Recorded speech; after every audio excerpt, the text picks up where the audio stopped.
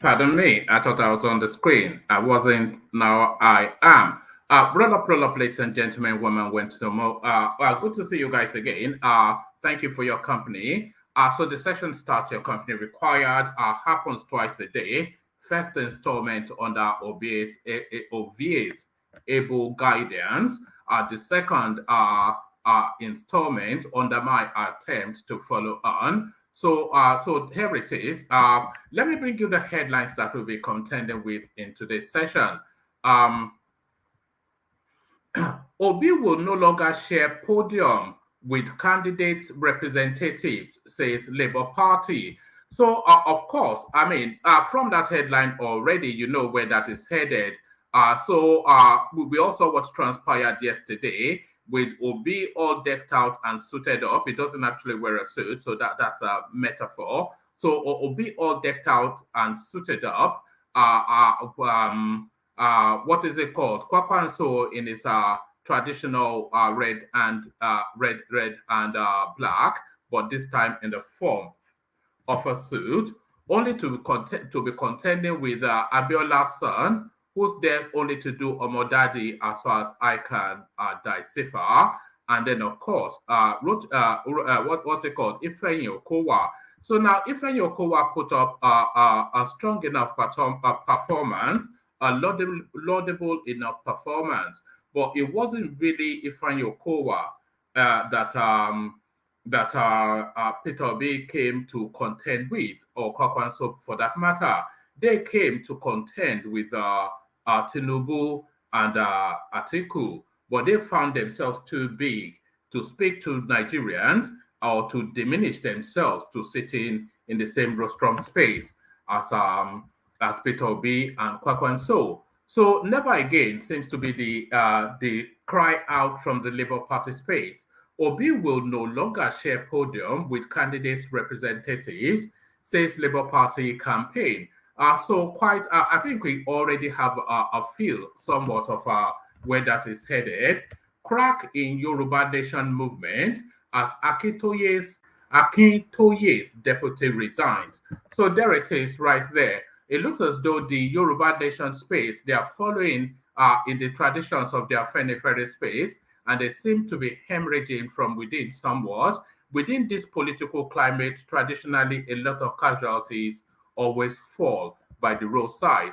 And it looks as though the Yoruba Nation narrative, one of the casualties of the politicking presently ongoing. Cracks in Yoruba Nation movement as AKINTOYE'S deputy resigns. So quite what led to that. They've already given a hint, of course. So I've had to change the thumbnail. I always struggled with that term, thumbnail, but I've had to change the thumbnail and this and the title of this streaming, only because in the course of looking at the stories to discuss, I came across this story and I felt it worthy of the headline. Ortom, to hell with Atiku. Anyone supporting him is my enemy. So when I saw this headline, it immediately echoes some of the, I had a flashback to conversations of recent times on this platform when we were going hammer and thong at it that Ortom does not have the bravado to go against the clan. So this was some of the counter arguments, and I was insistent that this guy was already against the clan, and he comes out to affirm that position. Ortom, to hell with Atiku, anyone supporting him is my enemy. So you don't get more unequivocal than that. Tinubu replies Atiku Obi, insists he will not be railroaded into media debate. So I think this might well be in response to, obviously, his absence at that debate just yesterday. But why he's responding to Atiku is what mystifies me, because at Atiku, of course, a no-show as well. And sending Ifeanyi Okowa is not essentially you being there by yourself. But what led to this and what this says, all of it we find out. Tinubu replies Atiku Obi insists he will not be railroaded into media debate. So, and a lot of people will say Tinubu, he has to play the politics as he feels his strength is best served. UK wants citizens against traveling to 12 Nigerian states. So it's expanded now beyond Abuja. I suspect that a lot of our northern states and southeastern states might well be on the list, but which states are those? And this is something that, of course, with fair regularity, this is not the first instance that the international community has warned their citizenry not to travel to specific states in Nigeria, which often instance accounts for half of the country. So it looks as though that's been repeated again. United Kingdom wants citizens against traveling to 12 Nigerian states. So which states those are, we find out shortly. Atiku, I am against any Fulani man. I am against any Fulani man. Stand with Wike to liberate Nigeria, Ortom declares. So I suspect it's the same story, but a different sort of inflection in the headline. So we might well go with this and jettison the other one. So back with the presidential debate still, Arise TV debate, Arise TV, so this was going to be the headline before I changed this. Pardon me. So Arise TV debate, they confessed like witches. KEYAMO mocks Peter Obi, KWANKWASO, others. So quite what confession, I'm not quite sure I saw anything that was even akin to a confession, but apparently KEYAMO spotted some in the course of that interaction with the media and the a selected audience. I was going to say Nigerians, a selected audience in the audience, yes, but the wider Nigerian space here. So that interaction, confessions came out of it according to KEYAMO. Arise TV debate, they confessed like witches. KEYAMO mocks Peter Obi. KWANKWASO over. So that might well be the first one I will be reading you. I am too busy to attend debates, interviews. APC will explain my plans to Nigerians. So that's Tinubu speaking again. I'm sure he's not being quoted verbatim, but what has he said that has led to that headline being created? I am too busy to attend debates, interviews. APC will explain my plans to Nigerians. So there it is right there. As ever, a rich mix of everything. So lean back, kick back, take it easy, relax into it. The usual protocol, click on the like button as you're coming in. If you're not already subscribed, then please correct that instantaneously. Just at the sound of my request now, correct that. So if you're not already subscribed, correct that immediately. If you want to come join us live on the screen, there's a hyperlink in the comment section that says StreamYard. So I'll highlight it now. So if you want to, some of you may well have seen the platform before, and if you're new to it, it's an open microphone session. If you click on that hyperlink, it brings you into a studio space, and then I eventually let you onto the screen and we engage in a conversation. So it's open microphone. Anybody that clicks on that, the first 9 people, I should say, that click on that, they appear on the screen. So there's no discrimination, no designated slots. Open microphone, and the open microphone, that hyperlink that says StreamYard. So click on that. And if you feel that the effort of the platform is deserving of some reward, the invitation to donate via that link on the screen right there, that's the buy the coffee thing. So if you do have intentions in that direction, then it's encouraged that you do that. It's no obligation, it's voluntary. But if you are headed there, make sure you go there and go mad. Don't go there and be a punk and do something derisory. No. If you go there, which if you might be inclined to do, then go there and go wild. So we're really encouraging people to uptake that space. So like, share, and subscribe, as is often the call on all of these platforms. This is no different. Like, share, and subscribe. We only really ask this because it helps us to expand the conversation and have a wider reach. So as we said about that, let me provide you with a little bit of both liquid nourishment and musical inducement. Your calabash to the ready, the kegites, the kegites. Only water, where is Sima? Water, only water, where is Sima?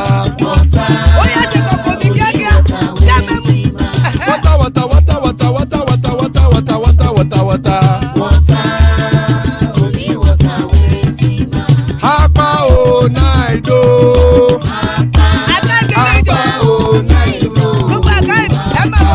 Hapa you don't come o.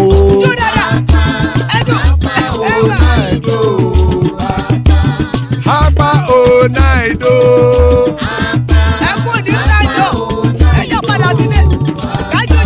Oro keke elemu ye o. Ide shodi ya kekere elemu re o. Bobby master kekere elemu re o. Chief Latif kekere elemu re o.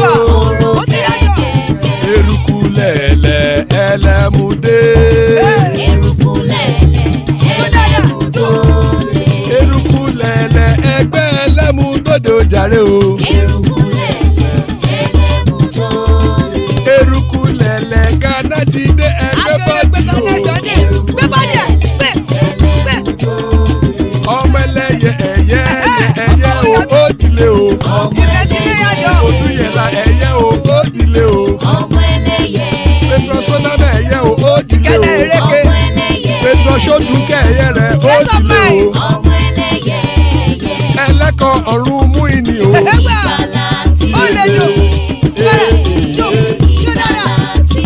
Àkùkọ ọ̀run méjìkọ.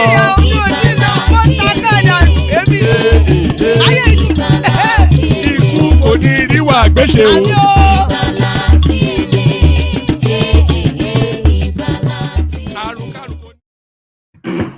And there it is right there. I've had cause to explain that prayer before, and I'll explain it again. Iku kò ní ríwà gbéṣe. Any Yoruba speaker that you know, they will tell you the potency of that prayer. And the thing with the Yoruba language is it's so rich and nuanced. it doesn't really, it loses some of its luster and allure when you translate it to any other language, for instance, English.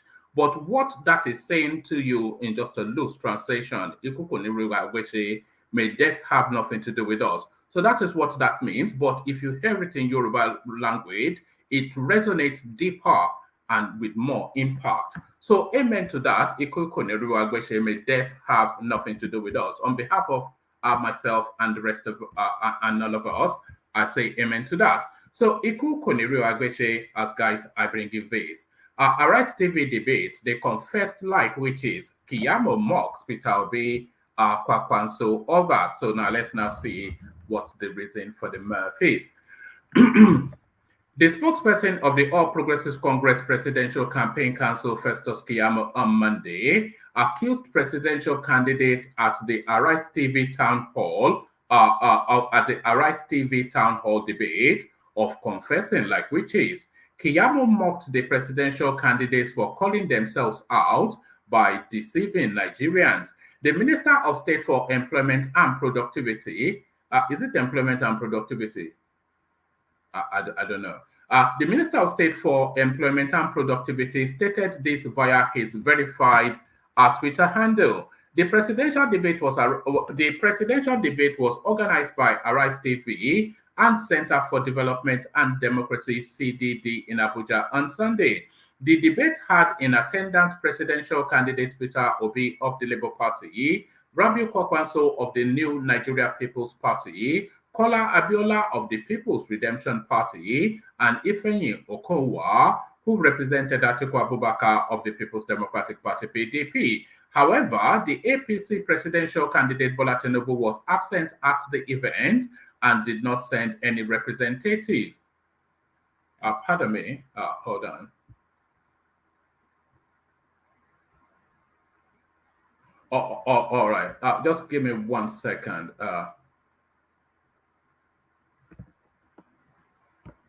Just give me 1 second.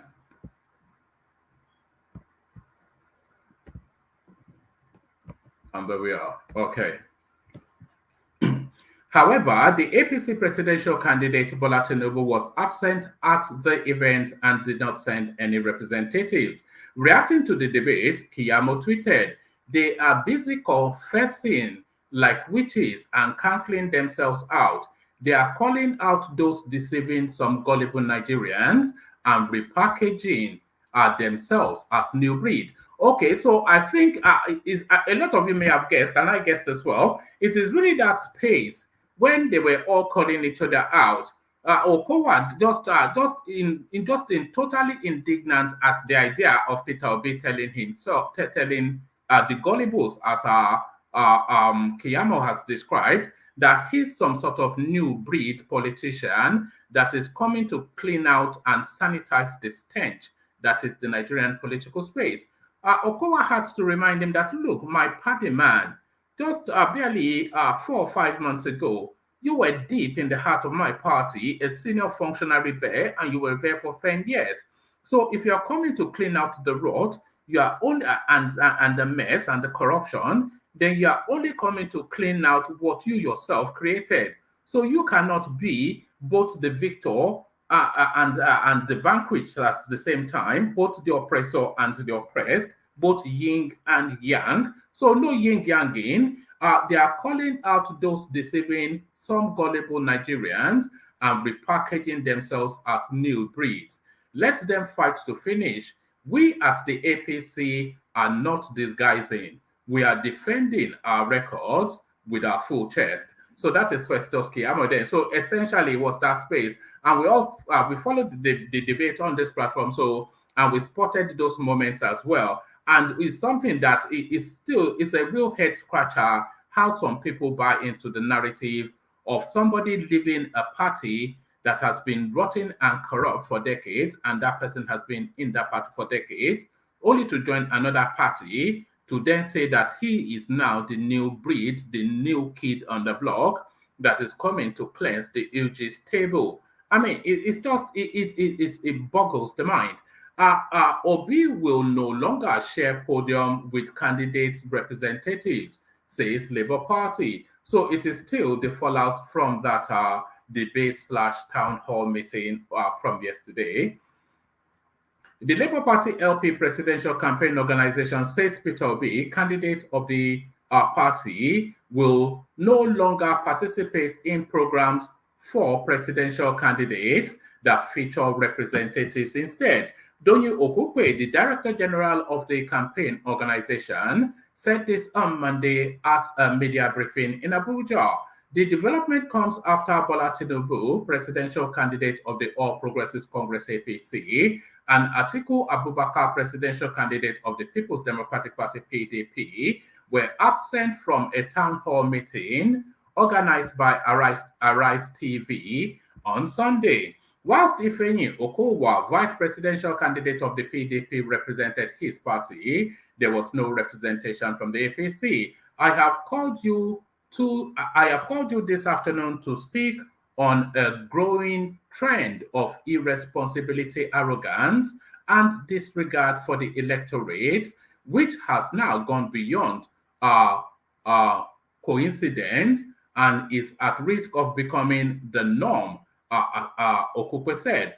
On Monday, the 22nd of August 2022, the Nigerian Bar Association invited the leading presidential candidates to address her annual bar conference and the Nigerian people at this epic occasion.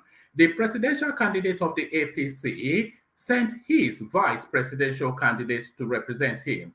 Again, on Tuesday and Wednesday, September the 13th and 14th, 2022, the Lagos Chamber of Commerce and Industry invited the major presidential candidates to interact with them and the Nigerian people on their economic and general policy initiatives as a prelude to the presidential election.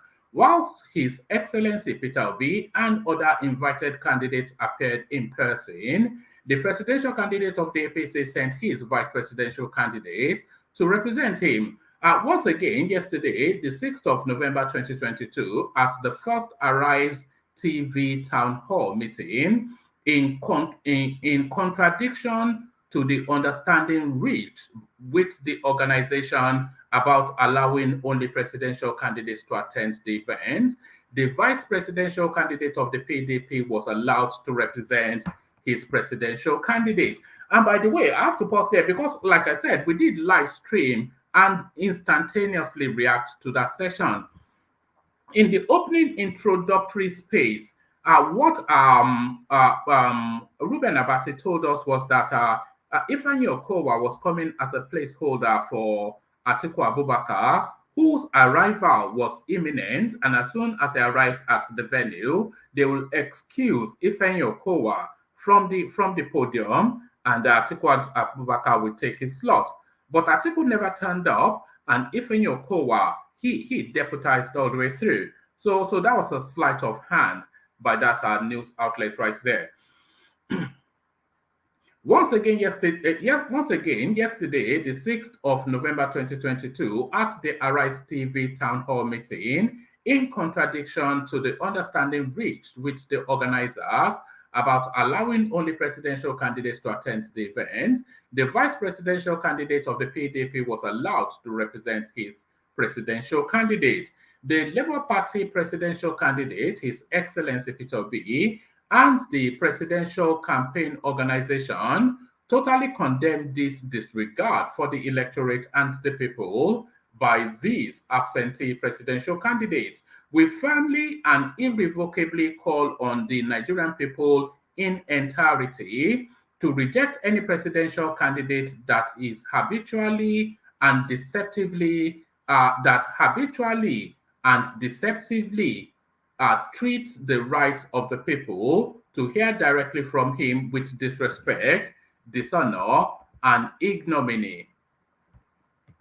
Finally, let us make it clear today that these recurring acts will no longer be acceptable to the Labour Party presidential campaign organization.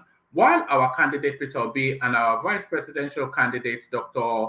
Usman Data Baba are prepared at all times to engage other candidates and the Nigerian people in any duly scheduled debates, town hall meetings, and other appearances as designated and scheduled, this election season, they will only be prepared to mount the podium with their peers in this presidential race and not with any surrogates or diversionary delegated representations. So there it is right there. Pardon me, I'm just turning the heating down a bit. It's a bit warm. Yes. And I think this is very much led by the obedient space, because a lot of people would have noticed in that yesterday's interaction that the obedience, just at the opening throws of the interaction, there was a kerfuffle in that space, and then when we found out what it was all about, it was essentially the obedience asking that their principal be pulled off the stage, because the people that he was contending with outside of KWANKWASO, they are not of equal measure to him. He being a presidential candidate, and one being a surrogate, and the other one being a non-starter. So I think what actually propelled this news feed by Donyo Kupe is essentially that space. So it's essentially that space. So, but are they right or wrong? Come on the screen and discuss this with us, especially if you're a new voice. If you've never been on the platform before, we're especially keen to hear from you. Click on that hyperlink that says StreamYard and come share your thoughts with us. Cracks in Yoruba Nation movement as AKINTOYE'S deputy resigns. So now the plot thickens. Wale Adeniran, the deputy Alana of Ilana Omo Odua Worldwide, the Yoruba Self-Determination Group, has resigned. In a statement issued on Monday, the former commissioner for education in Osun said he is resigning from his role as an executive, but will remain a member of the freedom fighting organization. Adeniran said he is resigning based on principle, adding that the reason for his resignation is between him and Banji Akintoye, the leader of the group. So let's just pause there for a moment. So that's quite pointed. So if you are saying you are resigning on principle, so that's a political comment right there, and is in aiming it with intent at the space. So if you are resigning because there's a difference of opinion and you don't want to ruffle feathers, you say you feel that as though you have gone as far as you can, you have other commitments, you might even say health issues, you might even say, that the pressure, there's other auxiliary pressures that you are under that makes it so that you are at that moment not able to give your full. So there's just a plethora of reasons that you can give for resigning a space and leave it clean so that it is not ambiguous. But when you are saying you are resigning based on principle, then that tells you that there's a fight within.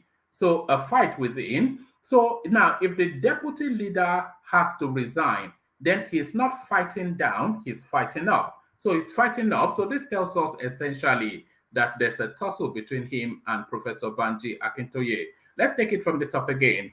Wale Adeniran, the deputy Alano of Ilana Omodua Worldwide, the Yoruba Self-Determination Group, has resigned. In a statement issued on Monday, the former commissioner for education in Osun said he is resigning from his role as an executive, but will remain a member of the freedom fighting organization. Adeniran said he is resigning based on principle, adding that the reason for his resignation is between him and Banji Akintoye, the leader of the group. Dear Professor Akintoye, as a matter of principle, I hereby give notice of my resignation from the position of Deputy Ilana Omodua Worldwide with effect from Sunday, November the 6th, 2022, he said. However, given my irrevocable commitment to the realization of an independent sovereign Yoruba nation state separate from Nigeria, I hereby affirm that I remain a dedicated and staunch member of our freedom fighting organization, Ilana Omodua. His resignation comes less than 48 hours after Maxwell Adeleye, the group spokesperson, resigned Okay, so so there's a big fight then within that, a big fight within that space. His resignation comes less than 48 hours after Maxwell Adeleye, the group's spokesperson, resigned from his position. Speaking to correspondents, Adeleye confirmed his resignation and that of Adeniran, adding that he will give his reasons for the development at an appropriate time. It is true that Wale Adeniran resigned his position as the deputy, just as I have also resigned, he said. This is not the time to talk about the reasons, but in due course, we will talk about it. So there it is from within. The Yoruba space going through somewhat of a chasm, somewhat of a, I don't know, trouble in the land, let's put it that way, trouble in the land at the moment. So we see the divide within the Afenifere space, with Pa Adebanjo having to ride out of retirement somewhat to the rescue to seize that space and set it back on the path of the straight and narrow. And just as we're recovering from that, the Ilano Omodua space, Yoruba nation essentially, is hemorrhaging from within. Ortom, to hell with Atiku. Anyone supporting him is my enemy. So that's the headline. Now let's see what it has to offer. Samuel Ortom, governor of Benue State, says anyone supporting Atiku Abubakar, presidential candidate of the People's Democratic Party (PDP), is his head. Hold on. Did I see it somewhere else that I wanted to? Hold on. Oh, okay. Let me bring it. Let me bring it to you from this space instead. It's probably the same thing. So let me just bring it to you from this space. Atiku, I am against any Fulani man. Stand with Wike to liberate Nigeria, Ortom declares. So let's find out. Let's read it from here. Governor Samuel Ortom says he cannot abandon Governor Yemson Wike of Rivers because he has proved to be a trusted and dependable ally. The Benue governor also disclosed that he was against the presidential ambition of former Vice President Atiku Abubakar. Ortom disclosed this at a bouquet in honor of Mr. Wike. Governors Ifeanyi, Agwanyi, Okazia Akwazu, and Seyi Makinde on Sunday in Makurdi. He disclosed that when bandits suspected to be Fulani headsmen attacked him, the Rivers State governor was the first to condemn it. When Benue was under siege, he donated 250 million naira and subsequently spent over 700 million naira to support the state to tackle the humanitarian crisis occasioned by the unwanted and unwarranted attack. Mr. Ortom explained. Unwarranted attack, he did say not unwanted, but unwarranted. He did not stop at that. He convinced Governor Emmanuel Udom of Akwa Ibom to also assist the state, and he donated 200 million to us. He also disclosed that when 2 markets in the state were burned, Mr. Wike donated 2 million naira each. Is he not a worthy friend? He is a worthy friend, and we are working together to liberate the country. The Benue governor added that he would not support the People's Democratic Party (PDP) presidential candidate Mr. Abubakar, declaring that any of Mr. Abubakar's supporters are his enemies. I am not going to support any Fulani man to continue to do injustice to my people unless my people tell me to do otherwise, Mr. Ortom said. So unless my people tell me to do otherwise sounds like a get-out clause to me. Mr. Wike commended Mr. Ortom for honoring the governors at the event. The Rivers State governor stated that nobody could separate them, no matter the blackmail. People want to break us, but they cannot. We are bonded. Therefore, we cannot be separated, Mr. Wike declared. He advised the leadership of the PDP at the center to always respect agreement for peace to reign. So, whatever the intentions of Wike, certainly this fight is a fight worthy of taking on. So just the fact that people can act at will and have no respect or regard for agreement, or even just the arrogance of what Atiku did. If it's allowed to get away with that, then it will set a precedent that it will be very difficult to reverse. Actually, let me bring you it in the other space that I originally wanted to read it from. Ortom, to hell with Atiku. Anyone supporting him is my enemy.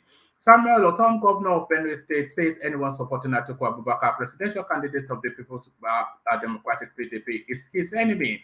Ortom said this on Sunday when he hosted his colleagues in Makurdi, the Benue State capital. Ortom had recently tackled Abubakar, who accused him of profiling the Fulani people living in Benue as bandits and terrorists.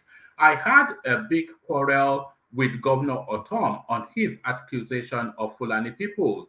I am a Fulani man. Why should you categorize all Fulanis? We have to improve the ways and manner we look after our livestock. I am angry with Samuel Ortom for profiling Fulanis as bandits and terrorists. Abubakar had said at a political rally in Kaduna. So a very divisive politics Atiku is playing, of course. He thinks he's straddling both sides, but then he's really losing both sides. Responding at the time, Ortom demanded an apology from Abubakar, saying he only accused migrant Fulanis from Niger, Mali, Senegal, Mauritania, Libya, and Chad as perpetrators of attack in Benue. Speaking on Sunday, Ortom lamented the attacks on residents in the state. To hell with Atiku and any other Fulani man, and any man supporting Atiku, and all that is my enemy. I want this to be known as long as I am governor. They should go and tell him, you want me to be a slave for a Fulani.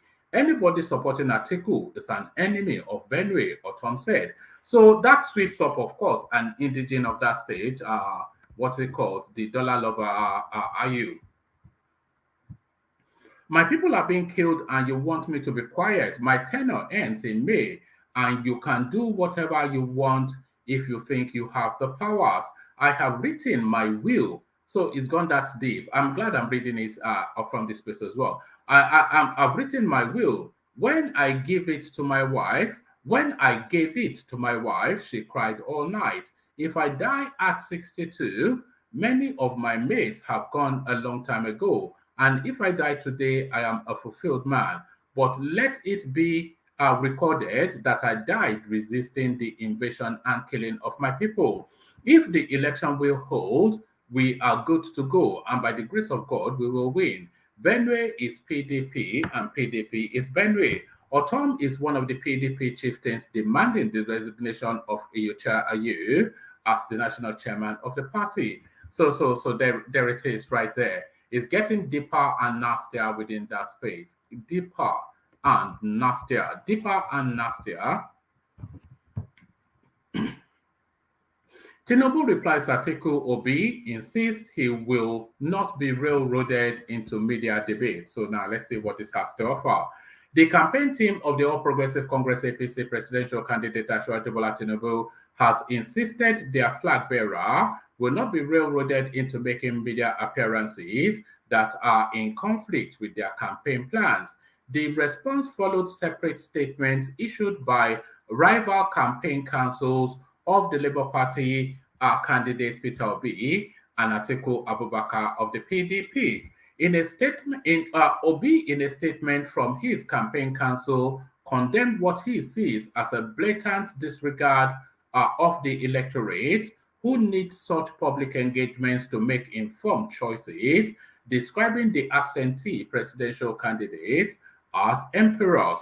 The Labour Party presidential candidate, His Excellency Peter Obi, and the presidential campaign organization totally condemn this disregard for the electorate and the people by the absentee presidential candidates. The decision to present oneself as a presidential candidate does not start and end with the purchase, submission of forms, and certification as a candidate by INEC. It also forebodes on the candidate a high degree of responsibility to present himself for open discussions and explanations on his policies, visions, and plans for the people to enable a better understanding and engender an appropriate choice by the electorate in the coming elections. It is our firm conviction that anything short of the simple, transparent, and honest adherence to this basic contract of responsibility falls short of the standards of fair contest and engagement and can only be interpreted as mischievous evasion of the desired interface with the people. The Labour Party Presidential Campaign Organization finds it totally reprehensible and inconceivable why any presidential candidate for these elections should think that they are doing the voting public or indeed all Nigerians a favor by appearing in person at these scheduled programs, which are fundamental parts of election season and process. This, so it just goes on and on. So let me go to where Tinubu reacts. So,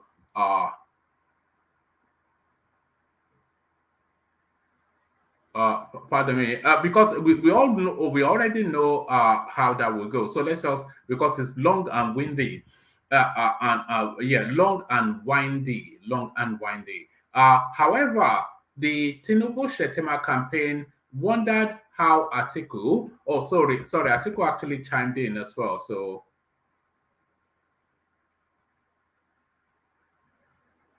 pardon me. Okay, let me just take it from here.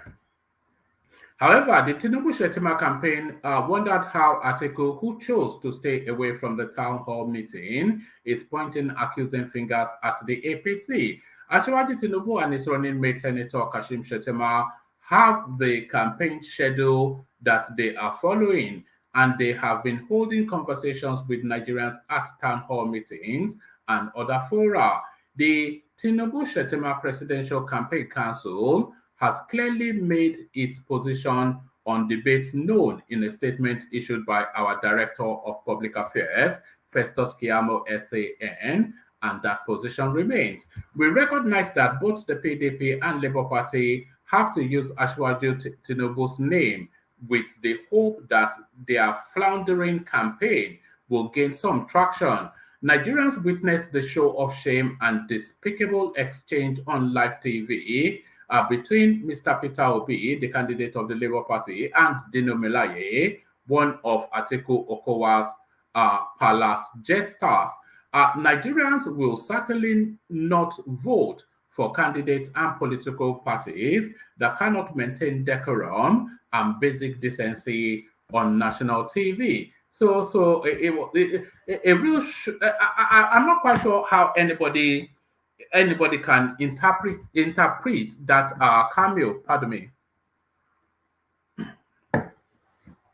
I'm not quite sure how anybody can interpret that cameo between Festus KEYAMO and Peter Obi as anything other than Peter Obi shooting himself in the foot. He should have risen up above the fray, and it shows just it was somewhat brittle and it was gotten out. I am too busy to attend debates, interviews. APC will explain my plans to Nigerians. Tinubu. I'm pretty sure that was not how he put it. Bola Tinubu, presidential candidate of the All Progressive Congress APC, has explained that his busy and hectic campaign schedule prohibits him from attending presidential debates, TV, and radio interviews. Mr. Tinubu urged the APC faithful to communicate the details of his manifesto to Nigerians.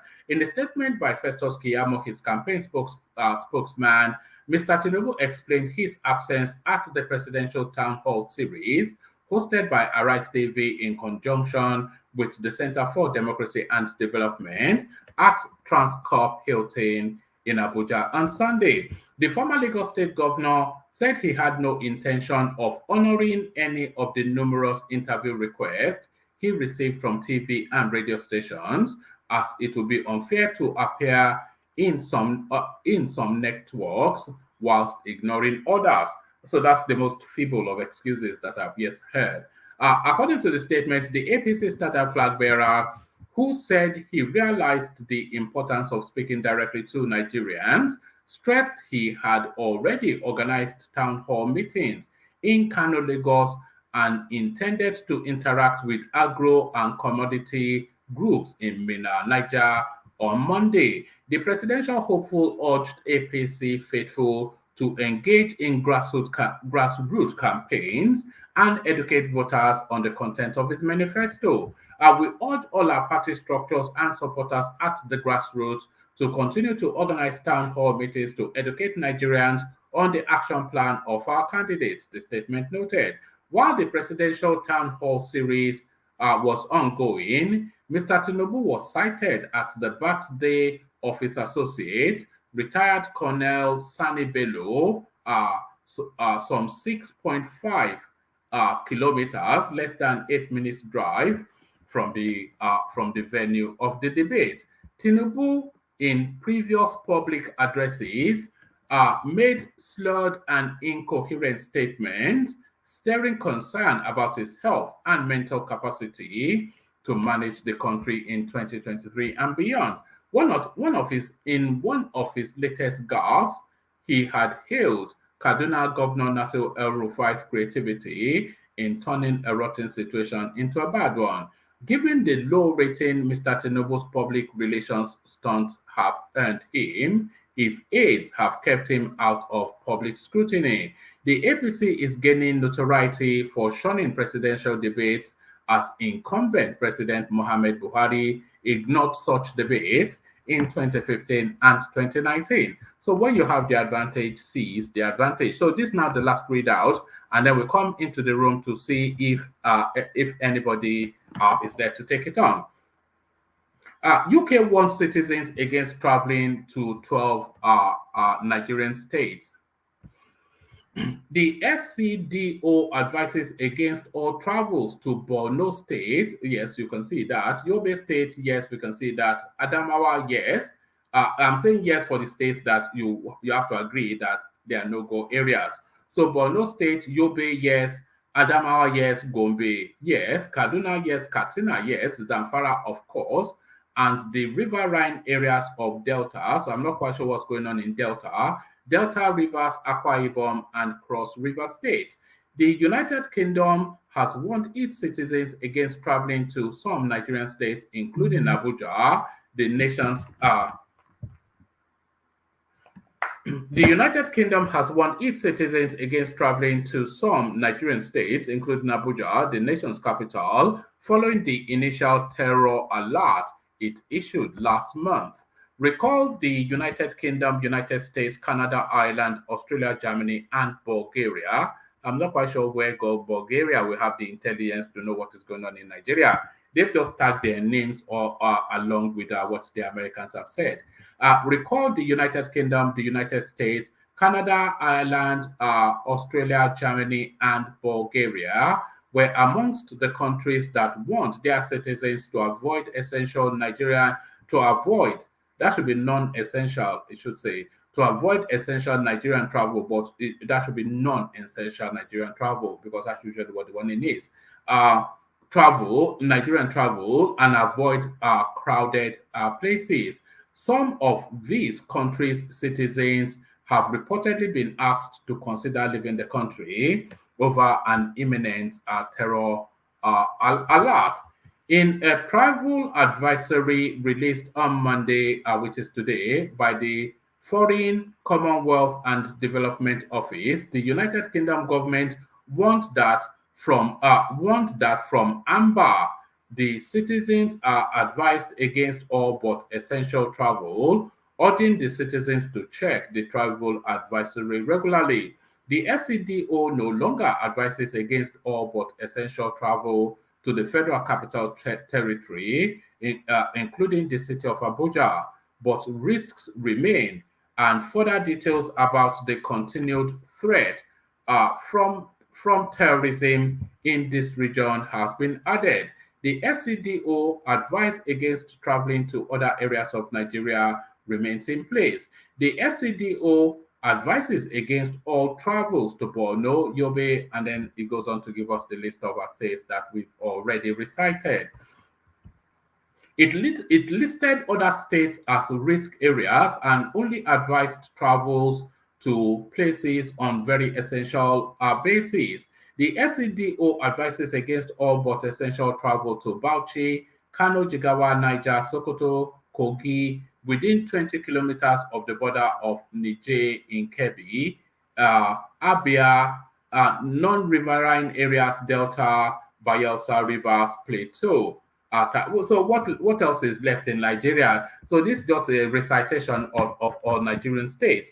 The United Kingdom keeps its travel advice under regular review, and in making these assessments, it uses information from a wide range of sources. So don't go to Nigeria because there are savages there. That is what the United Kingdom is telling its citizens. So to carry on this, I was going to say to carry on the savagery, but perhaps not an appropriate use of language.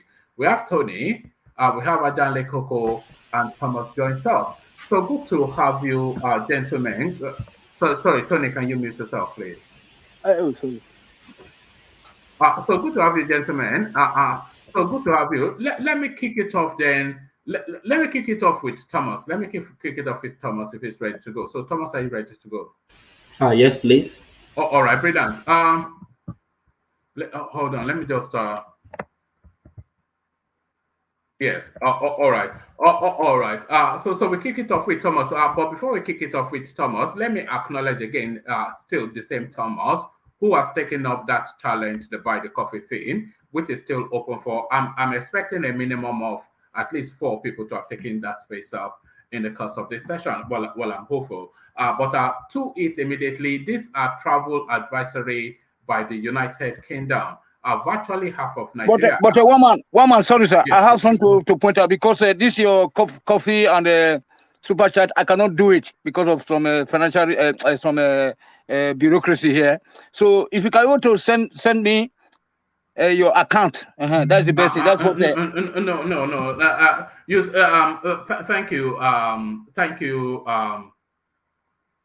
But that's what they do in other platform. That's what they do in other platform. No. Can you settle down, please? Thank you for the thoughts, Tony. Well, but what we have available is what we have available. But you have thought in that direction is more than enough. But yes, I appreciate that. It's just a little thing, but if people can't access it, then at least they have the thought to access it, which is even as important. But thank you for that, Tony. But let's kick it off then. This travel advisory by the United Kingdom, Thomas, we've been here before, but half of Nigeria has been listed. So why don't they just put a travel ban on the country itself? That will not happen. Because they still gain so many things from us. That will not happen. Greetings to everybody. Good day. Like, share, and subscribe. You could remember we spoke on this some weeks ago. All this country, they are just following US directive. I mean, what sort of intelligence would Bulgaria have to give a warning? I didn't even know that Bulgaria had anything to do with Nigeria. But yeah. You can imagine you mentioned Australia as well. What Australia? What Australia that doesn't even have embassy in Nigeria. So we don't have? There's no embassy in Nigeria. If you are coming to Australia, you have to file your visa from Nigeria. You have to file it in Australia. They don't even have one embassy. So these people are just following maybe US. If US take the lead, all the country will follow. So Thomas, if somebody want to come to Australia from Nigeria, how do you do it? How do you get your visa?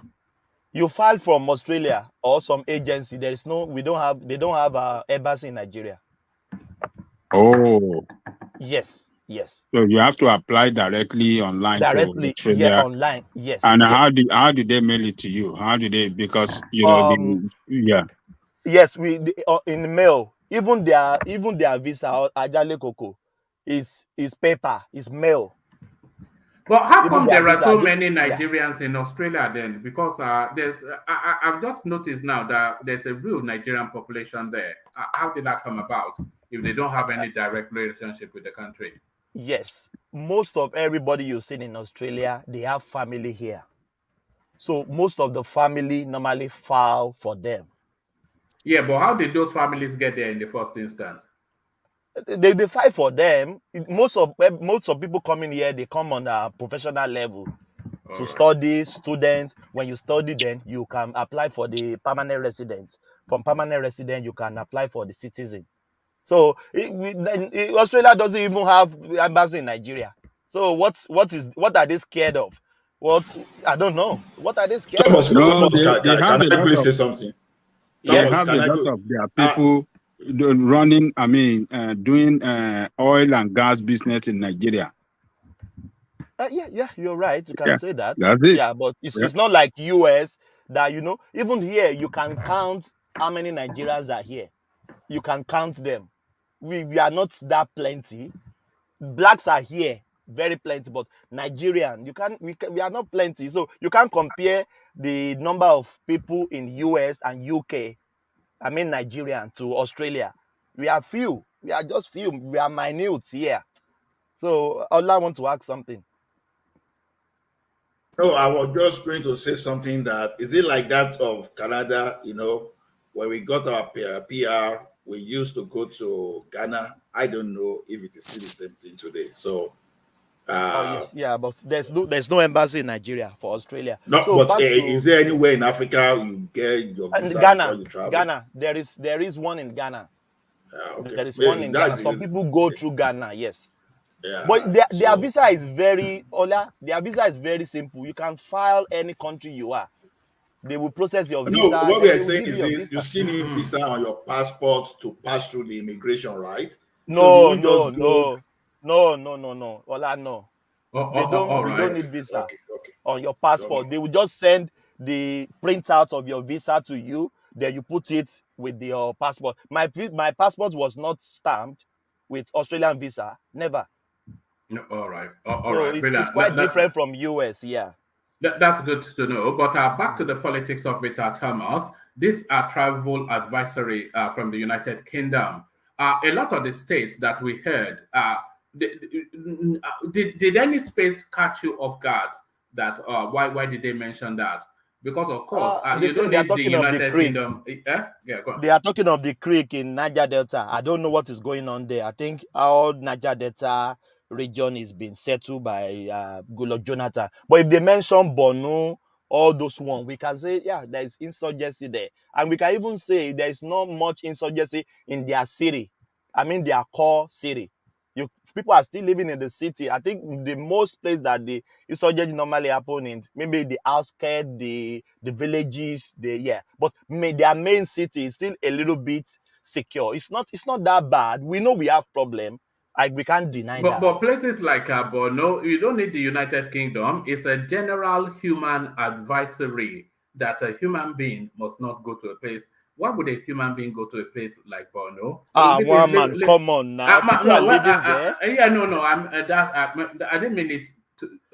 That's so I I understand you. But like I'm a just normal poking you. person, Yeah. oh yes, what sort of a normal person would Am I voluntarily? crazy? I will go to Nigeria now and I will say I want to go to Borno. It's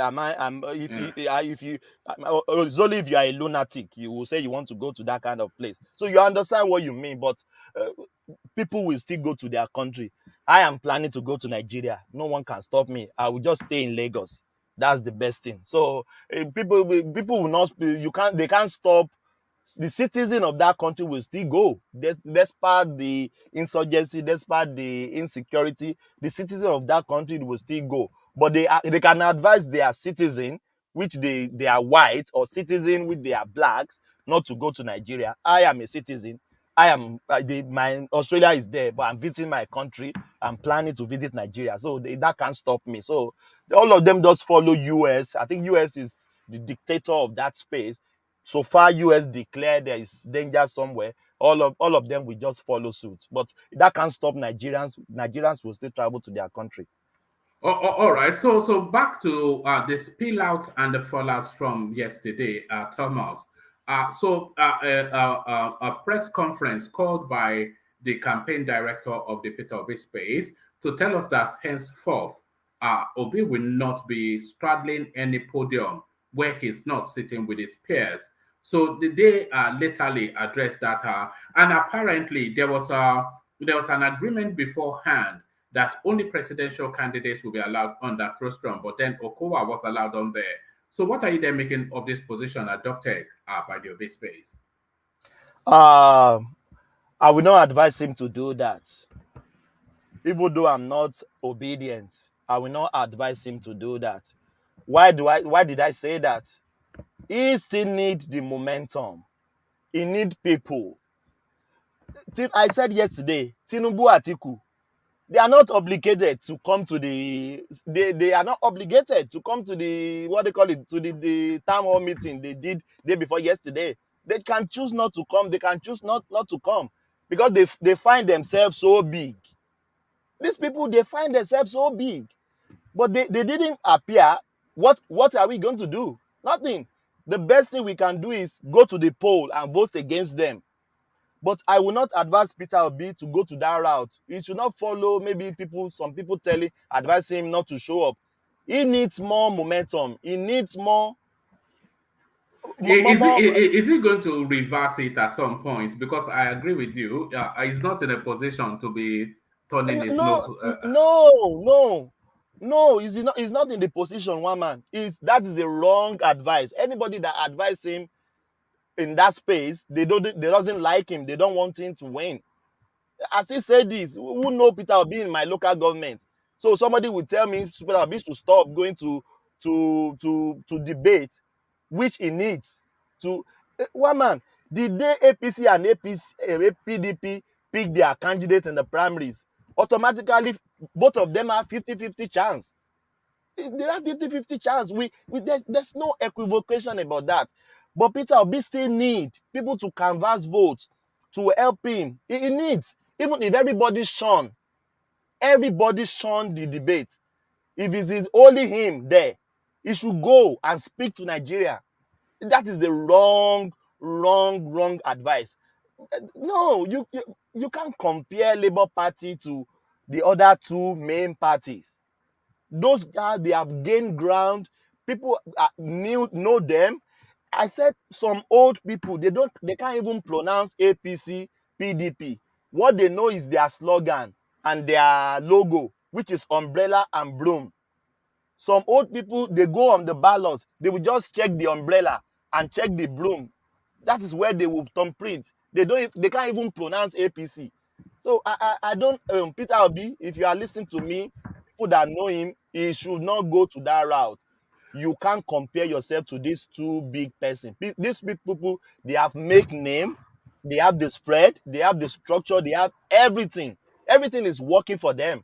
Labour Party should not go to that route. That is just my simple advice to him. He should just reverse it, one man. Is it Peter Obi or the Labour Party saying this? Well, it's the Labour Party, which by extension is Peter Obi. It's Donyo Kukwe, so it's the party's position. That's all right. But if you want to go that, good luck to him. He will find out come 2023 what will happen. And to the space, Tinubu's organization coming out, Festus KEYAMO this time around, saying that Tinubu will not be attending any TV, radio, or any form of debate in the course of this campaigning. He's saying that he's organizing his own town hall interactions. We've seen one in Kano and Kaduna, and then one in Lagos, and another one to come up in Niger State. So he says he's going to make his own arrangements, and he will not be attending any of these interviews or debates or whatever. Although there is an interaction scheduled called the candidates, which he is pent down for. But what are you making of Tinubu then avoiding a confrontational, a civilized engagement with his peers that are wanting to rule the country? What are you making of that position that Festus KEYAMO just explained? Thank you, one man. Tinubu decide to do what he wants to do. So it's good for him. But I don't think this arrogance that is coming from these two big people, it's so irritating and ridiculous. What is giving them that temerity, that boldness, that I don't know, that they can just ignore Nigerians like that. Then they are vying for position.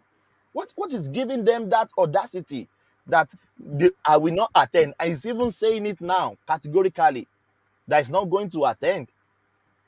But Nigerians are saying, you have to come and speak to us. Let us hear from the horse's mouth. But what is giving them the temerity? You can't blame them. They have established themselves. They are small God. But it's Tinubu that is saying that, or not Atiku. So I'm not sure you can say they. But it is at least we don't know Atiku's position just yet. But Tinubu's position is that he's not going to be attending any debate or anything like that. Yes, let me say maybe Tinubu. So it's very irritating. Even though sometimes I would say, so be it. If he doesn't want to attend, fine and good. Nigeria go to the poll and vote against him. But I think it's not working. Nigerians will still go to the poll and still vote for him. They will still go to the poll and vote for him, regardless what is going on. It's only this Peter Obi now is making this election very interesting. We've condemned this Nigeria to these two parties. And it's even unfortunate that Peter Obi will not make headway. It's very sad to me, very sad that PDP or APC will still be the winner come 2023. But I don't, but there's not law, one man, that they should attend. Are they obliged to attend?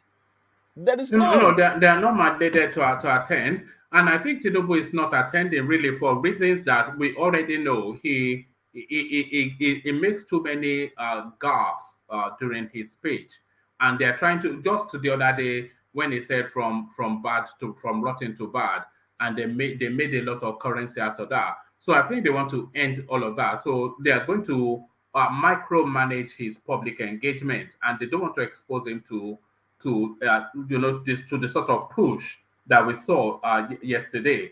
So, but they have now come out with this blanket statement, one size fits all. So with this statement now, they will negotiate it and handle all the feedback, all the backlash. But then for the future now, nobody can invite him again because he has already stated their position. So is this a master stroke of some sort, Thomas? One man, I've spoken on my emotion now. That is gone. Now I want to speak to politics. All what I'm saying before is emotion. Now back to politics. If I'm in Tinubu's camp, I will never advise him to go for any debate. I will never advise him to go for any debate. Because you rightly said now, he's making some big mistake, he's making some gas in his, and people say he's slot in his speech. I will never advise him. That is a political move right there. They will organize their own debate that it will well managed. The question will be well managed. It could be sitting down. You could remember the Kano town hall that he had. He was sitting down. He's not standing up. I think he stood up maybe a couple of minutes and he sat down back. So this is a political move. I'm speaking like a political analyst now. That is a good move for Peter Obi, for Tinubu rather, for Tinubu's camp. They should not let him face the crowd. He's going to falter. He's going to ruin his ticket. That is a political move right there. I give it to them, one man. But is it acceptable though? Is the thing? Is it acceptable? Is it acceptable? I said before, emotionally, it's not acceptable. But what can you do? I still repeating that. What can we do? There's nothing we can do. It's only the last solution that we can do is go to the poll 2023 and vote against him. Rather than that, there's nothing we can do. There's no court that can sanction him to come for debate by fire, by force. There's no court that can do that. Nobody can force him to do that. That's why I ask you, is he obliged? Is it an obligation? No, he can decide not to come. If he decides not to come, he didn't show up all the previous debates, town hall now. What happened? Nothing happened. Life continues. So it's just unfortunate. It's not acceptable, one man. It will never be acceptable. But as a Tinubu calm person, if I'm in their camp, I will never advise him to show up in any debate. All right. Thank you, Thomas. So, Thomas, let me move you on to cracks in Yoruba Nation movement as AKINTOYE'S deputy resigns. So, this is Wale Adeniran, the deputy of the Ilana Omodua space. So, he has resigned, which is one thing. But then the reasons that he gave is really where the mystery really is. You know, it asks more questions than it answers. Adeniran said he's resigning based on principle, adding that the reason for his resignation is between him and Banji Akintoye, the leader of the group. So this follows very quickly off the back of Maxwell, Adeleye, who was the spokesperson of the group, also resigning as well. So is that an internal crisis within the Yoruba Nation space, would you say? Is this something you are even aware of, Thomas? I am 100% aware of that. Okay. Yesterday, channels invited two Afenifere member, and they spoke extensively, maybe 45 minutes. But I sent a 5-minute clip out of that interview to you on Instagram. I don't know if you can play it. It will really give you, yes, it will just check as I'm speaking. It will really give you the clue of what is going on. They allege that Baba Adebanjo is one-man show. He doesn't carry people along. That is what they allege in that interview. So it's very unfortunate that we have come to this time in Afenifere and our big fathers, our who papas. are those people? Who are those people that interview? What's their name? I forgot their name. And what's their position? They are members. They are big members of the Afenifere. I sent the video to one. No. Are you talking about Afenifere or you talking of Ilana Omodua? Which one are you talking about? Are you talking about Ilana Omodua for Yoruba Nation or you're talking about Afenifere? Actually, Coco, there are people in Ilana Omodua that are among Afenifere, isn't it? Most of them. Yes, the one that you sent me, I think is actually Ilana Afenifere. Yes, Afenifere. So you are not addressing the issue when you are talking of Afenifere. Ilana Omodua is what one man is talking about. It's the issue with Ilana Omodua that one man is asking you to speak to, and not Afenifere. Yeah, that's all right. Yeah. So if the man is resigning on basis of principle, so do we know what is going on out there? We don't know. The man said he's going to come out and tell us the reason. But if they should not fight. If they want this nation, which is Yoruba nation, they are clamoring for, there should be some understanding each other. This man now, the deputy of Ilana Omodua, he said he resigned.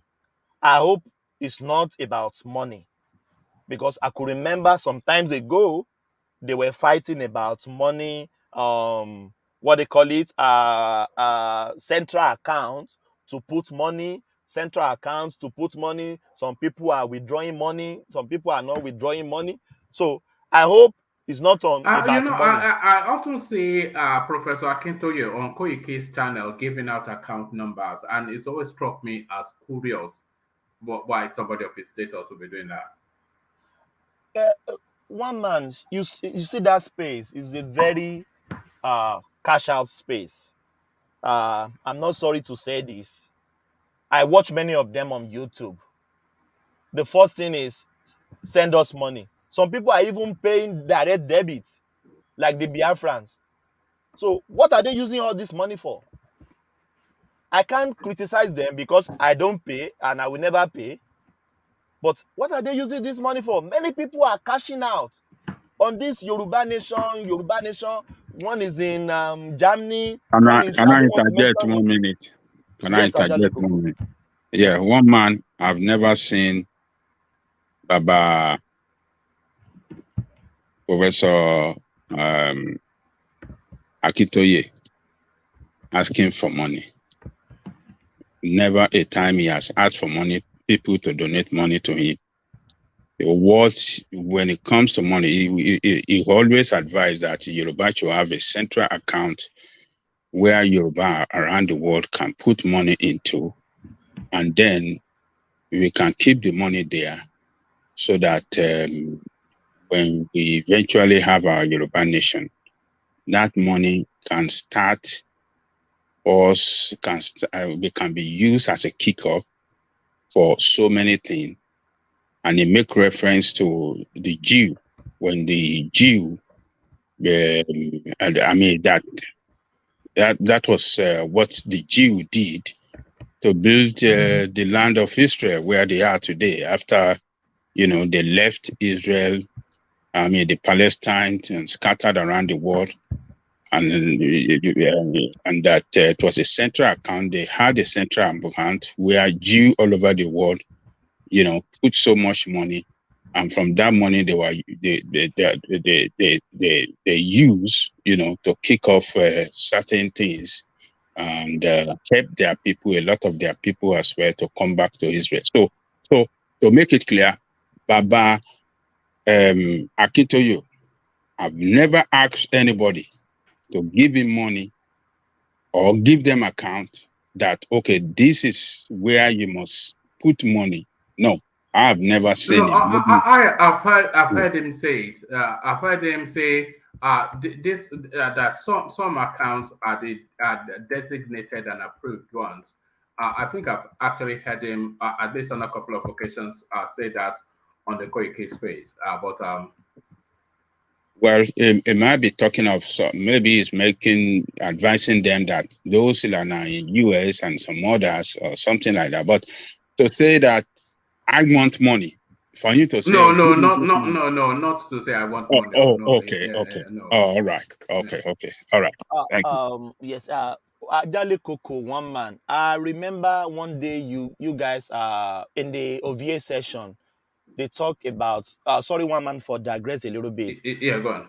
Yes, about Tinubu trying to infiltrate the Yoruba nation, trying to buy them with money. If Tinubu can buy you back to his camp, that means you don't believe in that nation. I can't blame Tinubu for buying them. Tinubu can say, I want to buy Yoruba nation, and you can insist. He said, no, Baba, we understand, we know what we are fighting for. We are for Yoruba nation. If Tinubu can buy Yoruba nation, do they understand what they are fighting for? So can we blame Tinubu for buying them? Because no, let me just give you a tip. Maybe we understand. This guy just resigned his position. He still is in his letter. He said that he's still a member of that body, but he's just resigning from that position. You understand? So he still believes in the cause. But as a matter of principle, maybe there are some issue in the way the place is being run. So he's stepping out of that role.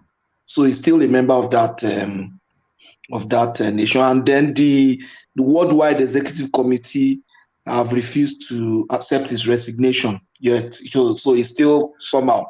There's clearly an internal battle going on there. Yeah, it's not. Yes, yeah. Because if he was fighting with his subordinates, he would just get them sacked. But he will not resign from fighting with your subordinates. You only resign when you are fighting above, and the only person above him is Prof. So that space, one man. I hope they will. They will settle their differences and come together if they really believe in the cause they are fighting for. I wish one day too I will join Yoruba Nation, but it's just my problem is for now it's not which English it's not properly organized. It's not properly organized, and reality is not setting. It's too shady when you have people like Koike and the rest of them. And there's one other one that is always asking people to buy Agbo, and No, which is fine, you know. It's Yoruba But medicine. you know, but there's just it's too shady, the whole setup. The only thing that holds it up is Professor Akintoye. Outside of him, it's too shady, the place. One man, do you know how many millions people made on Sunday Igboho detention? Buying, selling shirts, selling cap, donate. Do you know where the money is going? The one that can really say it's very that can say it's very accountable. I can still say Mayegun, because he told us all the money they contributed, how much they spend, what do they still have. Many people, they cash out on Sunday Igboho's detention. Yoruba Nation now, Sunday Igboho is about to go out. Some people even say that Sunday Igboho is in his house in Shoka. All this fake news that he went to Nigeria, he was in Nigeria. I saw some YouTube blatant lying. Sunday Igboho has never been in Nigeria since he left Nigeria. They can, if they want to prove it, they should prove it. Some very lies, dissection going on that space. That is why I just stay away. I just watch them afar and let them do their thing. When they are ready to do the right thing, maybe Yoruba people will follow them. But I don't, because if they are fighting for this cause, why Yoruba people are not resonating with them? Why am I not resonating with them?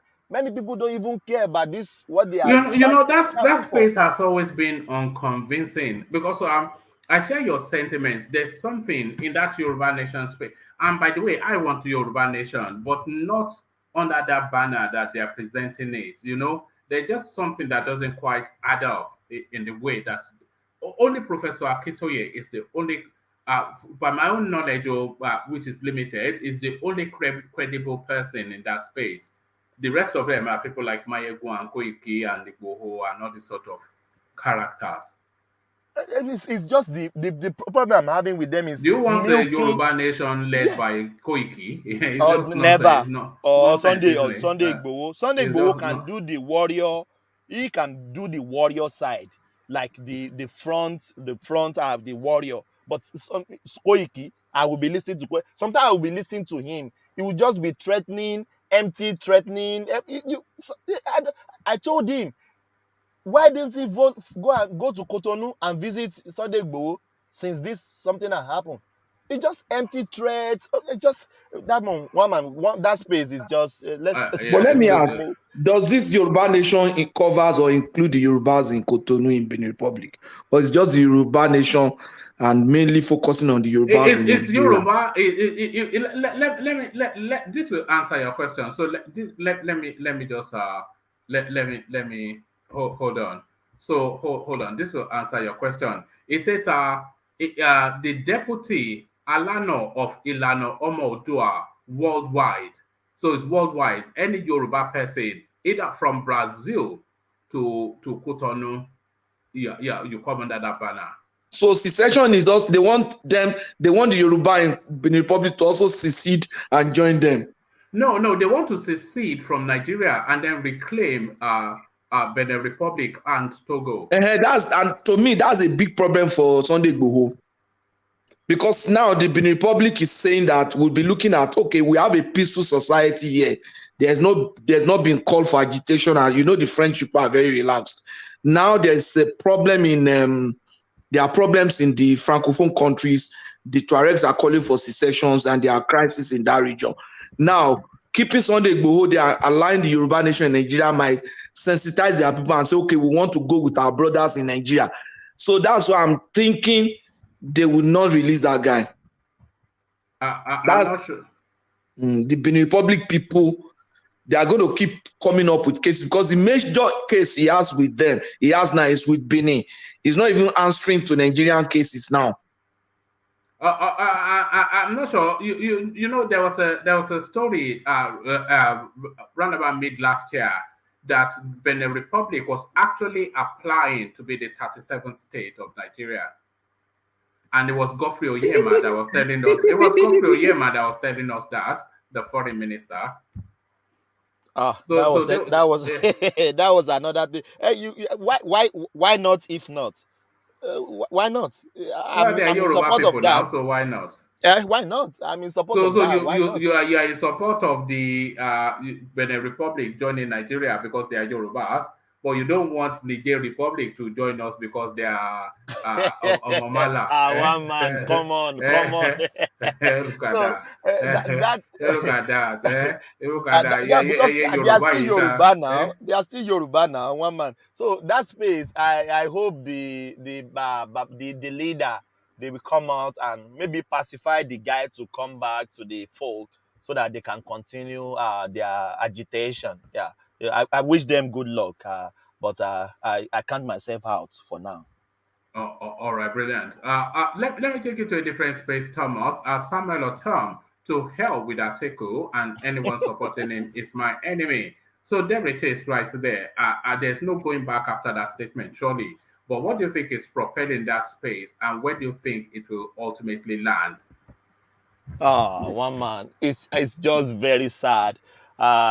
At the end of the day, they are just giving Tinubu this presidency. It's just we need strong opposition. We need strong opposition. Only PDP for now can still be the strong opposition. But their house is not in order. The house is not in order. I don't know what is wrong with Atiku. And we rightly said on this platform that maybe there's some people that has given him the assurance that don't worry, you are the next president.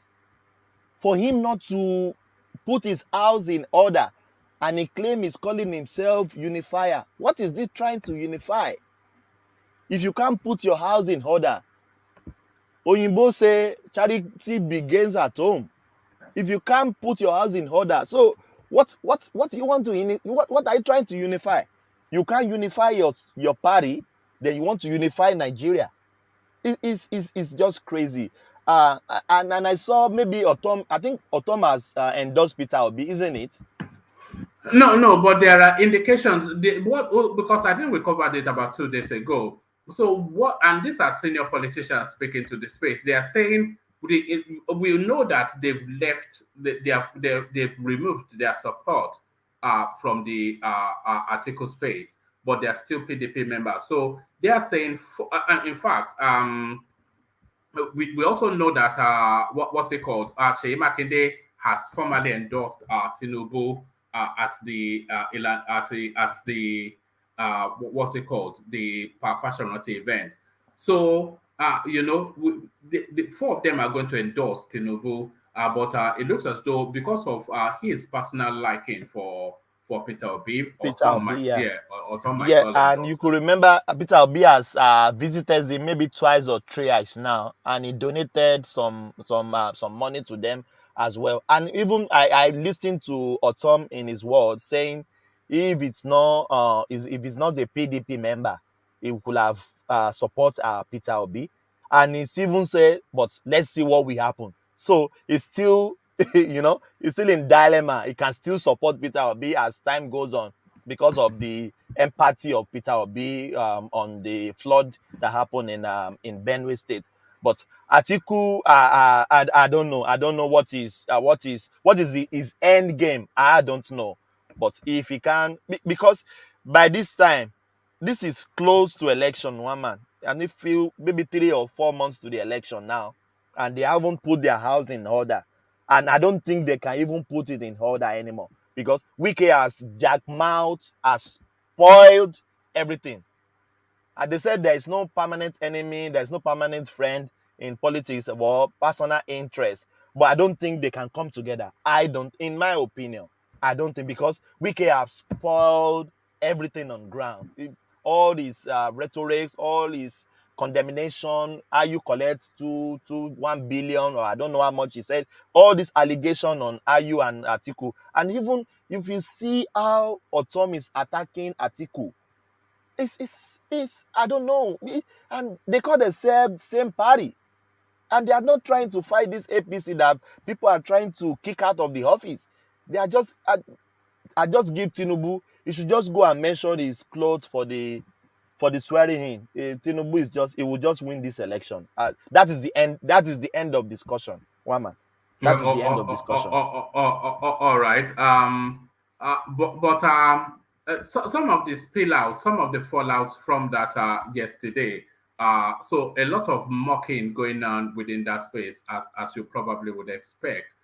Elements like Dino Melaya, etc., mocking Peter Obi. What are you making of that, Thomas? Oh, it's good. I like it. One man, person come to your house, can't steal your goods. You go there, look am. Peter Obi has came to conquer the PDP, so you expect PDP to keep quiet and be looking him.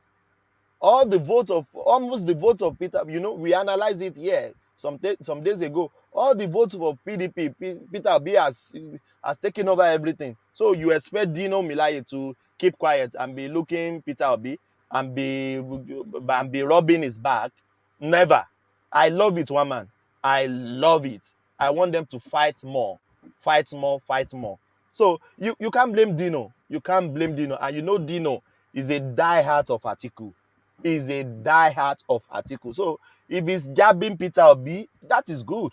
If Peter Obi is jabbing him back, that is good. I love it. It's good for politics. One man, jabbing in politics is inevitable. You can't help it. I love it.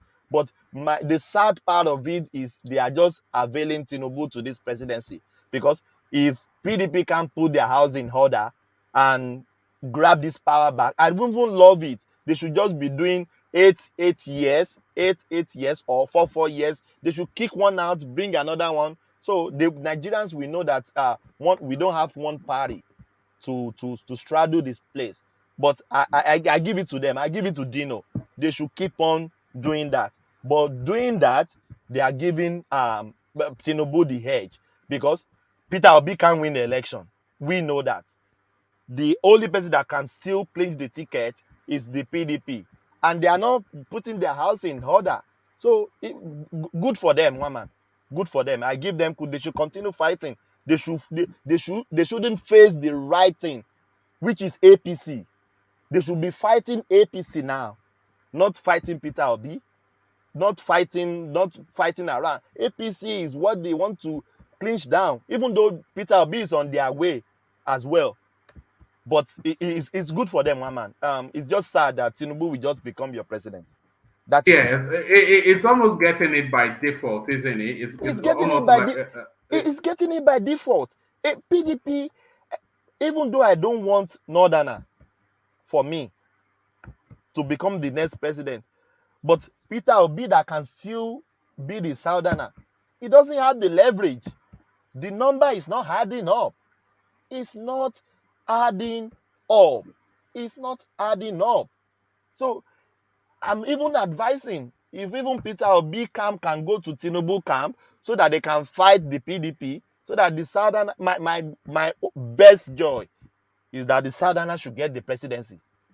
Is the Southern to get presidency. People may say, if Peter Obi was to form an alliance with Tinubu, who would take the lead?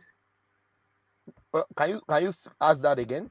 If Peter Obi was to form an alliance with Tinubu, who would take the lead? What do you mean by who would take the lead? Who would have to step down? Who would have to step their ambition down? I don't understand, one man. I don't think they will even accept the alliance. No. We have to step down between Tinubu and Peter Obi. That's what he's saying. If we are going to present one Southern candidate, if Peter Obi decides to work with Tinubu, who will have to step down? Of course, Peter Obi will step down. Tinubu will never step down. Because why do I say that? Because Tinubu is coming from a small party. You can't step APC as giant they are now and step them down to Labour Party.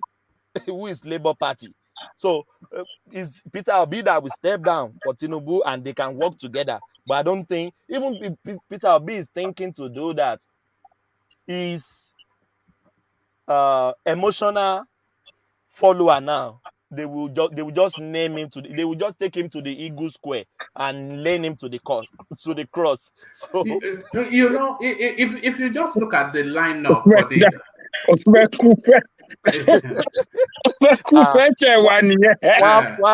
Jesus Christ. Go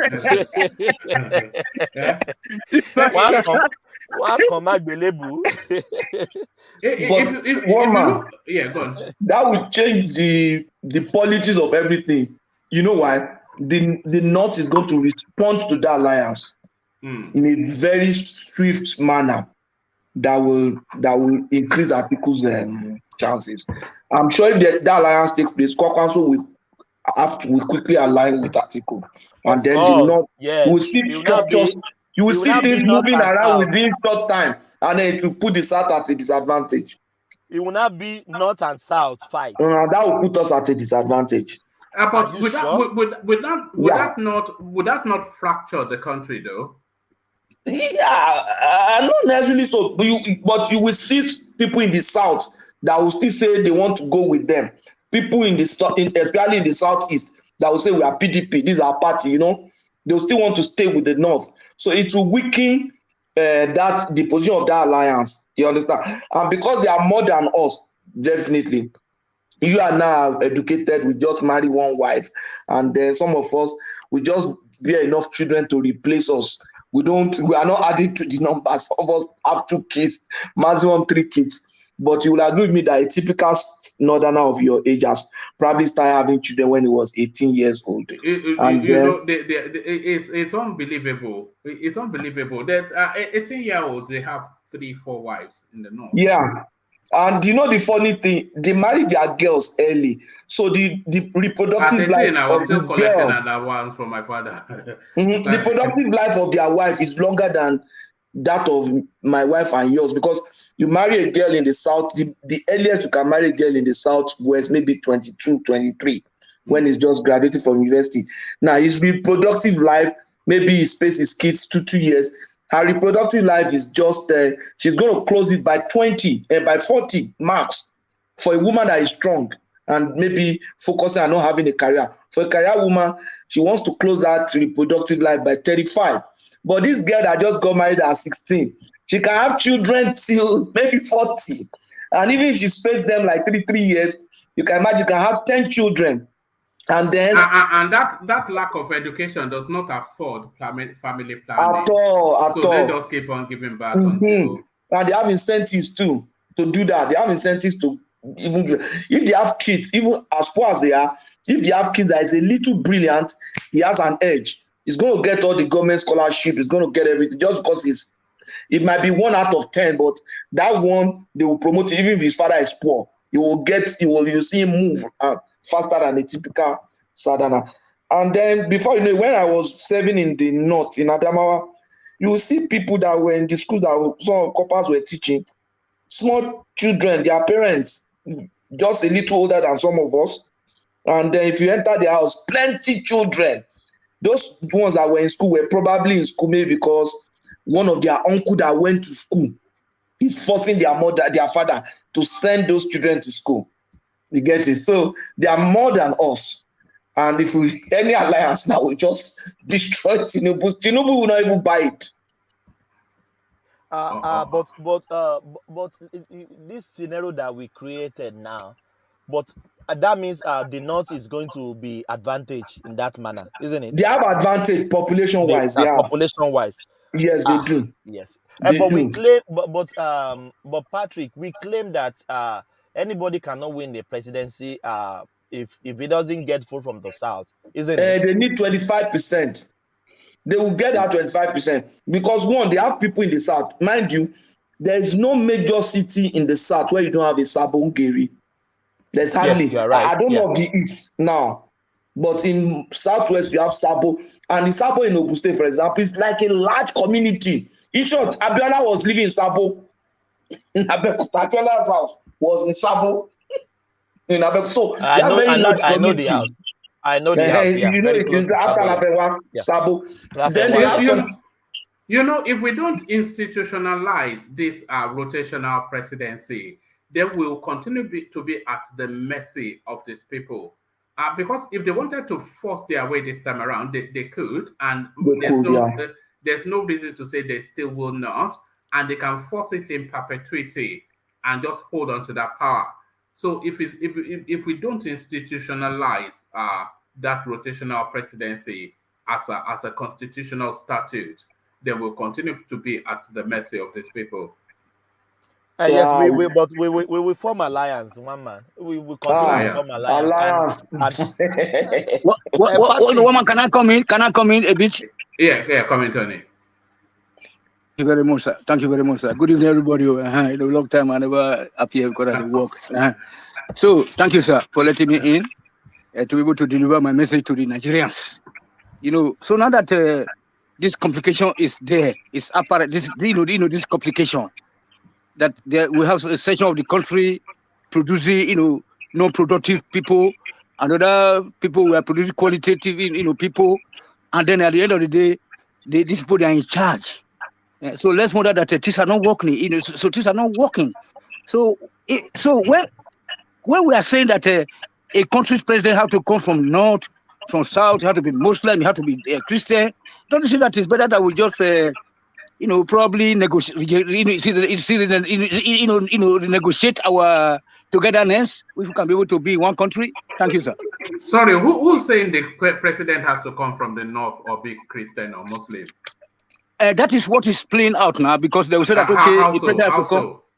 Like now, like our man Tinubu now, he had to pick a vice president from the north, and then Obi had to pick a vice president from there, and then even our own candidate here, his vice. He said that the northerner picks his vice candidate from the south.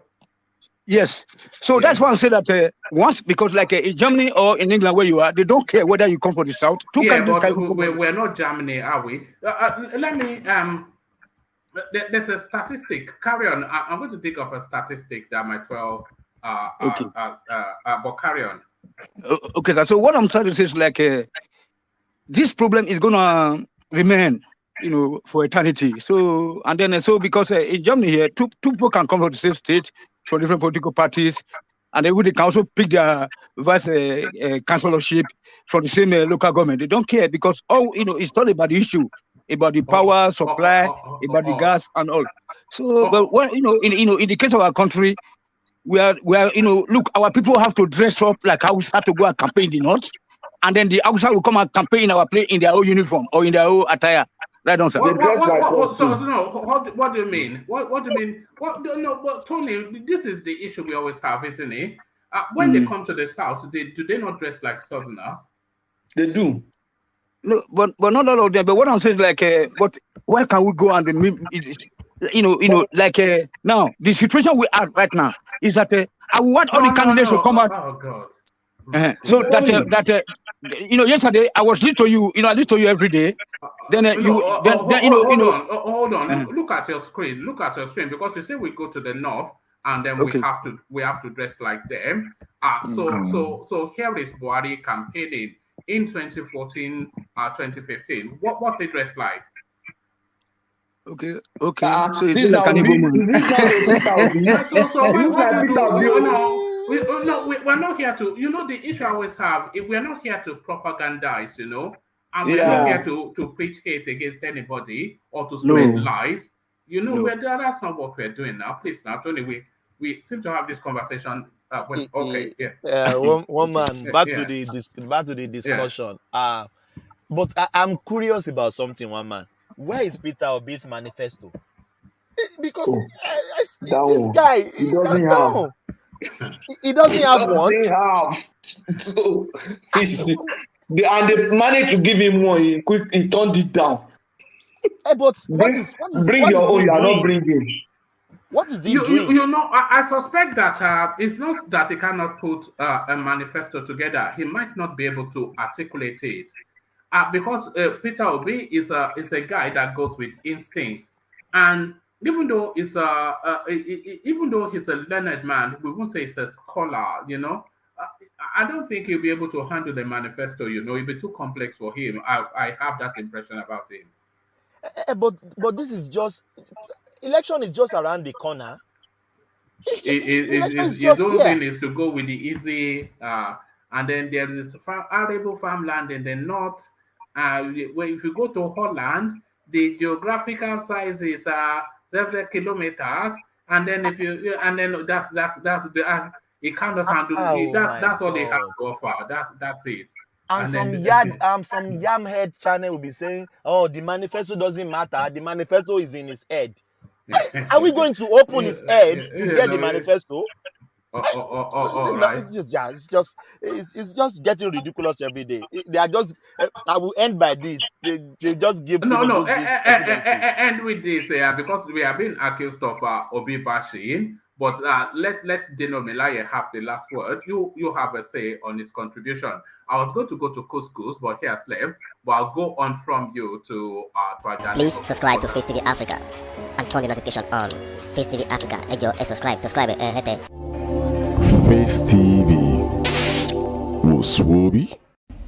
Fellow countrymen and women, I am doing this video just to clarify the outburst by Peter Obi, the presidential candidate of Labour Party yesterday.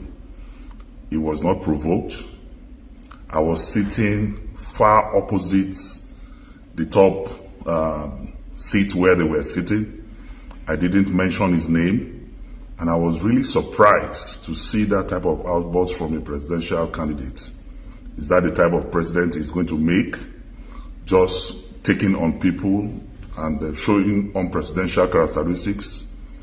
The way he acted yesterday was very, he rather called me out because there was no way I didn't do anything. I didn't call his name. Where I was sitting, there's nothing I would have said that Obi would have heard. And there was nothing. I didn't do anything. So that outburst is unwarranted, very unpresidential, unacceptable of a leader. A leader must be matured. One who wants to govern this country must be accommodating, must have a lot of patience, must have perseverance. These are basic characteristics of leadership anywhere in the world. You want to be president of Nigeria and you are reacting in such a manner in public, this one will slap ADC for office as president. So I want to clear the air that there was nothing, I didn't do anything to him. He was so provoked and so carried away by the performance of Governor Okowa that he was saying that somebody outside is from ANPP. Does that make any sense? Is there any party like ANPP in Nigeria today? ANPP collapsed in 2014 when they all amalgamated and merged together to form APC. But he was so disorganized, so disoriented that he was saying that the person out there is from ANPP. Is there any party like ANPP in Nigeria today? Next time when you want to go for a debate, be as calm as Governor Okowa. So there it is. We were saying it yesterday that they will slaughter him for that outburst. They finished this guy. Dino finish this. Oh my goodness. But what? Why did Peter Obi went for Dino? Because I still don't know. We watched the video. Dino didn't say anything. He didn't mention his name. Did he? But why did he go for Dino just like that? But the problem with that is that it's obvious that Peter Obi does not have people who gather intelligence. If you remember when they questioned why Shettima was sneaker to NBA conference, he said he had gathered some intelligence ahead of that event. Now, if Peter Obi had gathered intelligence, he would have known that this was a PDP gang up against a Tinubu or any other candidate, where the umpire already showed the question to some people before the exam. So he just felt overconfidence and maybe he was deceived into thinking that Ruben was his friend and everything. He didn't gather intelligence. I'm sure Tinubu and Koda didn't even send anybody. Not even Shettima was sent. They must have gathered some intelligence that there will be some rowdy Obi supporters, some other people that wants to embarrass Tinubu there. If they could do that to Peter Obi, you know that they probably were ready for Tinubu and stuff like that. So Obi should, instead of cancelling his participation. Imagine if Tinubu had been there. What Dino would have thrown something at him. They would have thrown shoes the way they did to Bush. They would have done all those things. But he didn't gather that intelligence ahead and say, okay, these people don't have the security, the screening of participants is not properly done. The people that will be in the audience are not properly going to be screened. So Tinubu will probably not go for that kind of a thing. But Obi just felt that, he's in charge, he could do this, he could do that. And then look at the embarrassment they've given him. No. Patrick, is very embarrassing. But that's bad. What they've done to Obi is wrong. Actually, what they did to him was bad, Patrick. But his response was really what struck me, because it sounded like a victim. He said, "You're always speaking on me, if somebody wanted to be." And I invite people to go and watch it again. He sounded pained and cornered and whimpering, come here, let's give you a hug. You're meant to be the baddest. You're running to be president now, and Dino is turning you into a victim. So that was what struck me. I just thought forget it, man. Because he's so used to speaking to the obedience that he will only say good afternoon. They'll say, he's brighter than Einstein. Exactly. They've lulled him into a sense of being more than what he is, One man, it's very unfortunate. I hope he can calm down a little bit, and maybe in the nearest future. Dino was there to, maybe the Dino camp, they were there to poke him, but I think he really fell into their trap. He probably doesn't have handlers. I think so. He doesn't have handlers. They probably thought, this guy can speak and everything. Look at all of us in this panel. How many people cannot speak better than Obi? I've listened to people here. There are a lot of people who can speak far. Look at Zaki father. Would probably have done better than Obi in that section. Zaki father should really be on Obi's team. No. Zaki father is knowledgeable. I'm not saying that. I'm not sure why you're laughing, because it's supremely intelligent. He has a very steady mind. In all of the times that he has been coming here, a lot of push. He has never taken debate. He's always steady, he's always calm, and he's always factual. So if you have somebody like that orchestrating that Obi space, it will do a lot better than. He's a gifted man. You are right, Patrick. Because Zaki father, look at it. If I have Zaki father in Tinubu team, I would be very happy. It will be an addition. Zaki father will be an addition to any team. So look at what Obi has done. But now, maybe because now that they are seeing his weakness, I think people like Utomi will step up and then maybe bring some professionals to say, boy, come and sit down. Let's brush you up and let's make things. Even very smart people, they still need handlers to say, don't say this. In short, the smart people are the ones that need handlers because they tend to be confident, outspoken. They don't know when to keep quiet. They don't know when to speak. Do you consider somebody like Obama? Do you consider him a charming man? Do you find him charming? Obama. Obama's charming. Yeah. Yeah, with he's a charismatic person.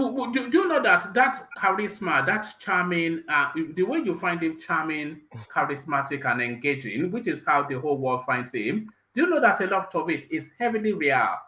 All that pause, all that smile, and that little chuckle that everyone did sort of, all of it is very well calibrated.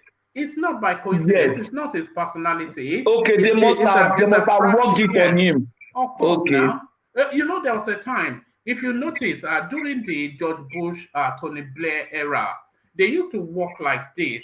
They will have their hands somewhat bent, and then their gait somewhat, their knees somewhat tilted, and then they walk in a fashion. That was they asked them to walk like a silverback gorilla, not literally, but that projects dominance and power. All of this, there's a lot that goes into all of this packaging. You can't just turn up and be shouting production and think that is all that is needed. No. And it took as little as Dino to unravel it. It's just it needs help. I remember when I was in the bank, and when I got to a particular grade, they sent all of us in that grade to what they call finishing school. the finishing school, I was just looking at what are they are teaching us how to sit down, how to untie our jacket when we are sitting, how to button up when we are standing, how to cross our leg, how to look at how to hold your hanky. I was just like, what is this? It's like, look, every of your step has to be calculated. That's when I know when you are sitting down, you have to unbutton your jacket. When you are standing up, you can button it up. Patrick, let me tell you something. The movement now, I think, is bigger than Obi. He didn't prepare for this. And I want you to maybe you can look back as well. He didn't prepare for the movement is bigger than him. And Obi tends to be it tends to be a one-man show. You can't want to be a president and be a one-man show. No, you have to have handlers. You know when you say the movement is bigger than him, I agree, but it's really bigger than what Obi has to offer.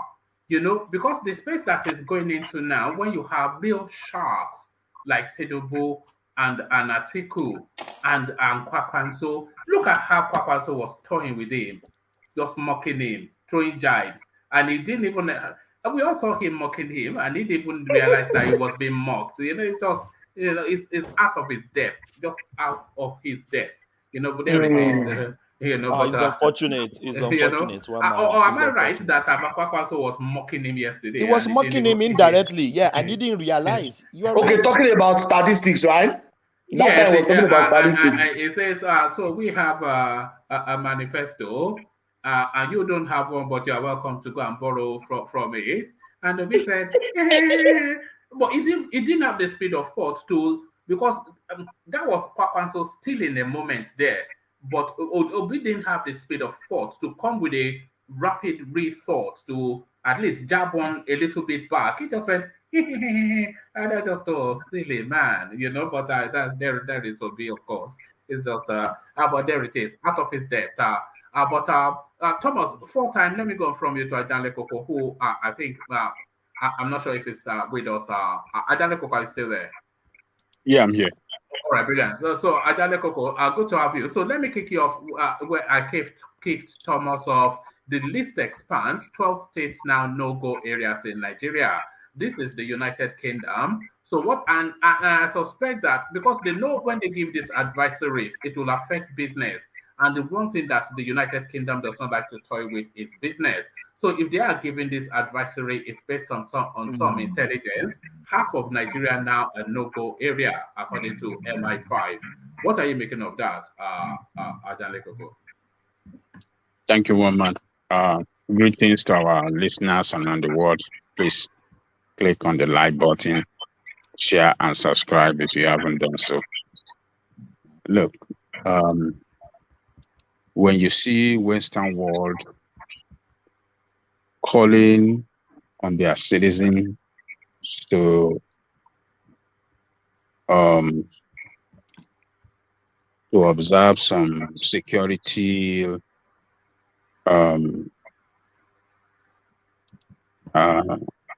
security alert in a foreign country, you know there is danger. They don't do it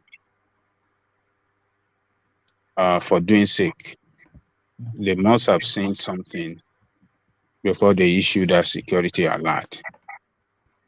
So the United States, they are first of all call on U.S. citizens, you know, to be careful in Abuja, or rather maybe to move out of Abuja. Some of them to move out of Abuja, except some with a particular diplomatic mission in Abuja, except some few ones to remain there, rather. They're not doing it just to cause some security problem in the country. They have heard something, they have seen something, they knew something is on the way, and the British as well now re-emphasizing that in a very bigger way, mentioning how many countries, how many states of the federation 12 that 12 that are too dangerous for their citizens to go. They are not doing that just because they hate Nigeria. They have some information at hand that is not good with regards to security in that country. And we can't all see it, except we want to deceive ourselves. Security challenges facing that country is very, very huge. Across the northern part of that country in particular. It happens every day. A lot of local government from one state to the other are under the control of these bandits, terrorists, and the rest of criminals. So why should we be saying that, America issued a lot and everybody just falling in line? No. They shared intelligence with each other. Western world don't joke with their security. They share intelligence every minute, every second. You think they take security lightly the way we, like us, that don't even care about the security? The authority you have in your country doesn't care about the security of life and property. The security personnel is meant to protect them, not to protect you, the people, not to protect the territorial integrity of your country. As long as they are protected, they're fine. There is this security. Western world doesn't joke. Even over here, if at 1 minute, let's just talk about security of our home, where you have, security alarm in your home. If somebody starts to boggle in and the alarm goes off, 1 minute, you will see police officer will get there, or within a few minutes. That is a country that has security. That is a country that protects security of life and property. You don't have same in your country. You call police for incident, they're not going to come, but police can harass you on the street and ask you to kneel down and even shave your hair. That the kind of hairstyle you're having is, and they even seize your phone. They even ask to take your phone and check what you have on your phone. They even kidnap you, and take you to, what do you call this thing? Catch point. Catch point. And ask you to withdraw certain amounts. They will look at the balance you have in your account, and they ask you to withdraw everything and give it to you and let you go. So, look, it is very, very dangerous in that country. Security of that country is not in good shape at all. So when the Western world have been with us for how many years? Since we had independence, if you want to just limit it within that period, if you want to take it from that time, have they been issuing this security alert? Why are they issuing it now? Or do we want to say we don't see it the way our people being massacred every day from every part of the country? Nigeria is not safe. A lot of people cannot travel to the east. Is it not for the fear of insecurity?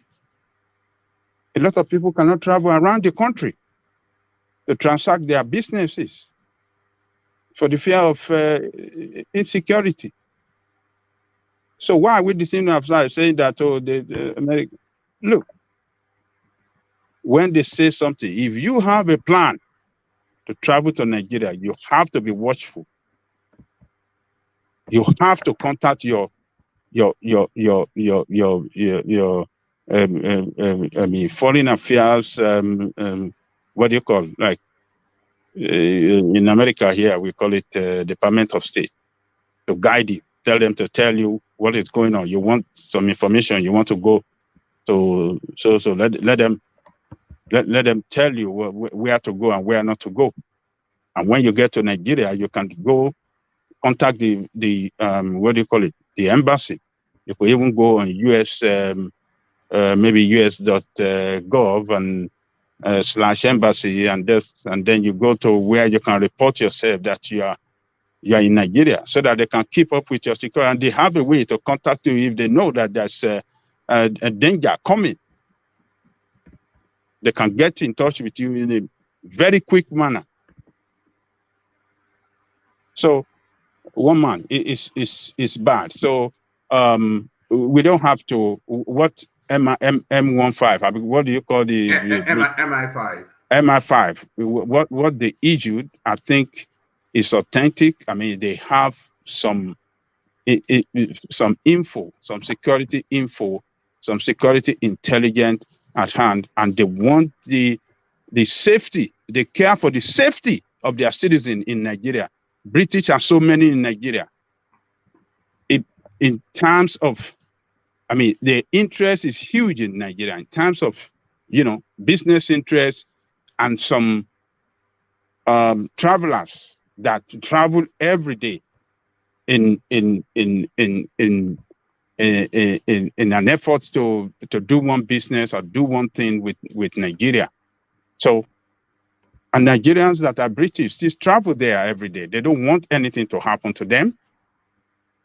So I think I have to commend them for issuing that security alert is for the safety of British citizens in Nigeria. And that's a good country, a country that really cares for security of their citizens. We always do that so that to guarantee safety of their citizens at all times. That's my take, Mama. All right, thank you, Ajane Koko. So, pardon me. Ajane Koko, I want to take you to a space that is not listed, and it's not even a Nigerian space, but the wider repercussions of it impacts on Nigeria. I bring it to you, but anybody else can chime in as well. I just want to see what we're making of this. But before we go there, let me acknowledge the super chats that have been coming in. Of course, Alexander Gomez, he says, Yoruba nation agitation is dying a natural death. So I'm not quite sure if you are trying to prod at Ajane Koko, because I'm not sure he agrees with that. But thank you for that super chat, Alexander. He continues, still Alexander Gomez. He says, Obi killed off Atiku's political career forever. Yes, I don't think there's any real pushback against the Peter Obi space by the APC, because the more successful Peter Obi gets, the more guaranteed that APC retains power. Because, of course, the only space that Peter Obi is attacking is the PDP space. And yes,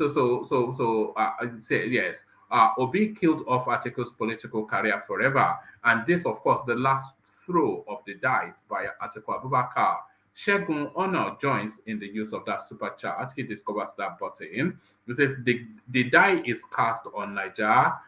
Get on board the Odua nation. So people clinging on to the bitter end. So thank you for the super chats.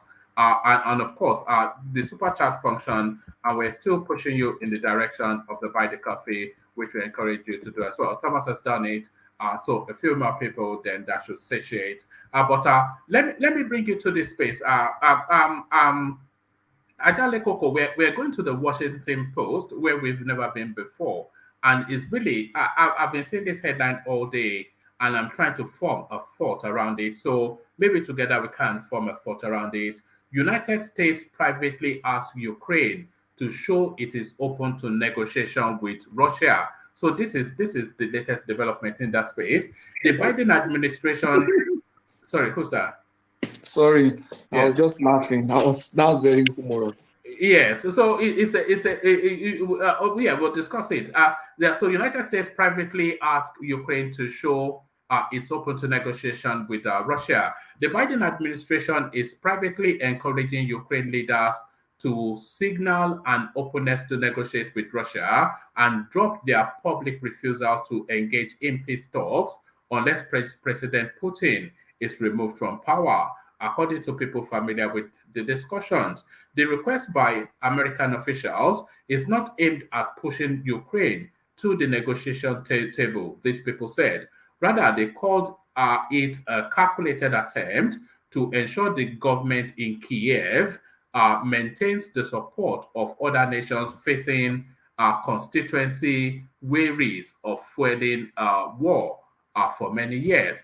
The discussion illustrates how complex the Biden administration's position on Ukraine has become, as U.S. officials publicly vow to support Kyiv with massive sums of aid for as long as it takes, whilst hoping for a resolution to the conflict that over the past 8 months has taken a punishing toll on the world economy and triggered fears of nuclear war.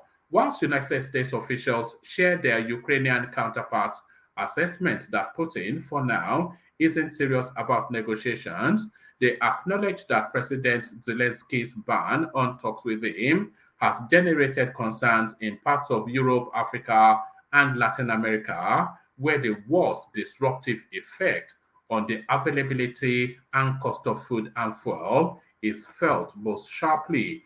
Ukraine fatigue is a real thing for some of our partners, said one U.S. official. Like others interviewed for this report, who spoke on the condition of anonymity. Something Nikiforov, a spokesperson for Zelensky, did not respond to a request for a comment.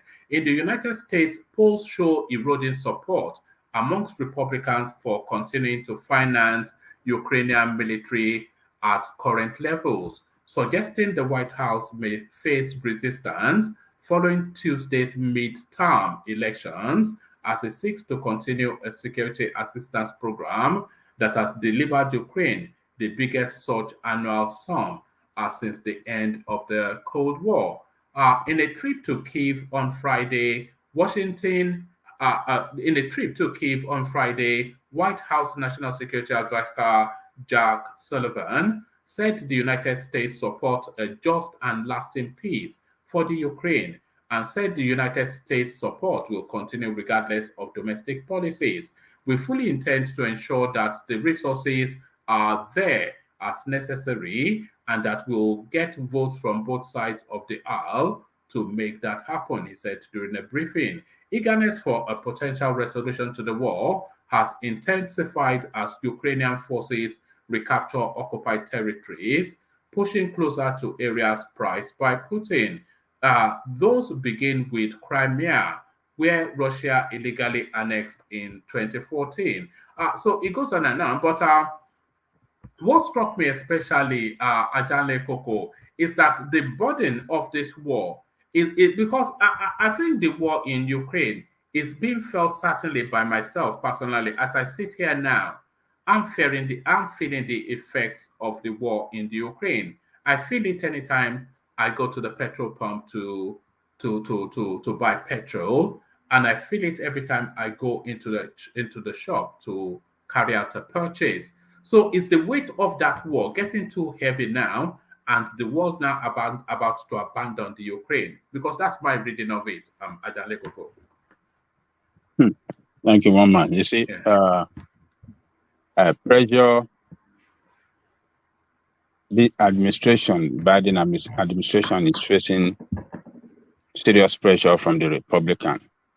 Republicans are not showing no more interest in this war. They are looking at the cost.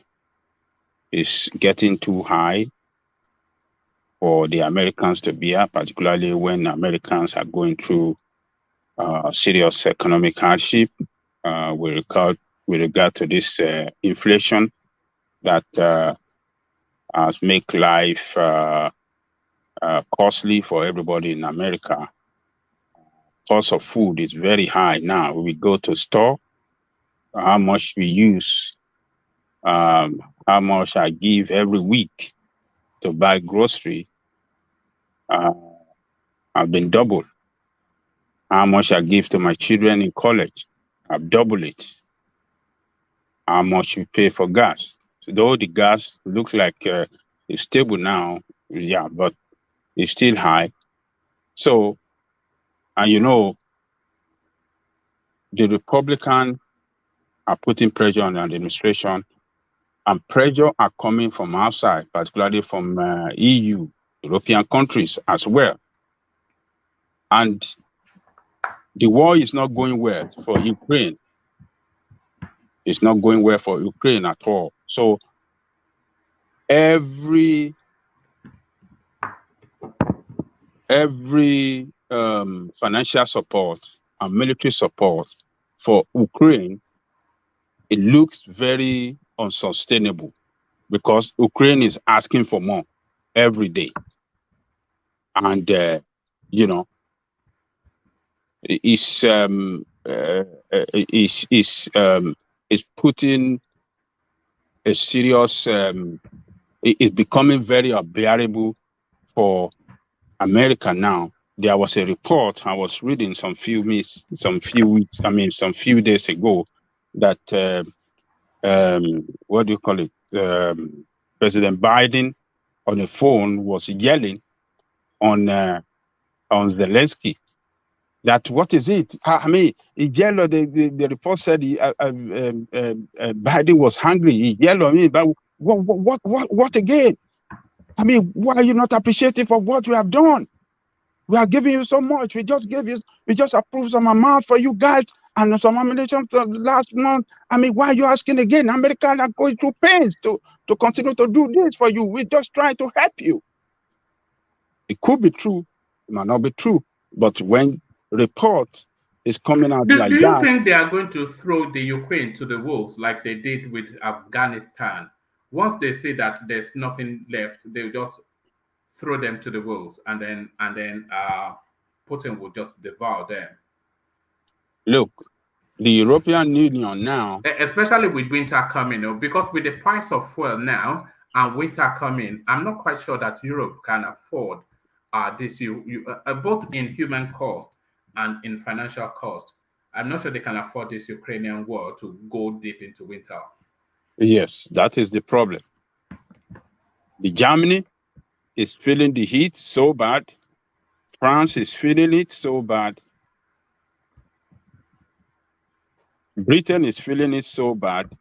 So many countries in Europe are feeling it so bad.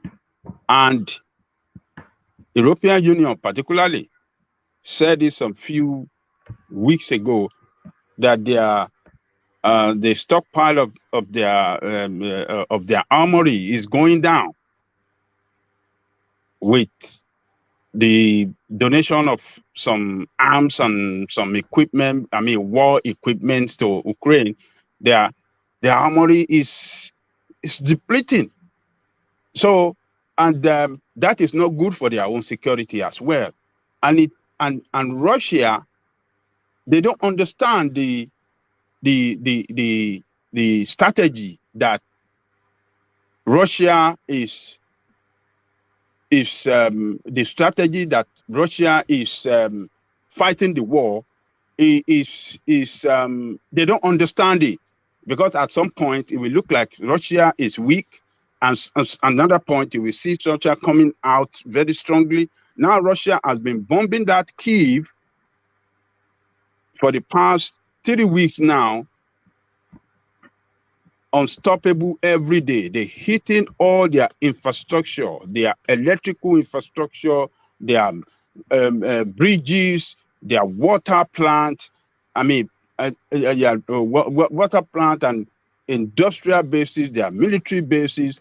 They are hitting them so bad now, and you know, the heat is so much on Biden administration. Republicans are pushing, and when Republicans are standing up against one thing, Democrats shake.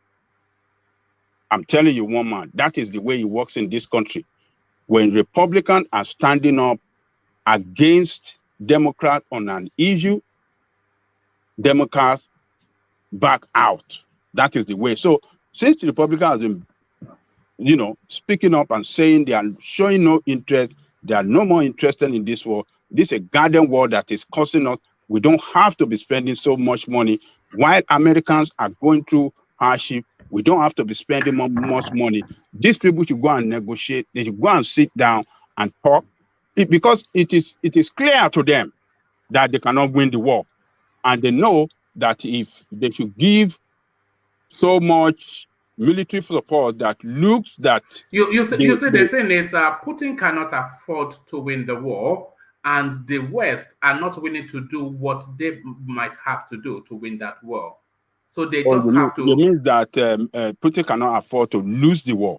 Yes, that's what you're trying to say. No. Yes, that is what I was trying to say. Yeah, Putin cannot afford to lose the war, and the West, they cannot afford to do what they have to do, because Putin has told them that, look, I'll go to any length to win this, but yes. will the West? They can't call his bluff because it's unpredictable, but they can't go to the depths that he's willing to go to, because even as far as he has gone now, we're already feeling it. And I'm not sure that anybody cares enough to go as far as Putin as they have to, unless they're able to get him, and they can't, They can't. So they just have to. They have to Can I add something, please? Ukraine to the wolves. Yeah. Can I add something, please? Yeah. Greetings, everyone on the panel. Thanks for having me, one man, and and the viewers. I think that the US always knew this war was never going to end with a victory for Ukraine, and that is obvious now. You are not going to defeat a nuclear power. So, what is the game? Either to just drag Russia so that Russia wastes a lot of resources. In the meantime, while Russia is expanding its operations overseas, like in Africa, the Middle East, maybe that's the game that is going on there. Or the Western nations, which I refer, we have to focus it here on the Anglo-Saxon nations, are arming themselves, preparing for a new kind of conflict. Especially, I feel like the conflict is mostly going to come to Africa, because what is going on between China and Russia right now is that, what did they do to America? Ask yourself. They didn't do anything to America. They didn't physically attack America, nothing.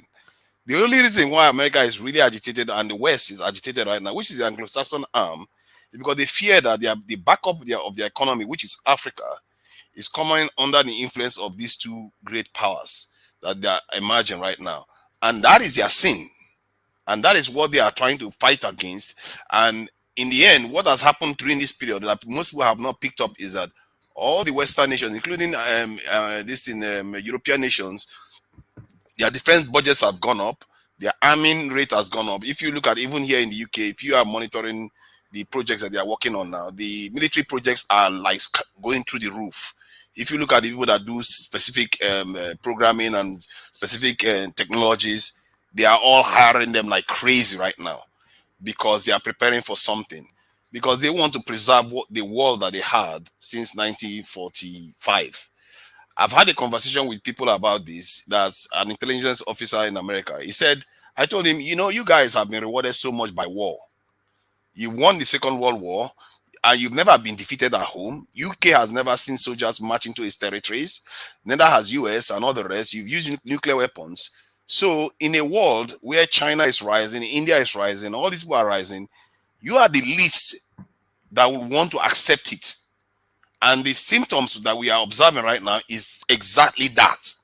The people that are pushing this war and the Anglo-Saxons, not the French, not the Germans, those guys don't care. Look at what just happened in this war now. I'm not sure that you will say that they don't care, because I agree with your narrative somewhat. What you are saying is there was this thing that was that I was watching just the other day, that there was a deal struck in the 40s between the Saudis and the Americans, a protection for oil sort of a deal. And the petrodollar, that was where the petrodollar, that was the linkage, because what underpins American runs what they call a gunboat diplomacy. So they use military force to assert their will. But then that then is linked into that petrodollar thing. So the linkage of the American dollar to petroleum, so that it is the currency of transaction in that space. It solidifies the American currency, and the Saudi, of course, they are the lead outside of Russia in the petroleum space. But in the last few months, the Saudis are moving aggressively, especially being romanced heavily by the Chinese, so that you are now having somewhat of a move from petrodollar to a yuan, petro yuan. So it's either as a parallel or a complete move. So the world is changing, but then the gunboats cannot do it anymore, because if they want to fight their way through, the other parties, they are sufficiently equipped militarily not to defeat them, but to, between the two of them, damage. So they have to negotiate now, and they have to cede some of what they have enjoyed for so long. And this is one of the things that's playing out both in the UK. That's just my reading, or you may have a contrary reading. You are very correct, Woman, you are very correct. You are very correct, because the Germans are the one, instigating the war, because they are in search of gas. If you look at the First World War, it was all about gas. Second World War, about this gas in the Caucasus, so-called Caucasus region.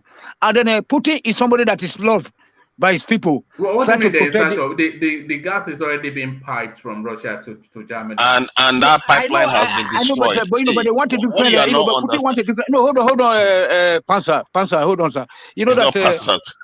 Okay, you know that this gas war, that Putin is protecting. Assuming that we have somebody like Putin in Nigeria, you wouldn't be having all this situation whereby people are coming to steal our oil, and they, unaccounted for. You know what I'm saying? So what Putin is doing, that Putin is loved by his people. Even for Ukraine right now in Germany, they are not beginning to realize that Putin is for them. Because some of their residents are being set on fire by the racist Germans. So things are going very bad. All right. Thank you, Tony. But to that space, let me just finish with one point. Are we seeing the realignment of the world order? Because are we seeing the world order being realigned? It's really yes, and I think that's what the Americans are all about. In short, the West is all about right now. If you look at what happened, to let you understand that even the Europeans are in a way captive of the Americans, is they went and severed the pipeline between Europe and Russia, because they know with this realignment and Russia having a direct influence, the oil and gas influence over Europe, that it will make that block, the Chinese, the Russians, and in the Indians. Remember, these are the BRIC nations, including South Africa. If they realign the world, they are going to have a lot of influence, especially with the connection to Europe. And some European countries will be, they will find it hard to sever ties with Russia. Hence, America went in there. That's exactly what they did. And maybe that is their entire purpose for this war. They went in there and they severed that tie. And Biden said it that one way or the other, that pipe is going down. He said it openly in this, and that's what happens.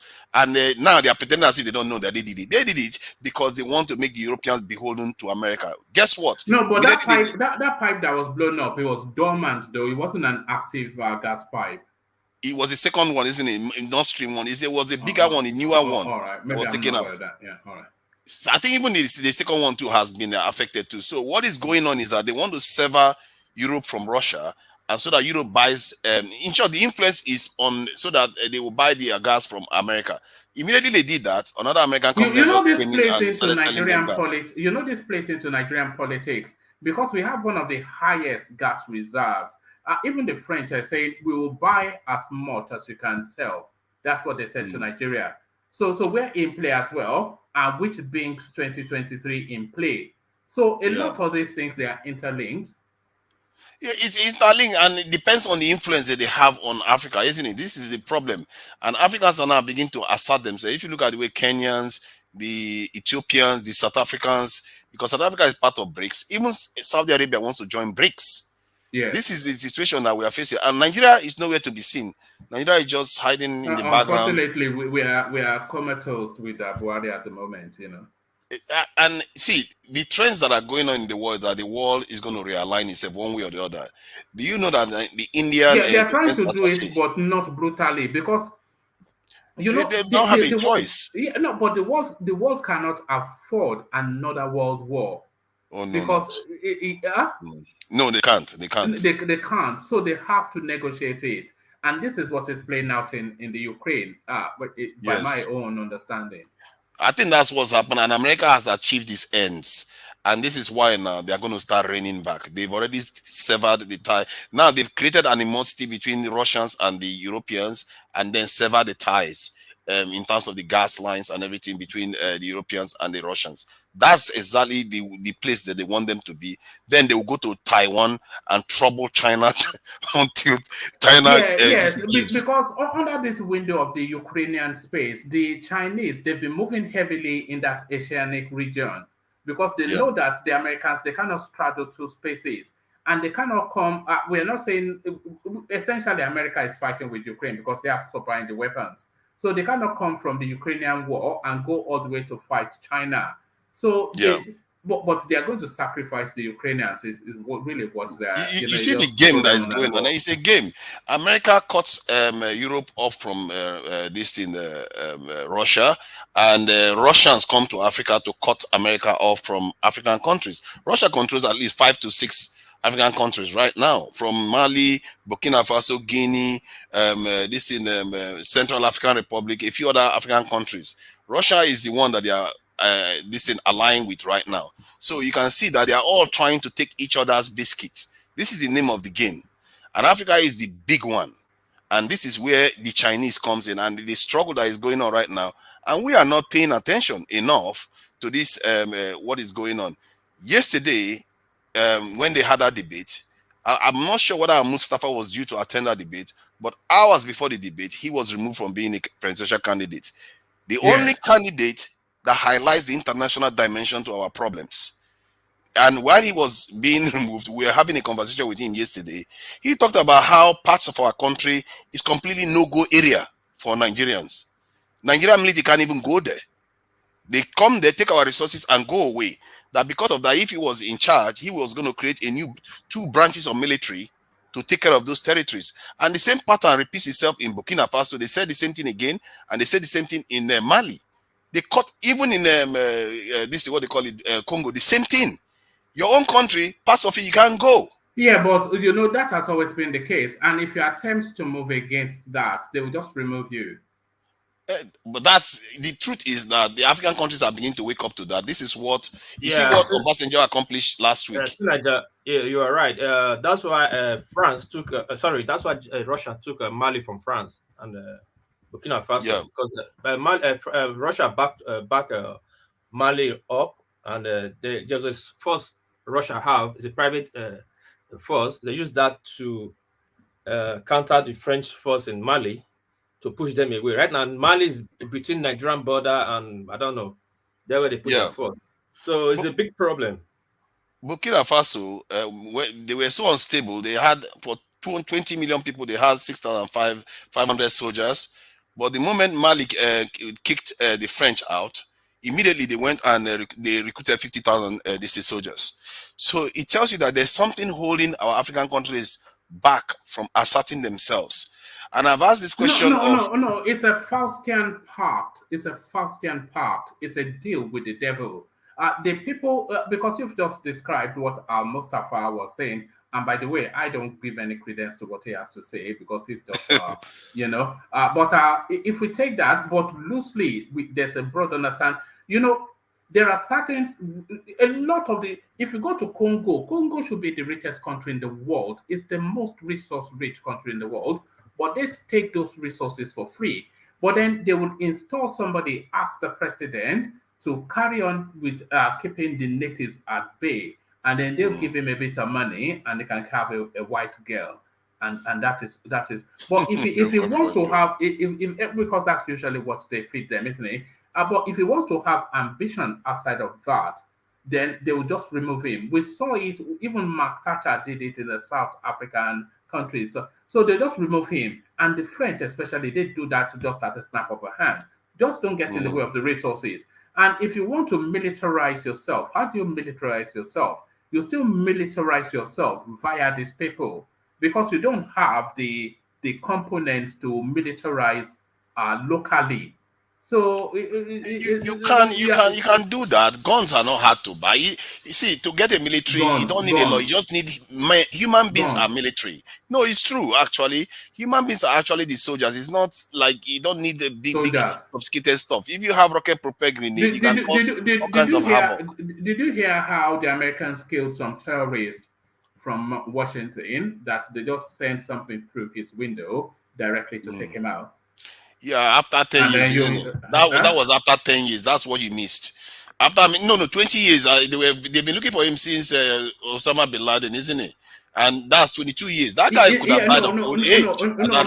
No, but I'm talking about the technology. So I'm talking about the technology that they can. But what I'm letting you understand is that the technology is not a big deal because it took 20 years to find him. It tells you the human being is far more dangerous. No, don't worry. It's not the finding him. It's the taking him out. You are right. We cannot militarize ourselves to resist the West because we don't have the science. It's not about men and guns now. It's the point that I'm But there is example everywhere now. Look at Eritrea that is well defended. Look at Egypt that's defended from what? Defended from what? From foreign incursion into their country and influence inside their country. Yeah, but what foreign incursion? Foreign incursion, that's like the way they treat Nigerians. They're like their leader now is the only country that voted against Ukraine in Africa because he has his own voice. No, I'm only asking what foreign incursion, because that foreign incursion is incursions by their neighbors. If there's a determination by a powerful Western country to effect that they will take out their president. And they won't be able to. I think you think that they are Thanos. They are not Thanos. Look at don't worry about it now. A million men with AK-47. Think about it. No, hold on. That million men with AK-47 is only to keep the Ethiopians or whoever they are surrounded by at bay. It's not a deterrent to. Tony, let the conversation just run. Okay. After you give me a chance. To Niger, the technology in the war system, and has gone beyond AK-47 to Niger. If the French, hold on now, if the French or American or just Belgium want to take any African take Niger hostage, it won't take them more than 6 hours. Good luck with that one. That's because it's not somebody like me that's controlling that army. I can tell you right. Hold on. If you were controlling the army, how would you resist it? I would do them a Taliban. You send them to slaughter. That would teach them. But the Americans held death by 1,000 cuts. No, don't worry about all that. The Americans held the Taliban for as long as they wanted, and then they let them go. Yes. They let them go, but they could never settle there because they will make their life. They held that country for 20, 30 years. And the country was never safe throughout that period. Yeah, even with all their technology, it was never safe. But they held the country for 20, 30 years. America was not going to Afghanistan to make it safe. They went there for a purpose and they achieved it and they left. Do you know the gas pipeline they wanted to? Because I've often heard you say this narrative about you have to militarize and have a 1 million man army and all of that. That is very good to fight back the Chadians and the Niger and whatever, but not any real threat of potency. You're only using your AK-47 to fight people that are coming at you with AK-47. That's all. Okay, let me explain this very simply. I think the idea is one, to take care of order in the country so that you can have a bit of stability, like we that is in the diaspora can be able to come back into the country. Yes, I agree with that, yes. Secondly, to make sure your leaders are safe so that they can make decisions for the interest of the people. They cannot take out your leaders. The examples are many. Castro, Gaddafi, the Eritrean president. Even they took out Gaddafi when they decided to bomb. They had to bomb the country to get to him. So what? Look at the point. But my point is that the point you have to understand there is that they had to bomb Gaddafi. It's a very good example so what? to get to him. But that's the point now. But they needed a war. They needed a big war to happen to get to one man. Yeah, that's what I said originally to Niger. That if they want it enough to take it, then they will take it. But you don't have the capacity to. The same thing they did to Saddam Hussein with all his military might. All his guns, all Saddam Hussein's guns. All the military might, they got him down. So forget all of this. If they want to get anybody down, let me give you another data again. Let me give you another data again. What Saddam Hussein and Gaddafi had in common was they backed down. Look at the ones that never backed down. North Korea. They backed down. They were forced down. They thought the West was going to leave them alone when they cooperated with them. When they cooperated with them, what happened? They all fell. But look at North Korea. Look at Iran. They are still standing. If you back down, but Iran is a nuclear threat, and also there's no political will at the moment to go to Iraq. The only people pushing the only people pushing to go to Iran are the Israelis. But the Israelis can take Iran within a month. You can ask what's the political will to go to Libya or Iraq. North Korea is firing missiles every day. The political will. Yeah, who are they firing it at? To Japan, South Korea. Don't worry now. My battery is going. I want to give a question to Naja. Please, sir. All right, go on. Thank you very much. But please keep the conversation where it is. Oh, yes, sir. Yes, sir. Exactly, sir. And so what I'm trying to tell Naja is that there must be a government or governments in Africa before they can protect their leaders. A government does not give electricity. A government does not care about the children that are being born. No. Okay, thank you, Tony. That's not where we were. This is why I always say. I understand, sir, because they cannot come to take your leaders out when the leaders are taking the money, the resources to them, and not take care of the people. No, that's not where we were. What we were discussing is our capacity to defend ourselves. If forces that are greater than us, they take the decision to take us. So that's where we're not talking about corruption. I get you. They cannot take you. They cannot take you. Hold on. Don't just shout over it. We're not talking about corruption. We're not talking about Fulanis. We're not talking about hating the Northerners. We're talking specifically that the capacity to defend ourselves if forces that are greater than us want to take us. So that's and one man. Let's hear from Ajan Lekoko. Let's hear from Ajan. Okay. You know that these people they have many advantages rather over developing countries around the world. They can fight you from different angles. They can fight you from economic angle. They can fight you from financial angle. They can fight you from diplomatic angle. They can fight you from military angle. Military angle will be the last. Even media. From the media. So, look, they can take you to United Nations, get sanctions around the world against you, and the moment they start doing that, they achieve that, they are cutting you into pieces. Now they are in the control of all institutions that drive the existence of this world. They are in the control of it. They can use all those institutions to destroy you, to batter you and destroy you. Up to an extent that at some point you will feel, okay, let me surrender. Let me go in terms with them. Let me agree with their terms. They can fight you from so many angles. They are in control of everything.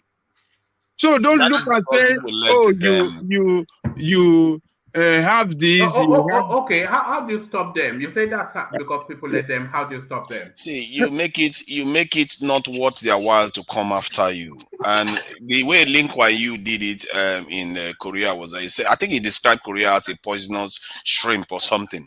That if you come for it, by the time it's done with you, you are going to regret coming after it. In other words, if Nigeria is strong enough and America comes after it, I mean, Nigeria should be prepared to make America pay for it, in the sense that by the time Nigeria is done with America, America will not be the superpower of the world anymore. And how does Nigeria because remember, no, you have to understand how things behave. Hold on. In all of the time that's the most far-fetched statement that I've heard on this platform yet. Yes. By the time Nigeria is done with America yes, because you will see Nigeria, you will turn against Nigeria. No, hold on. Let me give you the reasoning. Let me give you the reasoning behind before it. you give reason, please let me add this. Before you give reason, sorry. See, when you talk about North Korea, don't forget North Korea allied in that war was China and Russia. That's why America could not win that war. That's why one of the greatest generals was disgraced and retired. You understand? And Vietnam, same thing. Iran, the reason why they cannot attack Iran have an ally with Russia.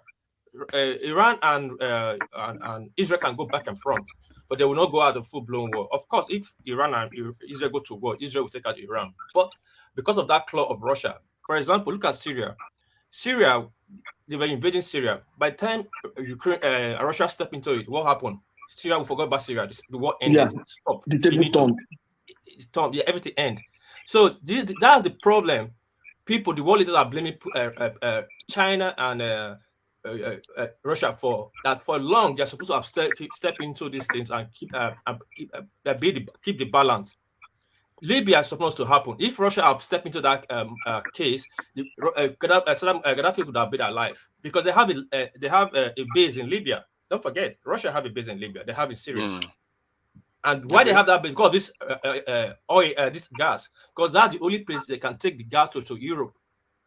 That's why Russia put their base there. So America can only win, or the West can only win, if the Chinese and the Russians decide not to do nothing. But when they step in, it's game over. Yeah, that's what I mean. If you remember, they are only as strong as they are stronger than their strongest adversary. So if America starts fighting Nigeria and weakens itself so much that the Chinese can take advantage of it, they are not going to want to do that. What are you talking about? Okay, one ask the question. Hold on. If America starts fighting Nigeria and weakens itself, how is that going to happen? How does fighting Nigeria? Because it's more of attrition. See, I think you are thinking about it from the point of view that they will just come in like Thanos and take over everything. That's not how it's going to happen. Well, they can.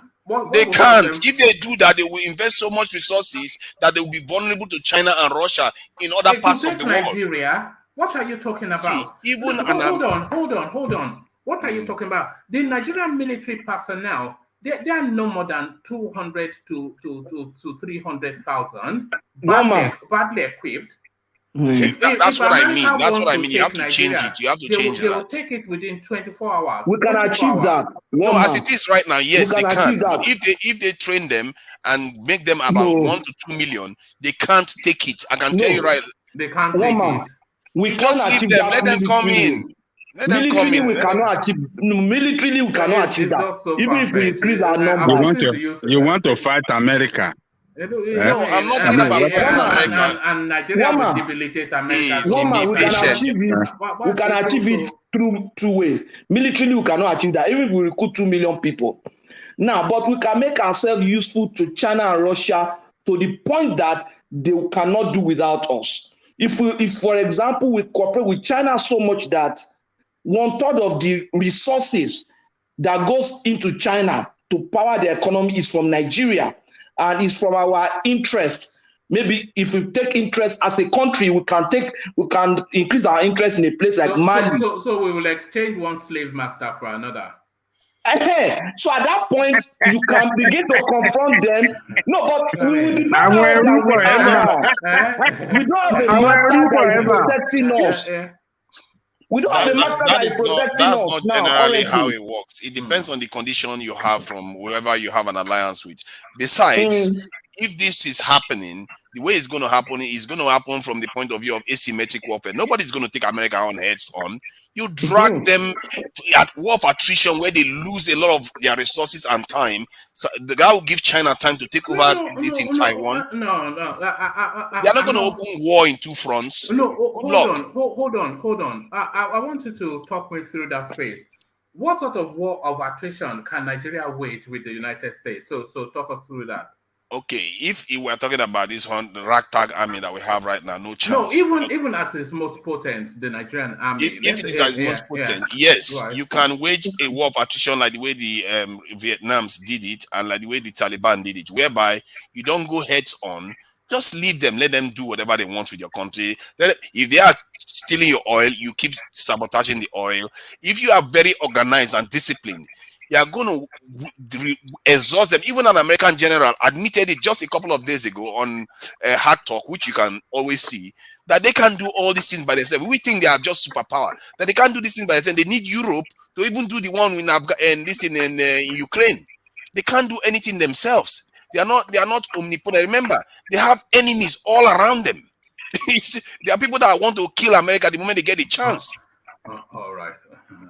All right, thank you. All right. If anybody has any commentaries on that space, let's hear it, and then we'll move back to. I'm not at all with anything you said. Yeah, one man.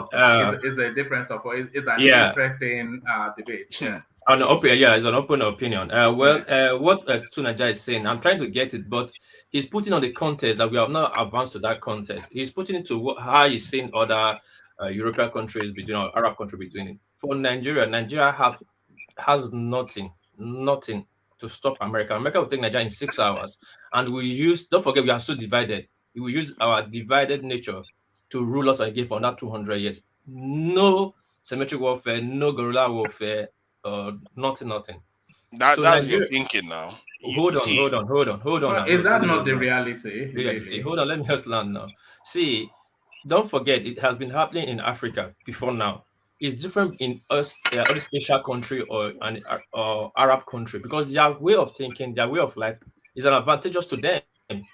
They speak in one mind, in one voice. We Africans don't speak in one voice.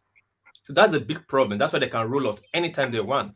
And there's no that ideology of you thinking we can resist America. Please remove it from your mind. Please. It's not, even Japan is being ruled by America. Japan here is being controlled by America. See, let me tell you something. South Korea as well. Even Canada is controlled by America. But Nigeria will wear them down so much. I don't know why you guys. I don't know why you guys. This is why the black man is the biggest failure. Can I finish my point? This is why the black man is the biggest failure in the world. But this is the truth. Because even a Filipino man can do better for his people, but black man will be like, oh my God, we are all scared though. See, scared now. What you're saying, it just doesn't cohere with logic and reason. So it's not because if you only cowards are at play. Forget cowards. That's at home. Can I make an input into that? Yeah. Can I make an input into that? Yeah, go on. To me, the only point when we can do that is if we have a leader that can unite Africa. That's possible. But you can see that at every point when we have tried to unite Africa, they've always come up with something that will upset that situation, and they will take out the leader. They took out Gaddafi. Yeah. And somebody told me like MKO suffered the same thing directly. The MKO suffered the same thing directly. Yeah, just check ECOMOG. And that ultimately might well be why Tinubu might not become president, because he has ideas beyond where those people want Africa to be. And exactly. If you're talking like Africa, you're talking Nigeria, because if he pulls Nigeria out, then the rest of Africa pulls through as well. So and with all these global situations that we have, they need more an Atiku who just wants to cut all deals and live in Abu Dhabi. Yeah. So that the only way we agree with you, that we will align ourselves with Chinese and Russia. That will be on that paragraph again. We may not even need anybody. We have a greater. Africa is a massive continent, Carry on, sorry. Yeah, if Africa gets its act together, which they appear to be doing, and you see, Nigeria is such a unique country in Africa from the point of view that we are in a class of countries where our power is magnified if we get our act together. This is the reason why we have been conditioned more than any other African country to think the way we think and to feel like we don't have any power because they've really, really disorganized us. And Congo, on the other hand, look at Ethiopia. Ethiopia put missiles in its dams to protect its dams against what the West was doing.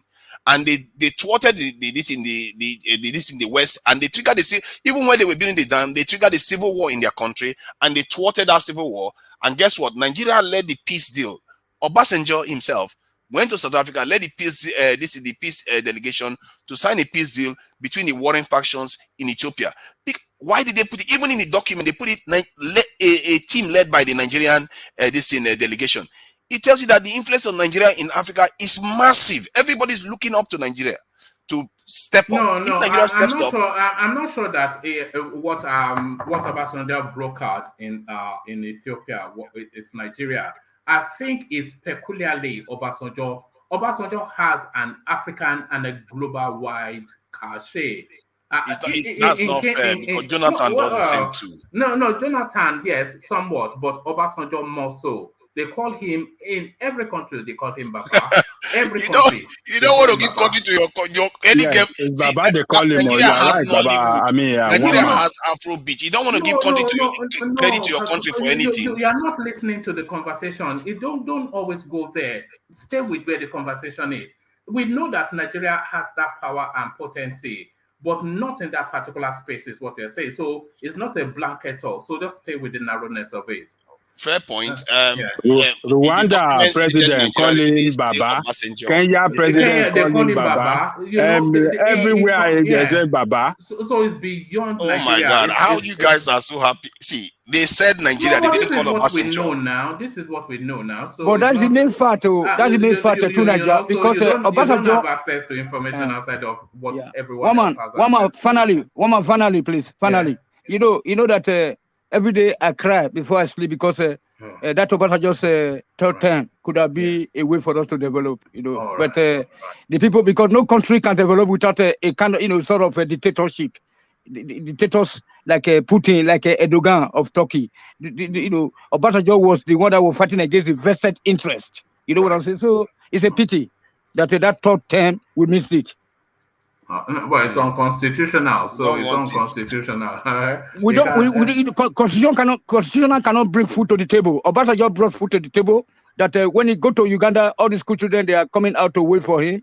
In Somalia, there was no Al-Shabaab. There was one battalion of Nigeria army. No, don't worry about all that. We don't necessarily need Obasanjo. What we need is a structure.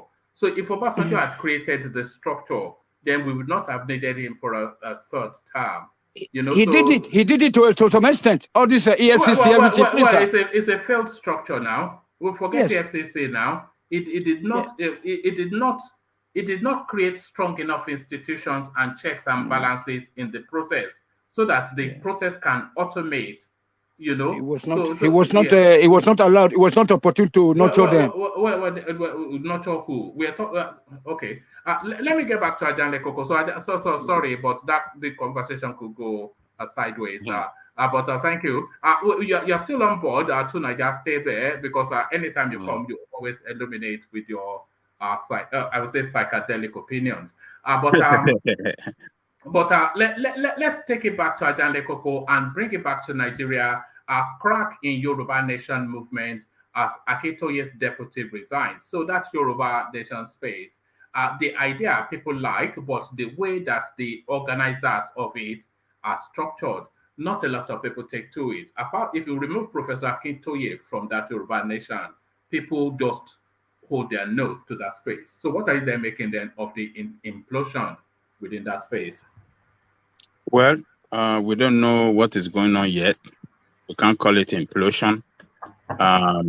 The vice that resigned from holding portfolio position said it clearly that they still remain in the group. So that tells me that there is no problem. Or that tell me that there's no serious problem. It might be using that position maybe for another person, or if there is any problem at all, it's not a scatter problem. It's still problem that still manageable. On principle. So he said he resigned on principle. Okay, what's that principle? We don't know that situation. It's not clear. It's not. He didn't clarify it to us. But for the fact that he still remain in the struggle in that Ilana, it tells me that whatever problem that is going on is still manageable. It's not a scatter problem. And as Patrick told us, maybe you're the one that told us that the branches across the world are not accepting his resignation. They didn't want him to step down. So since his resignation is not accepted yet by members around the world, I believe he will still continue his job. So, Ilana Omodua. But actually, what is wrong with all our Baba now? It's just uncomfortable. I don't see anything wrong with Baba. When you are fighting a struggle or you stand for principle, sometimes that principle might not go in line with some others. So it doesn't mean that it's fighting. It just a principle on issues. So what we have to wait and hear more from them. But to me, I'm not seeing implosion. I just see some disagreement there, which can be settled, which can be,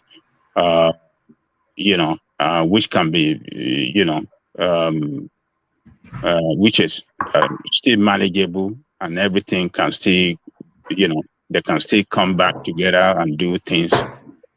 So I don't see any. I'm not emphasizing any problem as such. Yeah, because if it's a real big problem, he would have said, "I'm not part of them.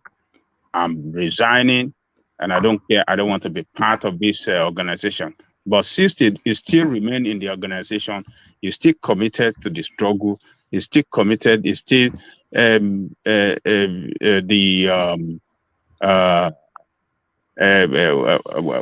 whatsoever that the organization stand for, they're still binding on him.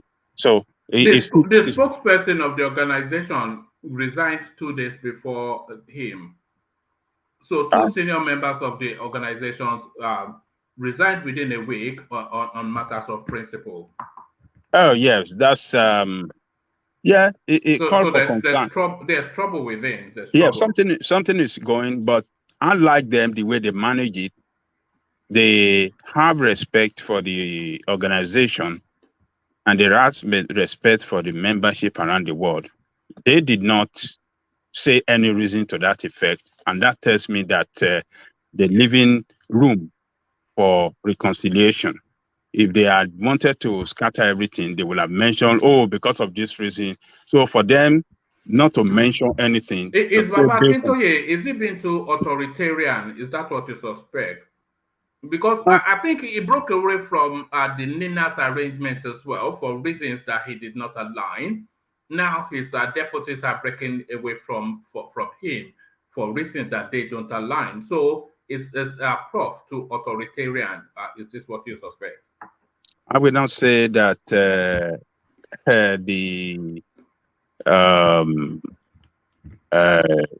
subordinate are breaking away from him because they did not align. No, I don't want to agree with that statement.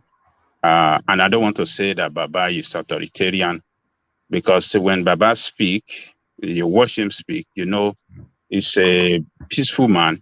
He's a man that always like to use peaceful means to achieve this Yoruba nation. He will caution people online that courses that cannot work, that is not the solution, and that even the politician, those that are politicians today, they should leave them alone to politics, to do their politics. That is what they believe in. They should let us do our own. Yoruba Nation campaigner should continue doing their own. The politician, they should not see them as enemy, but they do not, Yoruba Nation does not believe in 2023 election, but at the same time, we don't have to, you know, make an inflammatory statement that could endanger the life of anybody. Baba doesn't encourage that kind of inflammatory statement. He always cautioned them that we are all Yoruba people. Ajale Koko, sorry. Are you Yoruba Nation supporter like Rational Mind? I've been want to ask you this question since. Or you are just if it is possible to have Yoruba Nation as quick as possible, I'm in support of Yoruba Nation because I believe that is the best of the best option for us to get our glory back as Yoruba people. Nigerian state suppresses the glory and the greatness of all nations in all nations that form the entity called Nigeria. Nigerian state suppresses the greatness, the progress, the glory of people of different nations that form that state Nigeria. Nigerian state is the worst state so ever. Adale Koko, take a question from Atu Nigeria. I think he wants to. Yeah, can I have a question? Is that not where you were 300 years ago before slavery and colonization? You're asking to go back to a weaker state. What kind of question is that? What are you talking about? You had your Yoruba Nation before a British man came and took Lagos, went to Ijebu and decimated them, and everybody laid down their arms for them. And you want to go back to that state? No, make your point. Go straight to point. The point I'm making is that you are saying you want your glory, but the glory you are talking about is a glory that led to enslavement and colonization. Okay, you don't understand. That is why you are talking like that. If you understand well, or if you really want to understand, I want you to listen. During the First Republic, even though that we are under the umbrella of Nigerian state, but you see each region had controlled their own resources, control their own government, have their own government that work for them and work well for the people. The deliverance of government services to the people was at its best that time, unlike what you have in your Nigeria today. The best of the best time that you have government that work for the people was back then. The East, the government in charge of the East, worked well for the Easterner. They were in charge of their resources. Back then, the East were the leading producer of palm oil in the world. Where is the position of Nigerian state in the production of palm oil today? Go and check it. I'm giving you an assignment. Back then, Yoruba land, the West, was one of the 5 highest producer of cocoa that gave us all that we had. That the revenue we make from cocoa was the one we use to give free education, to build the Liberty Stadium, first of its kind in the West Africa, modern stadium in West Africa, the best, industrial estate first of its kind, first television station in the whole of West Africa, Cocoa House, Lapal House, Western House, Odua Investment, that was when you have when your nation work for you.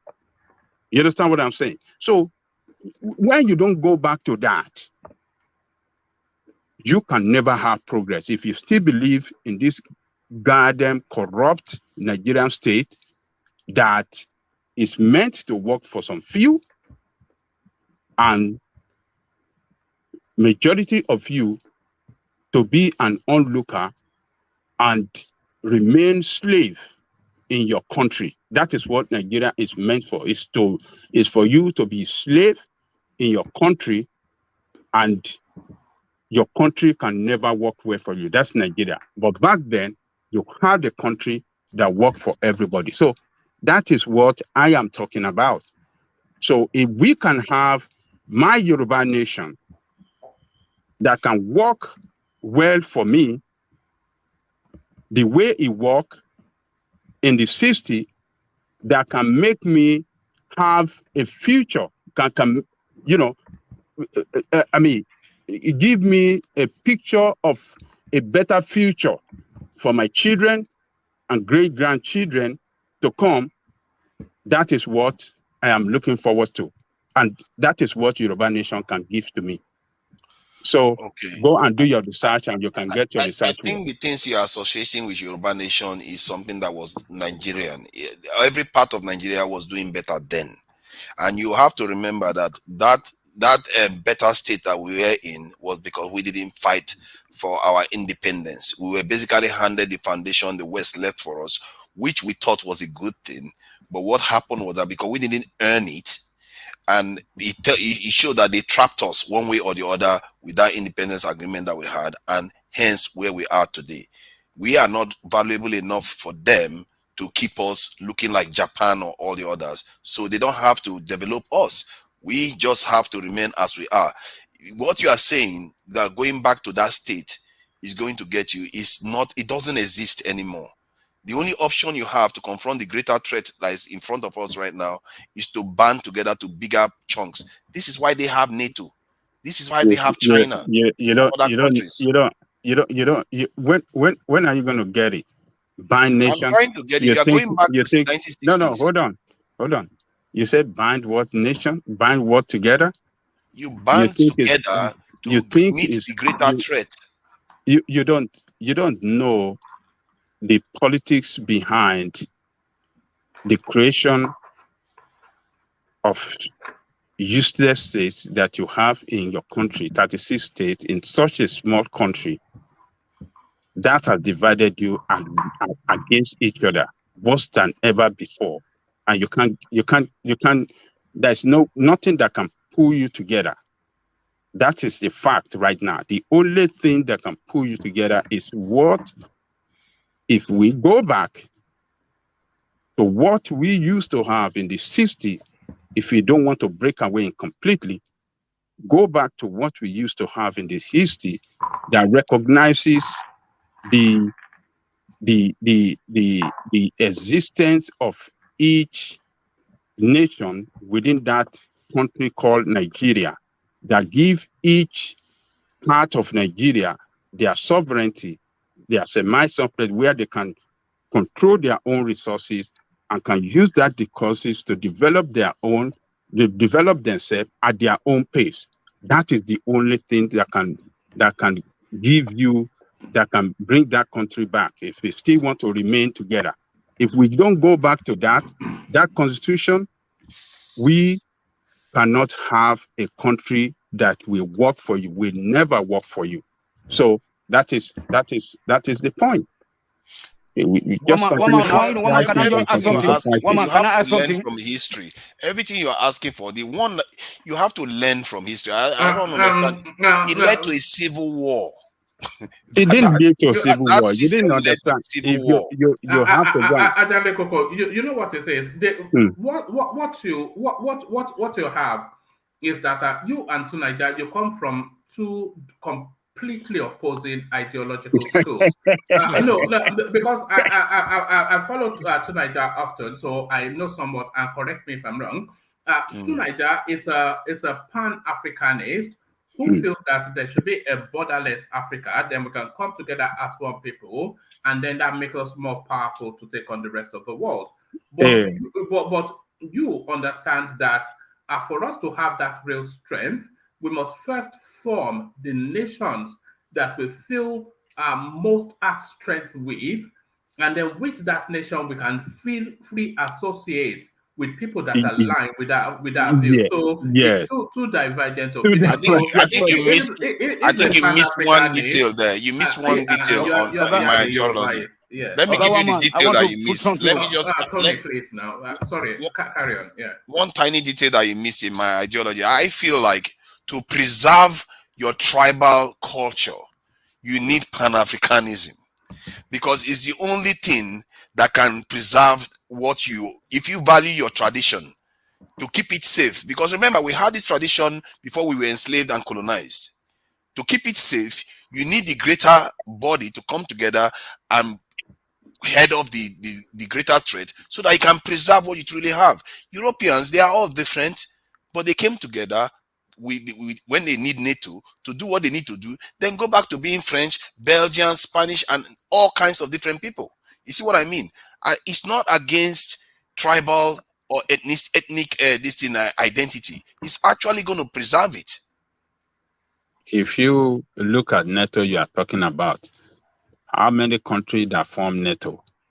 Why those countries? Why do they still have their country? Why didn't they just join together and said, okay, we are abandoning our separate existence? Why did they keep their separate existence and develop it? That is what we are saying. That's what I'm saying. You want to go backward. They are not going backward. They are not splitting to smaller groups. You are saying you want to split to smaller groups. That is going to make us more vulnerable. No. You are missing the point. That is not what I'm saying. Smaller group does not mean if we split to what we used to have in the 60s, it doesn't mean that we cannot still work together. We can still work together, but let me control my own resources. Let me control my land. Let me control my water space. Let me control everything that belongs to me on my territory and use it to develop. And then we can work alliance with each other, militarily and in any other, economically, in any other areas of life. We can do something. But let me develop my people. Let us develop ourselves in such a way that, that human dignity, we can, that human dignity as people, we can protect it, and we can project, a real humanity before the world and before any people around the world. But now we don't have that humanity, and we don't have that. Where is the dignity? Where is the human dignity for Nigerians? Do you have it? That is what Nigerian states have done to you. And by the way, the European Union example that you are citing, it aligns more with Ajanle Koko's views, rather, because the European Union is a conglomerate of small, often instances, ethnic-based nations that have then come under a greater umbrella, which is along the lines of what Ajanle Koko is explaining. But you are looking more to one homogeneity, which doesn't which is not possible. It's not possible. To be fair, the Catalan leaders different culture, tradition, and you say we should come together. How can they work? See, to be fair, let's get the facts right. The Brussels, the Belgians are made up of different groups, to Germans, French, and the Netherlands people. I don't know what those ones are. The Catalan people they have so many separatist groups in Europe right now as we speak. So they have different groups, but what the different groups form bigger nations, and those nations that were there when NATO was created and the European Union was created remained. They didn't say, okay, let's break it apart again. Britain is largely Anglo-Saxon, and the Germans are very much Germanic. The French are to the core French. and the Italians, very much Italians. So there'll be, of course, little and thereabout inflections, but there's one, there's a real homogeneity at the spine of a lot of the, even with the Catalans, they're still Spaniards. You may well say they are Persians because they were conquered by the Iranians at some point in time, but they're still essentially Spaniards with a quirk to their ethnicity, but they're still largely the same set of people. They are not as removed as you would have somebody that's Fulani stock, who is more like an Arabian inflection sort of a person than a Yoruba person that is more, yeah. I think you are saying that because you are not European and you just dismiss their separatist group. Look at the list; it's more than 20 or more of them separatist groups in Europe. Oh my God, the list is even longer than that. I can't even. What are they looking to separate over? From countries. They are all inside countries that they feel like they shouldn't be. No, that's not the. What is the basis? Okay, why are the Catalans looking to separate from Spain? Because they are different from the Spanish. In what way? In terms of genetics, I think from what I gather, they are supposed to have some of the weirdest genes. I think what their race actually is. So they are actually different groups. We think Africa is unique in terms of yes, we are more diverse, but it's because we have not stayed together for long enough. Like the Europeans, the Europeans killed a lot of their tribes. We've not stayed together for long enough. Yes, but they see my point. I'm saying that like Nigeria now is just how many years old, isn't it? So you can see why people don't feel that way. But the French nation has been around for far longer, so that is the reason why they feel more together. And at the same time, remember, in the end, when they created the European Union, they are not using it to dismantle anything. They are just using it to remove the borders, so you can still be who you are. But the borders are not there because after all, when we are inside nations, we go from one town to the other. The town doesn't stop being that town because it's a part of Yoruba land. You see what I mean? So the concept I don't of really see what you mean, but I'm sure I'm not clever enough probably to say that. Ijebu remains Ijebu, not because just because Ijebu is inside Yoruba, inside Nigeria doesn't mean it's not Ijebu. It still remains Ijebu. So if Nigeria becomes part of Africa, Ijebu will still remain Ijebu. I think this thing where we say that we want our nation is a title that we want. And I must say the sad thing about it is that I wish we had control over anything. The black nations don't have control over anything, not yet. It's not a title that we want, or it's control that we want. We want control over our own affairs as we have identified ourselves as a nation, and then through that free will, free associate with other nations for a greater good. So I think. Oh, you're talking about your own foreign policy and trade policy. How do you mean? Like you say you want to freely associate with other nations as you see fit. No. If we had because we are talking about Pan-Africanism and Adane Koko and even myself, I'm talking about a Yoruba nation desire. So if we had the Yoruba nation, that is not to say to form an island nation to the exclusion of others. Within that Yoruba nations, there are still foreign policies, trade associations, and all of human sphere that associates us with people that are most immediate to us. And the people that are most immediate to us, some of their wants and global concerns are almost likely akin to us. So, but through free association, we align for a greater impact. So you don't have free association right now? How do you mean? That's Yoruba people are not free to associate as they see fit. No, not as a nation. Not as a nation, no. But the point is that if you look at Nigeria, you can argue that the Yoruba people have had the best out of Nigeria. No, the Yorubas want out of Nigeria so that they can then engage with a lot the other composing nations of Nigeria as Yoruba people. But you can do that now. No, but you are not doing that of free will. Well, nothing is stopping you from talking to the Yorubas in Brazil No, or you are Benin Republic. you are not free. No. Let me say it again.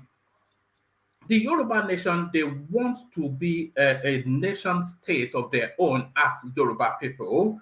And then as Yoruba people nation state, associate with the Igbiras, who are a nation state also, to free associate, but you are free associating as Yoruba people rather than Nigerian. Because as a Nigerian, the decisions that override your space, it goes outside of your immediate control, because there's a greater, there's 200 odd ethnicity within Nigeria. So it's the conglomeration of all that then composes. I hear what you are saying regarding that.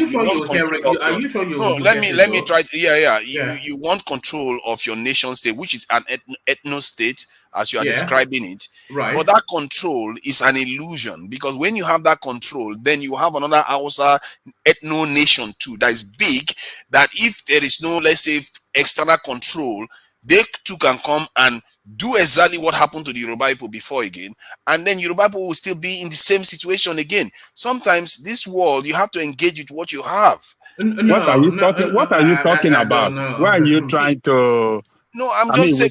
No, it's true. You can pretend as if it doesn't exist, but it's just you don't see reality. Leave all the pretend. You know, all this pretend and black people. Leave all of that. Just stay with the topic. Yeah. You know, when you see somebody like him speaking like this, these are people from the minority side of Nigeria who feel, yes, I can guess that you are a minority from maybe southern Nigeria. Yeah. That always have that fear that where will they go if Yoruba people have their own nation and Biafran people have their own nation? Where will we go? You don't know where you want to go. See, so I think to Nigeria's his ideas they go beyond that. I think it's just a Pan-Africanism there. No, they can pretend as a Pan-Africanism, but I know their fear. When you listen to people that are minority, this is the way they will express the belief, staying together in Nigeria and continue with this suffering and this struggle for power and all this nonsense. Beyond Nigeria. It wasn't borderless. Nigeria is not the reason why I'm sorry. That is the truth. So I'm sorry, Tunaja, hold on. So Ajani Koko, don't forget that I'm a southern Nigeria, and then I believe the Yoruba nation of Western region, the old Western region. So this Tunaja is coming from the maybe Benue Plateau or whatever. You don't have to. So don't say that. Don't say southern Nigeria from Port Harcourt, from Benin, from Robo. We are not like that. We are Western Nigeria. Hold on.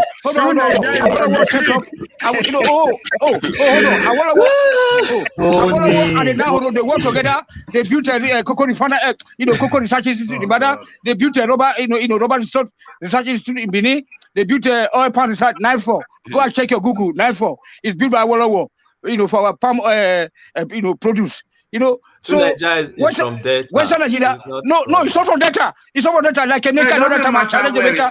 Please, we don't want to go down that road now. Okay, I don't want to go there, but Western Nigeria people together. Western Nigeria, we have made it, and then we can still make it again, and then nobody can come from anywhere to come and invade us. And then we want to have control of our resources, our palm oil. Luckily now we have a gas and the petroleum in Edo and Delta and Ondo. So we can make better. We can make better, Johnny Coco, now. Thank you. Also, Patrick, you were saying, go on. Let's hear from you, Patrick. I think we are better off as one nation. When we talk of agitation and breaking up, I used to tell my brother that there is no part of Nigeria that will not be greater than Ghana, even if we break up. People think, this North, what are they bringing? The North is contributing enormously. Every part of Nigeria is contributing. Look at the North and the Middle Belt are the one feeding the country. That is something we must respect. Yeah. We are bringing the technology. We are bringing the business side of things. So I think as a nation, we will... I don't think we will starve in Yoruba nation. We have... We will not starve. We will not starve. We have intelligence. We are better off together. Patrick, let me tell you. We are not better off together. Yoruba man is not better off in Nigeria. When I was growing up... You know that the Yoruba nation, it will subsume into itself Benin Republic and Togo to have that wider Yoruba, because those are Yoruba people too. So as an entity, it's a real mass. It's bigger than any European nation, you know. But Yoruba would be easy to take apart. Look at how they were taken apart when the British was here. It's like so easy. Your Hausas will just come in. See, you forget that you still have enemies. Why didn't the Hausa do that in the first instance? Because the Hausas are Muslims. They were expanding south already. That's why they are in Ilorin. They were stopped by the West. Hold on. Your assertion is 1517 assertion. We move past that. This is 21st century. No, even as then, it didn't subsist. We're talking about 21st century. For example, now, let me add to what you're saying. Look at Europe. They have nations that are just 400,000. A country is like, their population is like 500,000. Go to the South, South America? Just some islands controlled by France. Their population is now up to 60,000. But their countries. What one might say, I understand. What you have to understand is, even though we break up to everybody become a country, it's going to be a mutual respect. Everybody have to respect each other, each one's border. You understand? I'm not quite sure how you feel that we'll be subsumed by the Hausas. They are not greater than us in number size. One man, actually, they are. Wait, hold on now. So, sorry, where are you getting that from? From census data that was conducted under this in Obasanjo himself. That the Hausas are greater than Yoruba in number size. Yeah, a lot greater. What are you going to the Hausa speakers in the north are a lot more. This route to Nigeria. Hold on, please. In Nigeria, it's not about war. We're not talking about Nigeria. We're talking about the people. If you're not about war again to Nigeria, if Yoruba nation happen to have their nation and the Biafra happen to have their nation, Nigeria happen to have their nation, whoever wants to have a nation, it's going to be a mutual respect. It's not okay. You have your nation. I'm going to invade you and take your cassava. No. There's always that tension because I know every country, especially in the third world space, is upset. We saw how Saddam Hussein, which country did he just take over at will? So there's always that risk. Yeah, but I don't think the mass and the might of the Yorubas it will be just subsumed in the manner that. But you have to understand, Yorubas fight each other all the time. You forgot about the Dahomey and Oyo. Who doesn't fight each other? Which ethnic group does Northern Nigeria. They don't fight each other. Hold on. Not as much. They don't fight each other. Go to Borno and say that. Do you know the history of Borno? Okay, yeah, they don't fight each other, but they have Islam that unites them. That's the thing. And they have a mission. I think that will give them more impetus to expand. If you have a different nation that they can invade and that the nation is independent, there you are creating that kind of dynamics that has resulted in the decimation of the continent in the first place. And our Yorubas themselves fight each other all the time. So how are you going to contain all that? Yorubas fight each other all the time. Everybody fights each other all the time. Look at South Sudan. But the Yoruba man was on the boat. What do you really mean by fight? What do you really mean by that fight? Let me give you the reason now. Tell us instances of that fight. You are talking what fight? Like the invasion of Lagos. A Yoruba chief was on that boat, the British boat that attacked Lagos. Are you going back century? I mean, come on, man. We're getting to. I'm just letting you know historical. What you are asking for that time back. I'm just trying to remind you of what happens. Because we move on? We are talking about current world. We are talking about what happened in. But you are asking to return to that state again. You are asking to return to the state like you were in before. Sorry, tonight I'm not sure that you have the grasp that you think that you might well do, or the knowledge base that you think you may well do. I'm not making it personal, but I'm not sure that you know enough to be this assertive about things that you might not necessarily if know. It's not true, you say it's not true. No. It's just some of the assertions just wild, But let's hear from Ife, who we have not heard from in a long time. Ife, what happened? One man, Britain, what's it called? United Kingdom is really bashing me, but well, I'll don't worry, you'll be all right. Russia war. You will land on your feet. I'm confident. No. One man, do you know that? What's it called? I've applied for what's it called a job visa since September. They've not responded. September. Here. Yes, to change my visa. September last year. September here. No. It's just a month. 1 month. It's not even, where are you coming from? Where were you before? Where were you? No, it's here already. No, I know. Already. Which country were you before you came to UK? And I just straightening. Now you complain for September. I will complain now. I've been here. No, now wait. You see, the problem is they are responding to people in Ukraine, and the problem is those of us those Ukrainians, they've really caught into that. Those of us that now got a new job because we are already here. And if you don't, change your visa, they will not start you on that new job. And it's already affecting everybody. You understand? So that's it. Yeah, but let me just quickly talk on. You see, tonight, I understand I want to believe I understand the angle you are coming from, but this is what Adanle Kokuwo man, even Truth to Power is saying.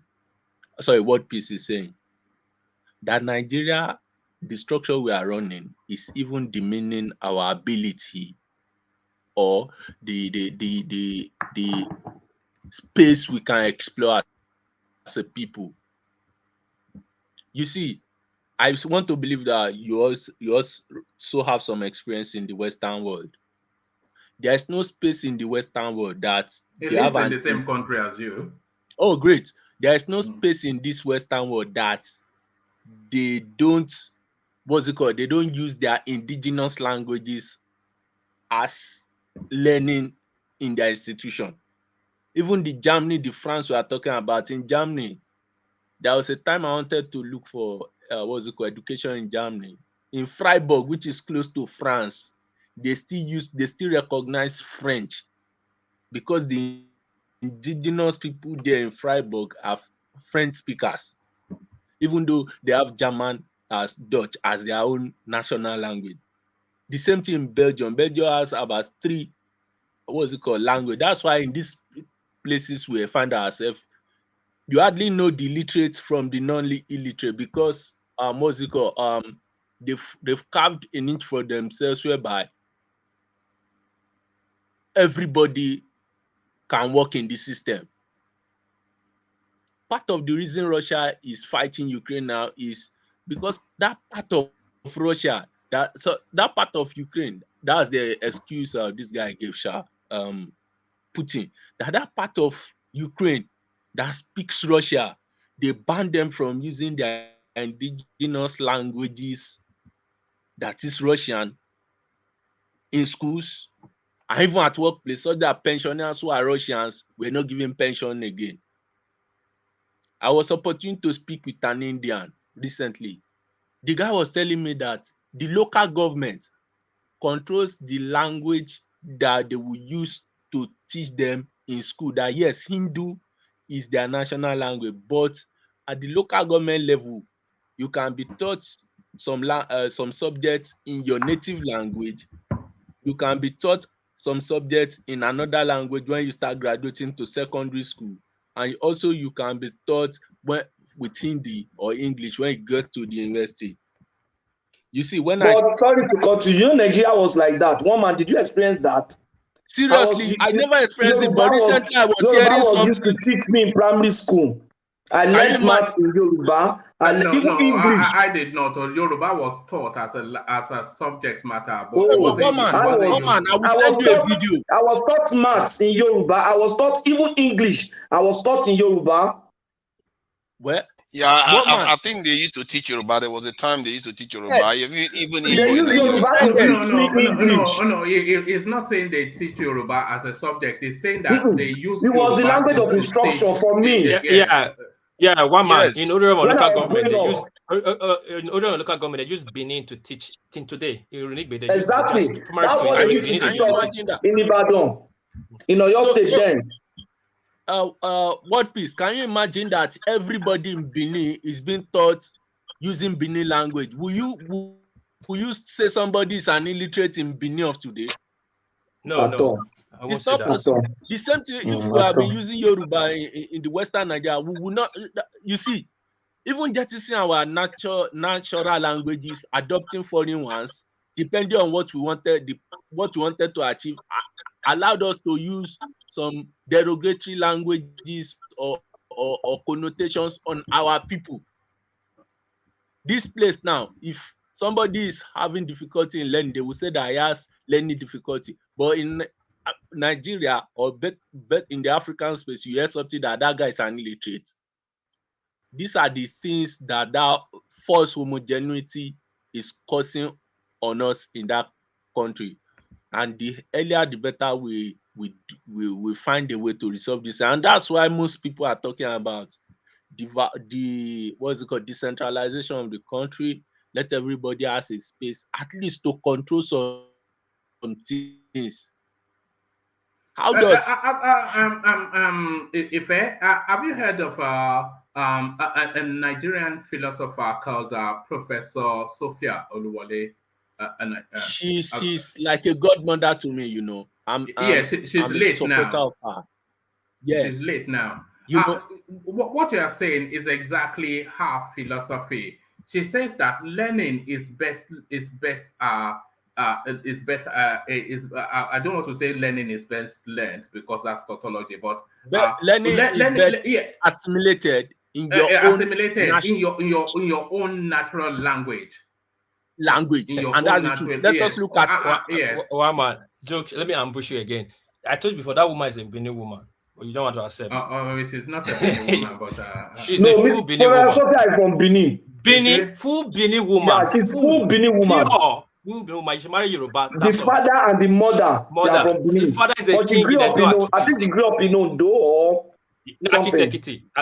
His father is a representative of Oba Benin. The mother, they are Benin. And Akiti. Yeah. All right. Everybody is all these countries that we are saying that they are more developed. She's from Benin.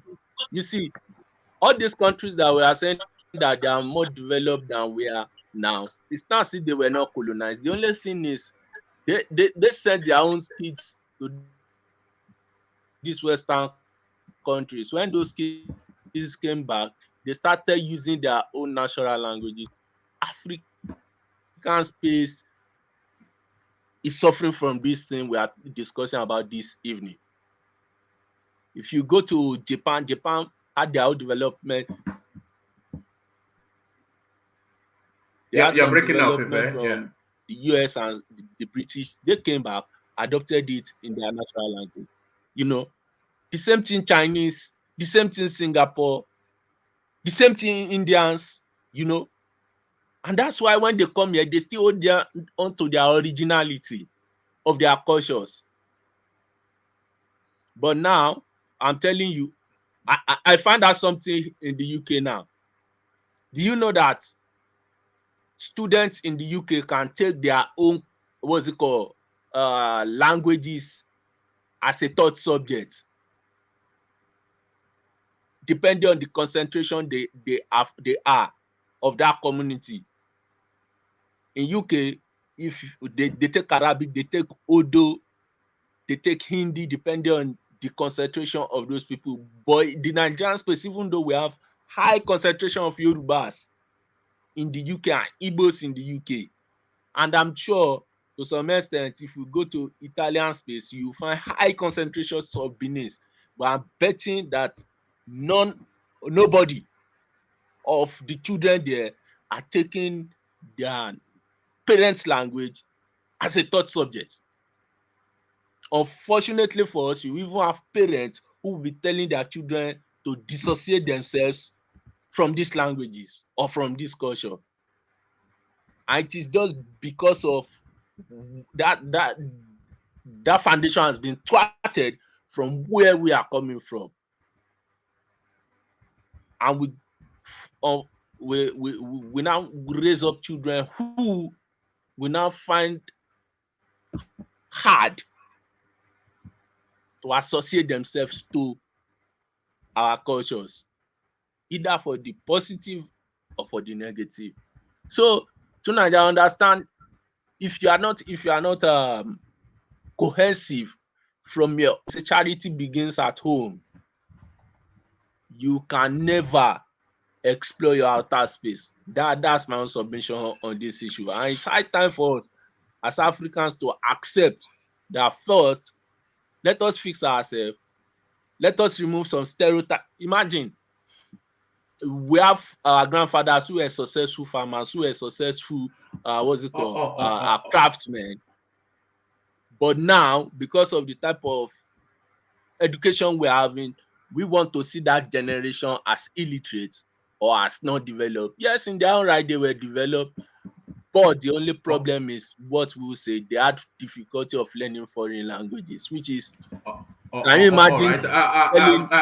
If four times, let Tunaida counter that, and then I want to hear from Saki Father on the topic as well, and then we'll move the conversation. Sorry, before you move on, H.O. say you should contact her for a job, something about you're looking for in England. He's writing on the comment section. He was asking one man to send his phone number to her so that you can talk to Ife. Just go through the comment section. You see H.O. is talking to you. Thank you. Okay. Yeah, from what I gather anyway, regarding culture, the Yoruba people and the Igbo people tend to maintain it more than most around Africa, period. I think they tend to hold on to their culture more than, I think the smaller tribes in from Nigeria that travel overseas are the ones that tend to, because they are already to an extent in Nigeria blending into other cultures.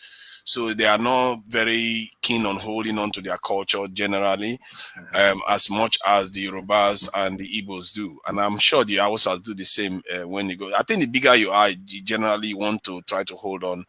And by the standard of even Africans, I think Nigeria holds on to their culture more than any other group. I think even Africans... More than the Eritreans? Yes, the Eritreans are just secure. It's not. It doesn't mean that. To be fair, I don't know what their culture is, but they are not westernized. That's for sure. No, their culture is probably one of the most ethnic that there is. Yeah, I won't be surprised. And they are one of the. Their country is actually a microcosm of what we're describing. You know that their country is a microcosm of ethnic nations being part of one country. So they're ethnic nations that stand alone as a sub-nation and then within a greater country. That's what Eritrea is. True, and the same thing can be said for Somalia, and yet look at what they did to themselves. And Somalia too, yeah. So it tells you, this is why when you look at everything, the commonality that defines how well they are doing is how strong you are in terms of how you can preserve everything that you have. And I believe the path for us is to work together and confront a greater threat. Then we can go on and start enjoying ourselves. Yeah, but how possible is that if Nigeria is a microcosm of this bigger idea that you have, if Nigeria is that microcosm, and within even Nigeria, all of the ethnic nations, they want out for reasons that they want to free associate rather than to be constrained within one entity. So even within that, it is not worked, and there is no signs that is likely to work because people are even more fervent than they ever were. So I mean, the strange thing, I get your point. I really get your frustration because there's a disconnect. You know, in the UK, they talked about fear of crime being disconnected from the actual crime rate. That is what you get in Nigeria. Where you have a situation whereby people are feeling far more desperate than even during the time when June 12th election was cancelled. And it's really strange. So you hear about even the terrorist threat, everybody just starts panicking when car accident is far more likely to kill you. Malaria would 20 times kill you before a terrorist would ever touch you. There is this thing. But that's a straw man. You're a straw man. But it is a fact, though. It's a fact. Yeah, but everything is a fact. But everything is a fact, but those are subsisting facts, but these are facts alien and foreign to the space. So a car can kill you, a car can kill you, but a Fulani man is coming to kill you, a Fulani man is coming to kill you. It's alien and foreign to your culture, and the fear of it is a real fear because it's a recurring and an increasing decimal within the space. So it's not a phobia, it's based on reality. It's in a way you can argue that, but in terms of the number, the chance of one person getting having that experience is very thin. You are more likely to get hit by a car than that happening to you. So yes, but that's a straw man. That's a post hoc fallacy. That's a post hoc fallacy, but see, one man, you are a logical fallacy. You are a man of facts, isn't it? You like to pride yourself as a man of facts. Well, if these things are real, or you don't. So because if these are facts, it means that what it is calling for is rational thinking about these things. Because sometimes one has to be rational not to be afraid. Like sometimes you're afraid of a spider even when it's not poisonous. But you see what I mean? It's new, but you shouldn't be afraid, but yet you're afraid. And I think that our people, this is why I think our leaders are right, that they should not be frightening our people because it's affecting our economy and it's scaring Nigerians from even returning back home. And that is costing us money, real money. So for my take from it is that if you want to preserve your culture, if like I tell all those people that talk about Biafra, I said, if you want Biafra to survive, you have to do everything to fight off the greater threat. It's the Hausa man. If you defeat the Fulani today, you don't control anything still. No black country controls anything. So it's like we are all in a cell fighting each other. In the end, we have to break out of the cell first. Then before we start going our separate ways, if you want to go, I like my tribes too. I will enjoy it more than any group in this war in Nigeria if we are free. If we got people in the South have a lot of resources, so they don't have anything to worry about to cling to anybody. It's just that one has to disconnect yourself from your personal immediate gain to think about the future. Because if you want to really enjoy that your immediate gain, you have to confront the greater threat that is out there, because sooner or later it's going to come calling. And that is the way that's what differentiates the way I perceive things. It's not because I don't feel everything every Nigerian feels, like they don't like this guy treating us badly or our oil. The areas I come from, partly the areas I come from are completely decimated, polluted, all kinds of nonsense going on there. If anything, I should be more aggrieved than anybody in this discussion. But I don't do that because I know that just doing that is not going to solve my problem. The only thing that is going to solve my problem is when we confront the greater threat, we are all going to do better for it, like a tide that lifts all boats. It's just a kind of rational way of looking at the current world we live in. Yes, you are not doing that because you don't have a very strong commitment to your nationhood, you know. And I've seen a lot of people from your side speaking like this. They don't really want to talk about going on their own, you know. I'm not talking about people on the ground over there, but when you speak on this kind of international platform, we're speaking, people from your side, they want to say, oh, we are better off in Nigeria than this and that, but you are the most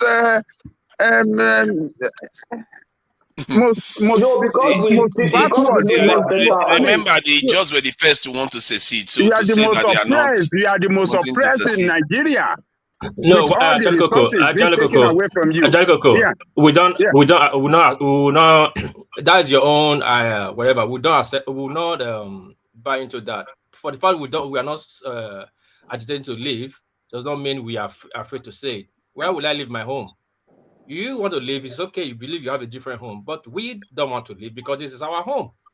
Where are we going to? Exactly. It's not talking about you. Leave Nigeria. Leave Nigeria. I know. I just use the assertion. I'm not saying leave it. I'm just saying. We believe that Nigeria is our home, and we believe that we are better off together.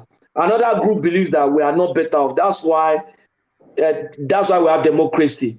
And we have our reasons. You cannot begin to articulate the reason why we feel that we should stay. Oh, the reason why you want to stay is because of this. No, don't paint us with that brush. We want to stay because we know. No, Tony, because you take us to another place. No. I will stick to the topic, please, sir. I beg. Okay. Ejo. Okay, go on. Thank you very much. So, my brothers and sisters, please, especially my brother Ajani Koko. Look, make no mind them. Anyone they talk say they are from South here and they talk one Nigeria, they are liars. Okay, they are liars. They are just pretenders. You know, they crazy. Now thunder will fire their head. They are not from there. They are not from there. Only one piece is from there. I know that. I'm quite sure because I've fought a maker with this two Niger on different platforms. Okay, woman, thank you very much. All right. Anthony, was it not the South that wanted to secede from Nigeria first? We were the first, even before Yorubas and the Igbos even talked about it. And to Niger, just to be clear, people are sophisticated, maybe perhaps more than you give them credit for. People are more intelligent than maybe you give them credit for. People are not insular and locked in some ethnic something, perhaps in the manner that you may see them. But even with all of that, they still want what they want. The Yorubas want to be Yorubas, not Nigerians. In spite of however you see it, that there's greater strength in numbers, whatever the logic of that or lack of, they want to be Yorubas, not Nigerians. That is what they want. See, we want a lot of things, but like now, you are literally calling them Yoruba, and you say they want to be Yoruba at the same time. It sounds like there are two contradictory statements. They are already Yoruba. That's my point. Yeah, but you know the wider point. They want to be a nation state wrapped around the commonality of their culture and heritage. At least have some form of control of the region, of their own space and time and future and plans. Okay, that's what some Yoruba wants. That's what some Yoruba want. You can't say the Yorubas want. No, okay, let's take an example. Within the Yorubas who don't want that. Okay, let's take a sample. We have 10 people here. I am Yoruba. I want Yoruba nation. No, that's a skewed. That's a skewed sample. You have already programmed them. These are independent. These are senior people now. Ola is a senior banker, as you know. Ola, I mean, you tell me, what do you want? Are you in like what do you want? I want Yoruba nation. One man, that's instrumental conditioning. Patrick, wait now. No, Patrick is not conditioning. See, there is a reason for that. It long before I said this. So, see, it's just because of what we faced in Nigeria, and because you don't even know what is going to happen in the future. So you want to maintain your homogeneity so that all these external invaders that are still looking for where to settle will not manipulate your people in the future. So I want to maintain my culture, and I want to be identified as a Yoruba man for me to survive, right? So now if we have a Yoruba land, we can do better than being in Nigeria. So that's just the way. So if you get all that within the Nigerian state, you still have your culture, you still have your peculiarity and everything. Would you still want to get out? No, because we don't have control of our destiny. Exactly. See, no black man does. If you read our history, I don't know how many black people that do. And another argument that my brother was making is that if you look at patterns of nations that have seceded over time, that secession now leads to further fragmentation. Like what you are currently having in South Sudan, there's the problem there. South Sudan, look at what you have in Eastern Europe, Czechoslovakia, Yugoslavia, all those groups like that. And it's going to happen among the Biafra, because I'm sure by the time that country secedes, the Ebonyi people are going to have some problems, the Anambra people are going to have some problems. And it might happen in. You don't have fact to that effect. No, you can't problem even though they finish. Okay. See. But problem no do you know that even in Israel, in Israel, the Ethiopian Jews are suffering discriminations. That's what I just found out. It is going to be another type of problem. There's a problem between when some people that you don't know that are of different culture, they want to overrun you, they want to chase you away from your land. They don't even overrunning you. Listen. Hello. And you can see that clearly this election is already showing that we tend to be what's it called ethnic when it comes to preference. That's why the Tinubu will say that he will get the Southwest votes. Atiku will talk about the Northern vote, and Peter Obi will claim the what's it called the South and the South vote, such that even during Arise TV the town hall meeting, was it yesterday?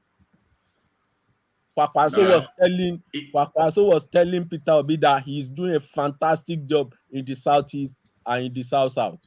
It was like that before we were born, right? So all this boundary, all this ethnicity, tribalism, all this thing existed before we were born. If you won't take this one as blasphemy, even when you look at the Bible, you will see some type of tribalism in that Bible. You know, that's why you have Israelites, you have Ammonites, you have. Wait, let me help you, Ola. When was it Peter told Andrew that he has seen the Christ? He said that can something good come out from Nazareth? You see that kind of a tribal sentiment, right? So there's not all this tribalism. We are trying to all this political correctness. The same way with people and they cannot produce good thing. You see, so there is something. So all of that leads still to that same space that you just want to form that nation of your own. We don't, I am not against people having their own nations, but if you want to have your nation in the context of the world today, you have to head off the greater challenge. Okay, let's say we head off the greater challenge first. Let's say you give it 30 years. Then you start saying, okay, let's go and let's go separately. Is that not better? Tonight, please don't look at it from that old. Yes, every ethnicity developed over the years, so we cannot be making our projection to all those old wars, those obas fought within themselves. No. What the overarching ideological thrust of Tunaja is a black mass to hold the fort against people foreign to. I think that's because every other major group. Let me summarize it. The Europeans have NATO and the US, and there are a bunch of almost 1 billion people. The Chinese, the Asians have China, and there are nuclear powers, a bunch of over 1 billion people. The Indian looking people have India and Bangalore, Malaysia, all of them. They are strong on their own. The Middle East, if we can say whatever we like about the Middle East, they even have Israel there, a nuclear power, strong, and they have Iran. What does Black Nation have that has almost 1.4 billion people around the world? What have we got? Yes, nothing. But those examples, they don't enhance the position that you're trying to flesh out.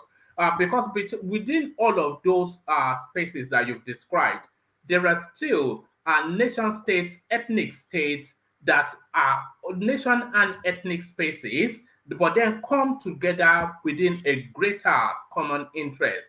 Yes. But that is not being excluded in Yoruba Nation. So if you have Yoruba Nation, that is not to the exclusion of a greater African common stance, which they as Yoruba come into as Yorubas, not as Nigerians. I hear what you are saying there, but you are looking at it from the point of view that the people that are the groups that don't want us to do well will just allow us to just separate each other amicably without creating. And okay, look at it from the point of view of Nigeria now. If you want to create break Nigeria up, one side says no, war, and guess what? Who is going to gain from that war? Our enemies. They're going to split you apart, and that thing that you want to preserve, you're going to lose it. I think you're wrong, because ethnic nation, put together nations have Patrick just cited South Sudan, and I think Turkey. It happened. Within the African continent. I just cited South Sudan, and I think we're seeing the hemorrhaging of the Somalians, the Eritreans, and they are going increasingly more towards ethnic nations. So, but I'm not quite sure that the understanding might well be that a Yoruba nation will be then in conflict with other ethnic nations around it. So it will be in complement to other ethnic nations for a greater good. But as Yorubas, which is their free will to be. But these things don't happen amicably. You know that. Even when you're in the same country, you're not getting along, not to mention when you're separated. There's going to be issues and they are going to take us apart like the way they did before again. It's not, I will do the same thing if I was them. If I watch smaller enclaves, when I'm big United Kingdom. They'll take us apart? They're already in charge of you now. One man, can I add something, please? But you stand a better chance of heading them off look at Russia, when you have more people on your side. Yes, but you will still have those people on your side. This is what I'm saying to you. That do you know that Russia? Hold on, if please. Russia even has smaller nations within the Russian. What is this guy doing? I said, hold on now. Sorry. I mean, we are both talking at the same time. Is not to the exclusion of others. Anyway. I think I hear exactly what you are saying on that. No, you hear it, but you think you are saying. Maybe I'm not expressing it. Should I repeat it so that you say what I got it wrong? Right. You are saying that what you are advocating is that it doesn't necessarily mean you are going to be antagonistic to your neighbors. You are going to still work with them to still head off the greater challenge. Is that what you are saying? Yes. So what I'm saying is that if I was the one sitting on the other side of the fence, you've just made it easier for me to not allow that to happen.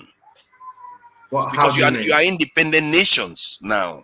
I can just go in there and take their ambassador or their leader and tell him this. That nation be suspicious. Yeah, but how is what you are saying now different from what obtains already? Because right now you are all sitting in one house of legislative. You are all serving as one. You can be a Yoruba man was a president. You see what I mean? No. Forget the Yoruba space. You have Nigeria. You have Ghana. You have all of these African countries. So these are countries. But if you had nation states, so how is that different from what already obtains? The reason why is because you have bigger groups. Bigger groups can make bigger changes fast. Like if Nigeria comes together and I guess its act together and just say, you know what, we are going to get our act together, fix it. You'll be surprised. The resolve on the content will increase. But there is no real will or no real indication. And the agitation for ethnic nations more fervent than it ever has been. There's never not been a desire. Nigeria is not a nation formed of will. It's not an agreement by all of the composing ethnic nations. And people within Nigeria, they don't feel a sense that they are in there out of free will.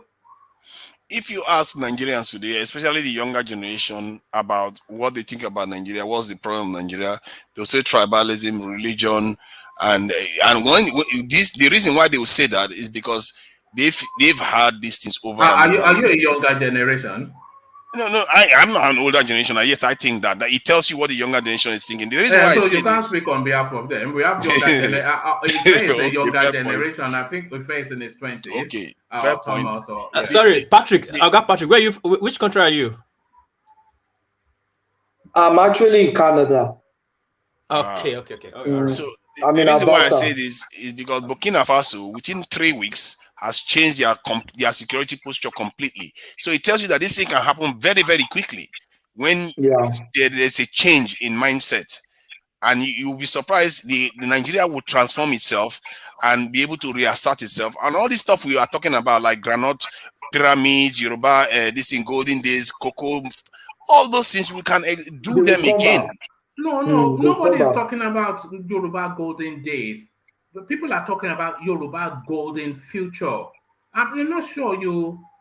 golden future is the same thing as golden days. It's a day in the future. No, yeah, but the golden days is days of the past, but golden future is... Anyway, we are in agreement. We are not in disagreement there. We're just looking around anyway, but... To Nigeria, see, when you look at how we started and where we are today, because you make one assertion the other time that we are together, we can do better. The fact that we are together is what brought us backward to the level we are. No, I disagree with that. I disagree with that. Now. That's just a blanket is because we are weak militarily. Please, that's why. Give us facts to support that assertion. Okay. When we had a regional system, right? It was like a homogeneous in nature.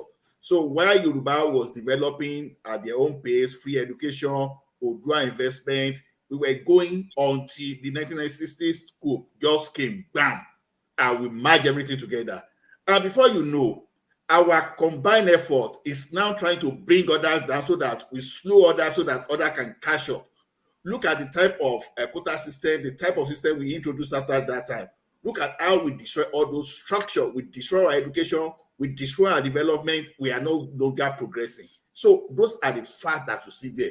Now go back to the regional structure where we were doing our things. Everybody was going at its own pace. We were growing, but it's no longer the same way now. We can't produce. We used to assemble cars in Nigeria before. We had our own cocoa. We used to produce. We used to build our own value chain. So who is stopping you from running cocoa farm now? Who is stopping you? Good question. No, the thing my father-in-law is my father-in-law has a very big cocoa farm in Oka. Is he not a Yoruba man that owns PROF? He's a Yoruba man. They still who is stopping you? Because we need to change our mindset. In those days when we were growing up, we thought the people that were farmers were poor people. So farmers thinking, the farmer is thinking, me, I'm suffering. Look, this is my son. By the time you go to school, I will send you become a graduate. You said you go to Lagos. Who is stopping you from growing your cocoa now? See, something that is stopping us start from ideology and the way we present ourselves. Look at it. So is it our awareness that brought that? Say you are in control of your resources. So what you give to the federal government. But this day, the federal government is in control of your resources and just give you something that they believe will make you live. Ironically, if you plant cocoa, the federal government is not even going to control it. That's not ironic, and that's the difference. You see, that's why it's different from resources. The people that should be saying this are my people from the south. This your cocoa that the West was planted and that made it grow very well. If they are still growing it now, federal government will take nothing out of it. Bros, you underrate the damages. I'll tell you. You see, my problem is we are always looking at the other party as the issue. We think the Fulani man is our problem. We think that once we get rid of them, we are free. Let me land now. Let me land. See. Okay, please land. You start destroying something. You can't even appreciate the impact until you get to this stage we here. Easier said than done the way you're talking about.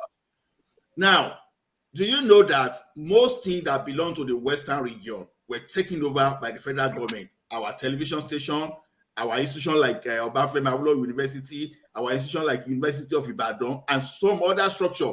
Now, some part of Odua investment, plus part of Odua investment before Odua investment managed to consolidate what they had before. Now, the resources that were available for developing all those things before now, and this guy, they now hijack it. Everything we were doing at the region before, they now put it under exclusive list. They change our constitution so that in such a way that those kind of advantage we had that we used to develop ourselves will no longer happen. So it's just like you say, okay, you say, okay, what stop this child from developing? But every resources are available. But Yoruba man was part of the constitution, though. Forget Messenger was in charge at that time. If I'm not mistaken. About those people in charge of that constitution, but we are talking of what led us to that place. The way we destroy our structure. Now, to get that structure back now is what we are fighting on now. We can no longer get it. Now, they introduce to the point that even your education, even the university within your area, if you score 300 over 400, now they are saying, okay, you cannot enter because they want to mix you together. Someone that's scored 150 should come and join you, and you deprive those people that merit that in the opportunity. So over time, you create some kind of sense of the injustice. You shift the people's focus. People will focus more on the negative. This thing look like failure loom larger than success, right? So people now focus energy more on the negative, and that negative is what they will be fighting. Meanwhile, while we are fighting it, the federal government keep finding a way to take resources away from you.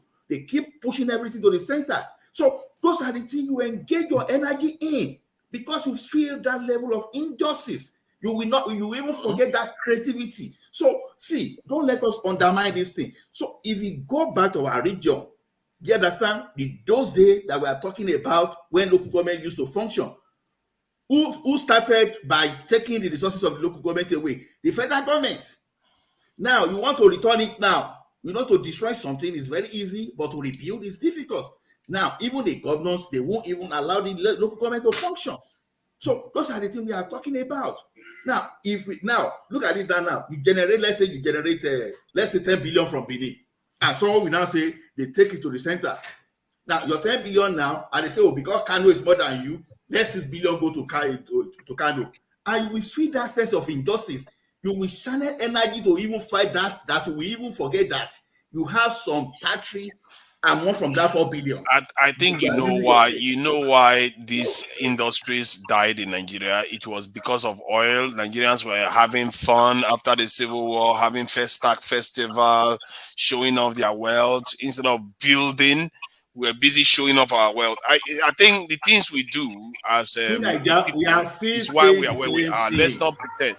No, I get what you're saying. It's not about injustice. We didn't do our due diligence. Wait, to Nigeria, before 1966, the South would have contributed just 50% of that to the central government.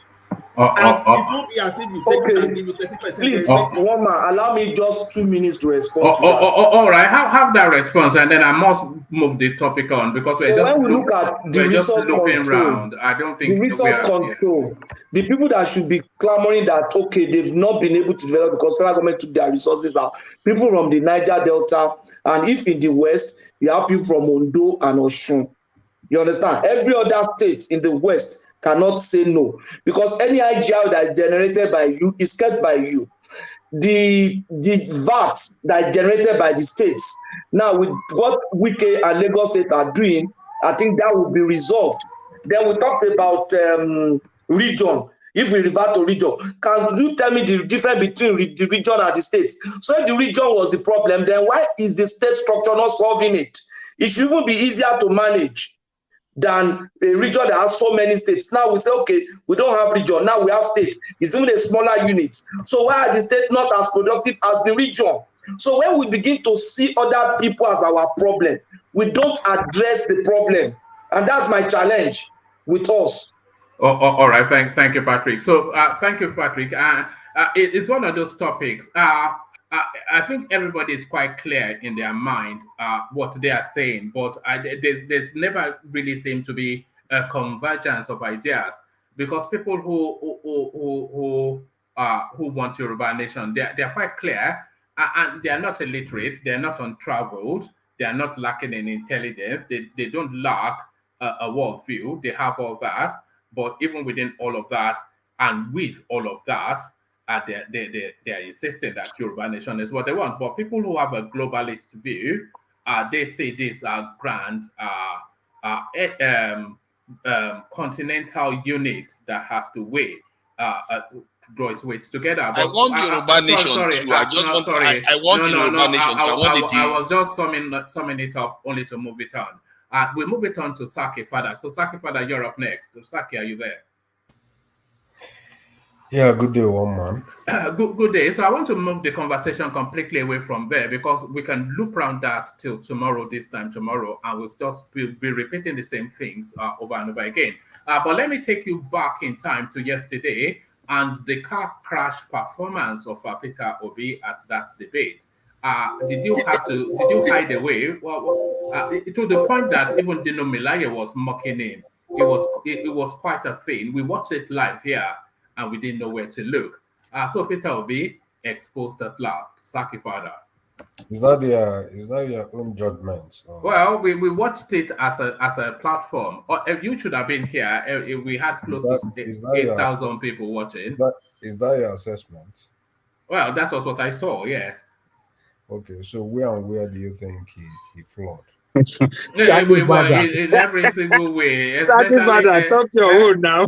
Leave one man alone. No, you want to know where he flawed. I won't tell you. I'll let Dino Melaye tell you. Let Dino Melaye tell you. Please subscribe to Face TV Africa and and turn the notification on. Face TV Africa, subscribe, hete. Face TV, Muswobi. Fellow countrymen and women, I am doing this video just to clarify the outburst by Peter Obi, the presidential candidate of Labour Party yesterday. It was not provoked. I was sitting far opposite the top seat where they were sitting. I didn't mention his name, and I was really surprised to see that type of outburst from a presidential candidate. Is that the type of president he's going to make?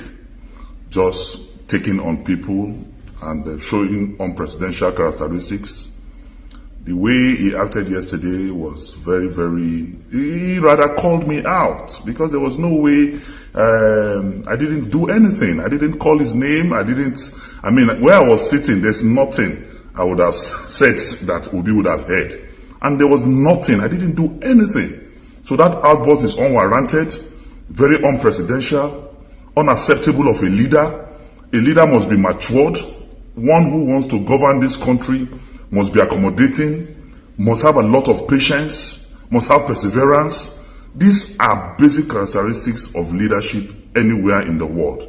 You want to be president of Nigeria and you are reacting in such a manner in public, this one will slap ADC for office as president. So I want to clear the air that there was nothing, I didn't do anything to him. He was so provoked and so carried away by the performance of the Governor Okowa that he was saying that somebody outside is from ANPP. Does that make any sense? Is there any party like ANPP in Nigeria today? ANPP collapsed in 2014 when they all amalgamated and merged together to form APC. But he was so disorganized, so disoriented, that he was saying that the person out there is from ANPP. Is there any party like ANPP in Nigeria today? Next time when you want to go for a debate, be as calm as Governor Okowa. Be as calm as the PDP vice presidential candidate. But that was very unpresidential, and I deserve, a serious apology. Thank you very much. Please subscribe to Face TV Africa and turn the... All right, Sakifada. So this is what led. Hold on. This is what led to all of that. Yeah, this actually. Hold on, for the benefit of the audience. Who's that? Ajaleko, please mute yourself. All right, thank you. So people have to listen very closely, because, as you know, Peter Obi's pitch of voice is quite effeminate, and then he's gone high in octane. So you might struggle to hear him, but listen to this. He called it to people. This colonel is NPP personnel. You call it to people. Stop that, please. You did. Stop that. I'm taking a lot from you here. What is what? Why are you always calling me? Very quickly. So there it is. Why are you always calling me?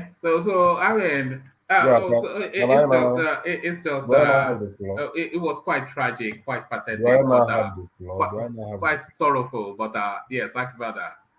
Okay, so allow me to have the floor and give me more time to talk. Okay, carry on. The car crash, that was Peter Obi.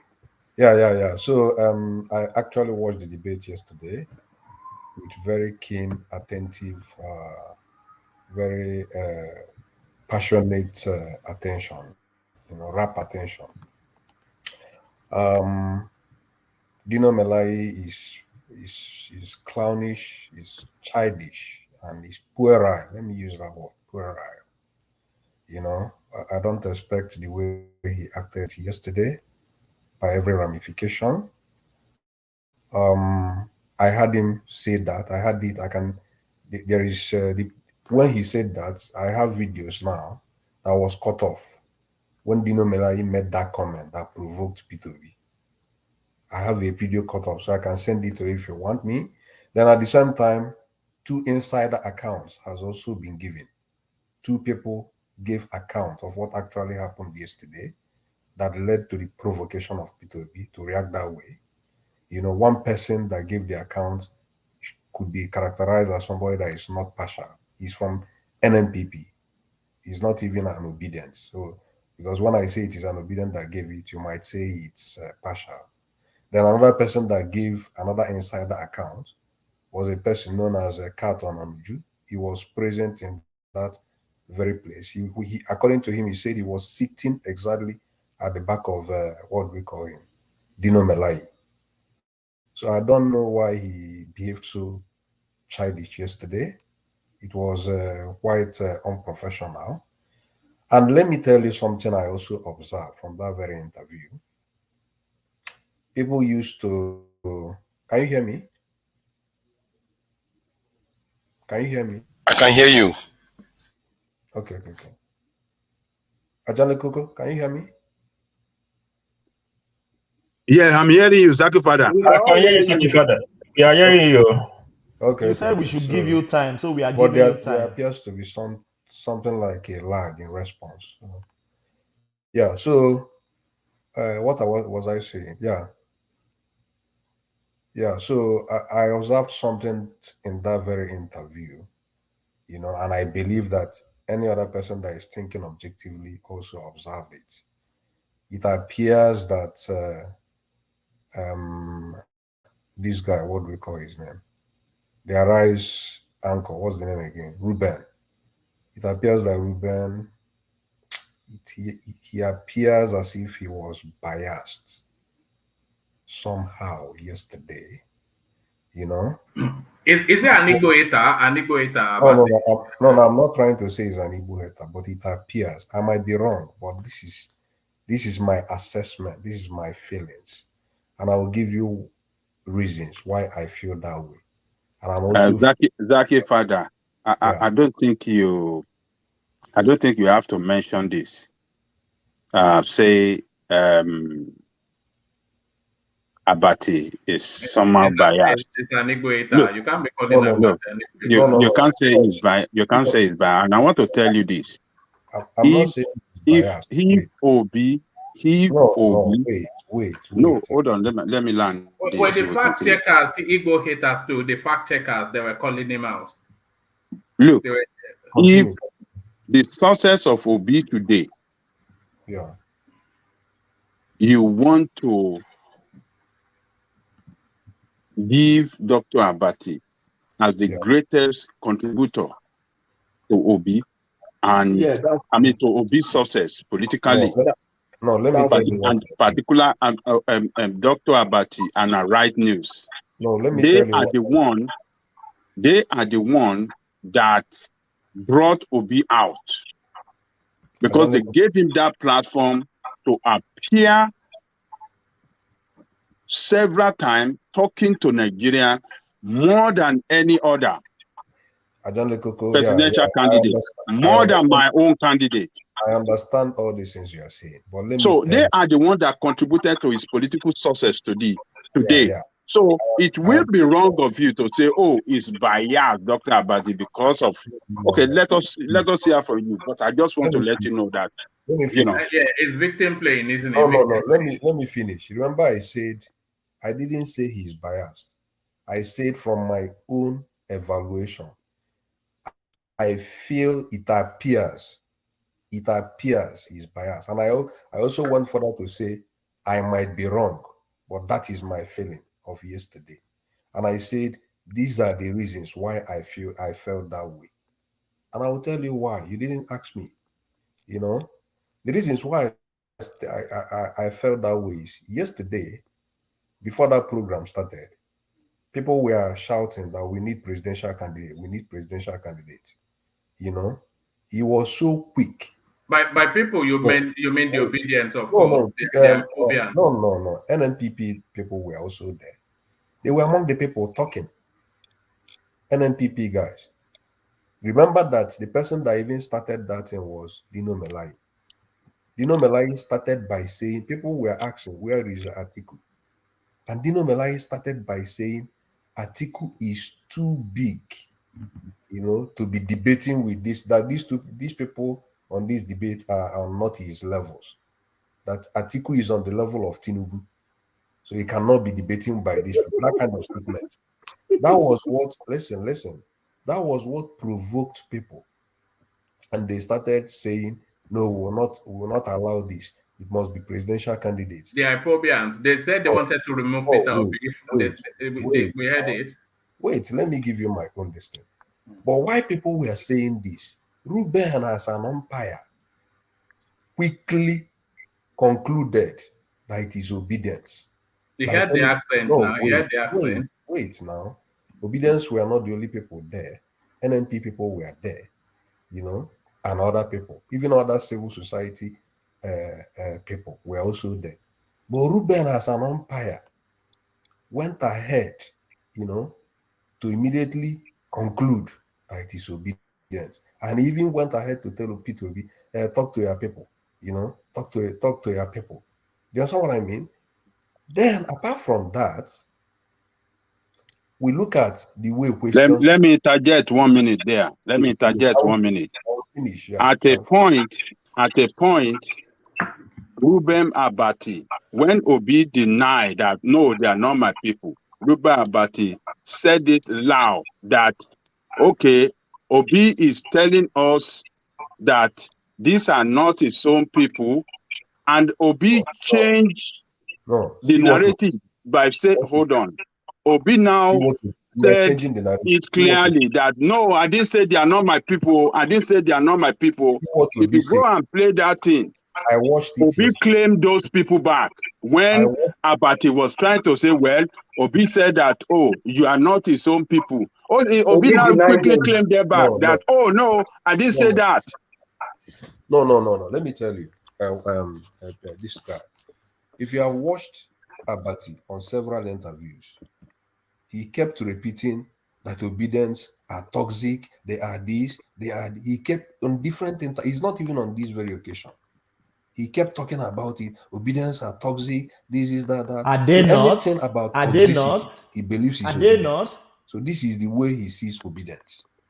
And Peter Obi several times have come to Arise Television to explain this to him, to the extent that Peter Obi one time told him,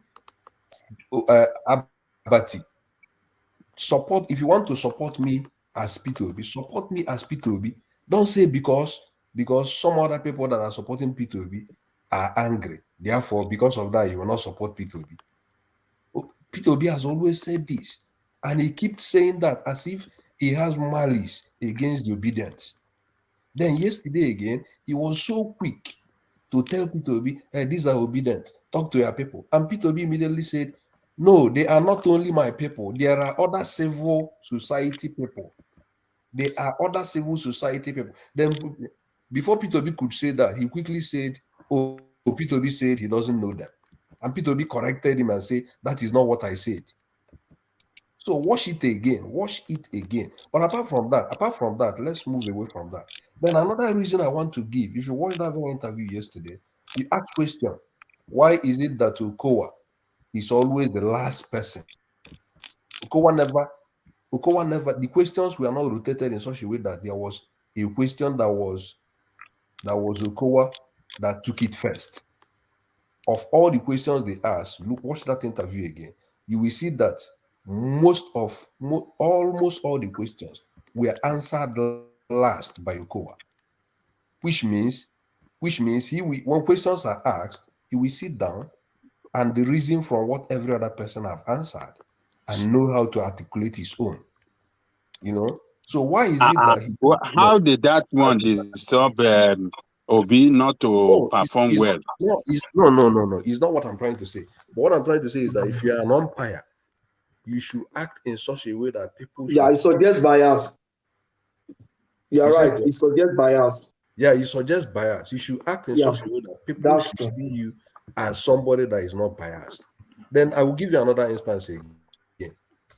I discovered somebody yesterday, and when I discovered that person, I was like, does it mean that Yoruba people cannot even see this person? That's Abiola somebody, that Kola somebody. That guy is good. He tried very well, you know. So if you see the way they were ringing bells on all other people, you know, apart from Okowa, to the extent that Abiola even spotted and complained, you know, that they are not the time they are giving him, that they are distracting him with these bells, something like that. But when it comes to the part of Okowa, it appears Okowa is allowed to talk. You know, it appears he's allowed to talk. So, did he talk for longer than the allotted time? Watch what I want you to do again. Go back to that very interview. Watch the way Kola Abiola was talking, and the bell were ringing to the extent that he noticed it and even complained himself. He complained himself. He said, you know, this bell is actually, I think they are not for something. I think he made a comment like rules should apply for everybody, something like that. There was a comment he made. So he said the bell was distracting him. Yeah. So what I also want you to do, if you can check this thing, use your own timer. As you are watching the video, put your own timer, gauge the time those bells were distracting that Kola Abiola, then match it against Okowa when Okowa talked. So it appears that presentation was meant to achieve something. That is the way I observed it. I might be wrong, but that is my own feelings. Can I just add something? Yeah. I think that what you are seeing, what you observe is because Peter Obi has been on stage by himself talking continuously and interviewing people. And no, let me explain why I'm saying that. Then Okowa, nobody has seen him before. Nobody has seen this in KWANKWASO, at least not on the scale that he appeared. Let me tell you. So, let me tell you. Okay. Let me tell you. If you now ask me to rate performance, you know, in that very interview, Okowa will be the last for me. And my reason is very simple. My reason is that if you watch, I don't want to look at his English. He might have power of oration. He might flow very well when it comes to speaking English. But when I look at content of what he's saying, you will see that most of the answers he say, he will either say, I agree with Peter Obi. I agree with KWANKWASO. You know, so it's like me agreeing with what somebody has. But it's up to Peter Obi to call him out. If I was Peter Obi, I will drag them. I can't take you seriously. Your boss is not here. I don't even know who sent you to come here. You can drag them to the point whereby he won't even be able to get up to talk. How is it that Peter Obi is able to engage him? I think Peter Obi is too generous. That's the problem, and he takes things too easy. How can he be on stage with a second in command talking to him? If that is the case, you treat him like a boy. If he comes and says, I can't take you seriously because you are not the president to be. No. Remember that the first time Obi answered a question when he was asked about if he meets a like all these what do we call them, bandits, you know, and the bandits say that there was the question. So how will he address the bandits? And Obi said something and later talked about how he saved money in Anambra State. And then when Okowa was asked to talk, Okowa started by saying savings. Why will you be saving when people are suffering? You know, this is that savings. You should invest in infrastructure, those kind of. So he attacked Obi. Obi later came back and said, the savings I did is not the only thing I did. It is an addition to my excellent performance. I achieved this. I did the highest kilometer of road. I did this, and in addition to all those things, I still saved money. Why engage with Okowa? Okowa, see, you treat him like a non-entity and just engage Nigeria. You tell the Nigerians that if this guy, his boss, is not able to come here to talk to you, why should I engage him? I will make that debate a campaign event. Forget about him and talk to the Nigerian people about what you want for them. You would intimidate them to the point that they would start wishing that they were on that stage that day. What he did, his mistake was that whoever is advising him, advised him to engage with Okowa. Treat Okowa like a non-entity. Whoever is representing the other two, they are not at your level because you are the one that is running to be president. Okowa is running to be vice president. Why engage him? Zaki Fada. One man. I've got one question. One man, I want to play one thing. I better make I mention something to Zaki. Zaki, before you came here, we had discussed this, and one of the things we thought was that you, as Zaki Fada, you probably would have been a better handler than those that are currently handling the OP. We are not just saying that to patronize you, but at least we engage ourselves and I just told them if Zaki Father was there yesterday, I think he would have even done a better job at handling it. If there's any way you can help them. The reason is this: even if he has to speak, the fact that Atiku is not there yesterday doesn't mean that I cannot speak. I can be there with Okowa or even be there with Chairman of Campaign Council. But Obi will be talking to Atiku and Tinubu. He will be coming out with his performance and say, I did this, and Atiku has never had an executive post. He should just ignore the guy. You understand? Exactly. And even though Okowa was present, but in his own mind, he will say Atiku was present. And luckily for him, if he attacks Atiku there, Atiku will not be there to defend himself. Exactly. Tinubu will not be there to defend them. Those are the kind of strategy.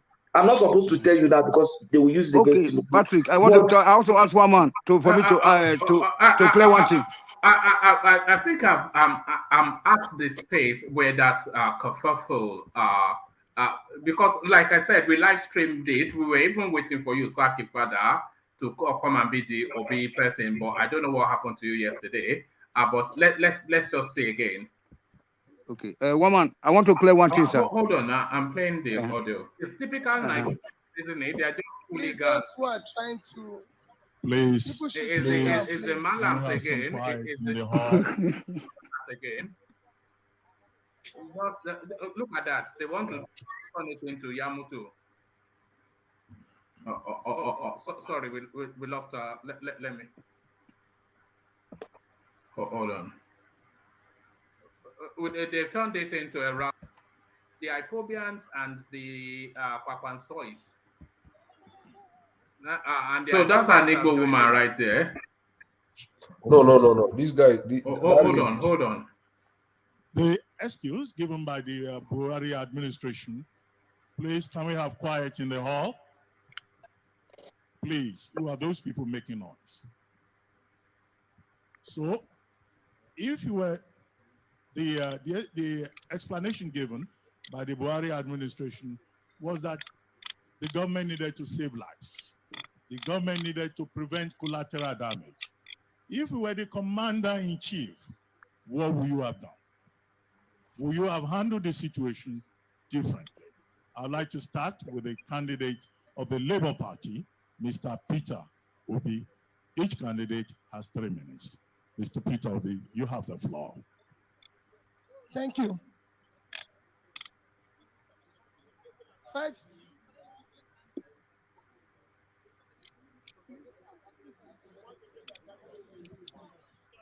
it's typical Nigerians, isn't it? They're just hooligans. Those who are trying to.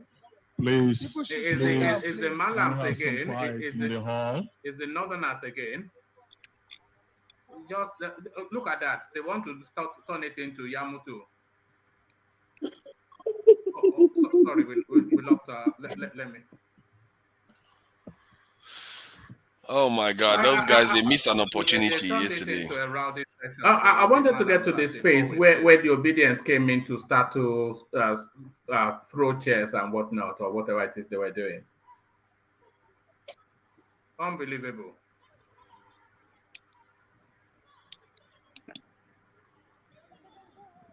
So that's an Igbo woman right there. He's not an Igbo woman. Please, will you allow the candidate of the Labour Party is there no to security respond to the question that I have just asked? Is there no security to remove these people? Well, Mr. Peter Obi, maybe the person who has threatening to take you away, maybe when you start speaking, they will calm down and listen to you. I've asked the people to stop. That's the obedience again, no? Yes, people, please. Alexander. One man. Yes. And they will say we should not worry about them, that they are inconsequential. Did you not see this? I told you, this is the tip of the iceberg. So there it is right there, Saki Father, unmistakably the obedient. They went to but the question I will ask, whether they are NNPP or they are obedient people or they are any human being, what they were asking for at that point, is it legitimate? Forget about the messenger. The message. Forget about the hooliganism too. Should we forget about the hooliganism too? No. Forget about the messenger. What they were saying there, is it something that is it a legitimate demand? They shouldn't have been the one to demand for that. The candidate should have been You are right. it should have been in the lead to say, look, I am not standing here, I'm not competing here, this is not what I'm expecting. It should have been a person to fight for himself, not his supporters saying that, oh, we want to kidnap him, or we must go, we have to take him away. It was a legitimate demand. Are you saying it's legitimate for them to say they will forcibly remove Peter Obi? No, what they were asking for, it was legitimate. They shouldn't do it in a hooligan way. No, Zaki man, we have answered your question. It was a legitimate demand. So we agree. That is what I want to hear. So whether, no matter how they asked about it, these people have long played on us in the past. How can you want to serve Nigerians and you want to be bossy? The only interview Atiku has granted was done in his apartment.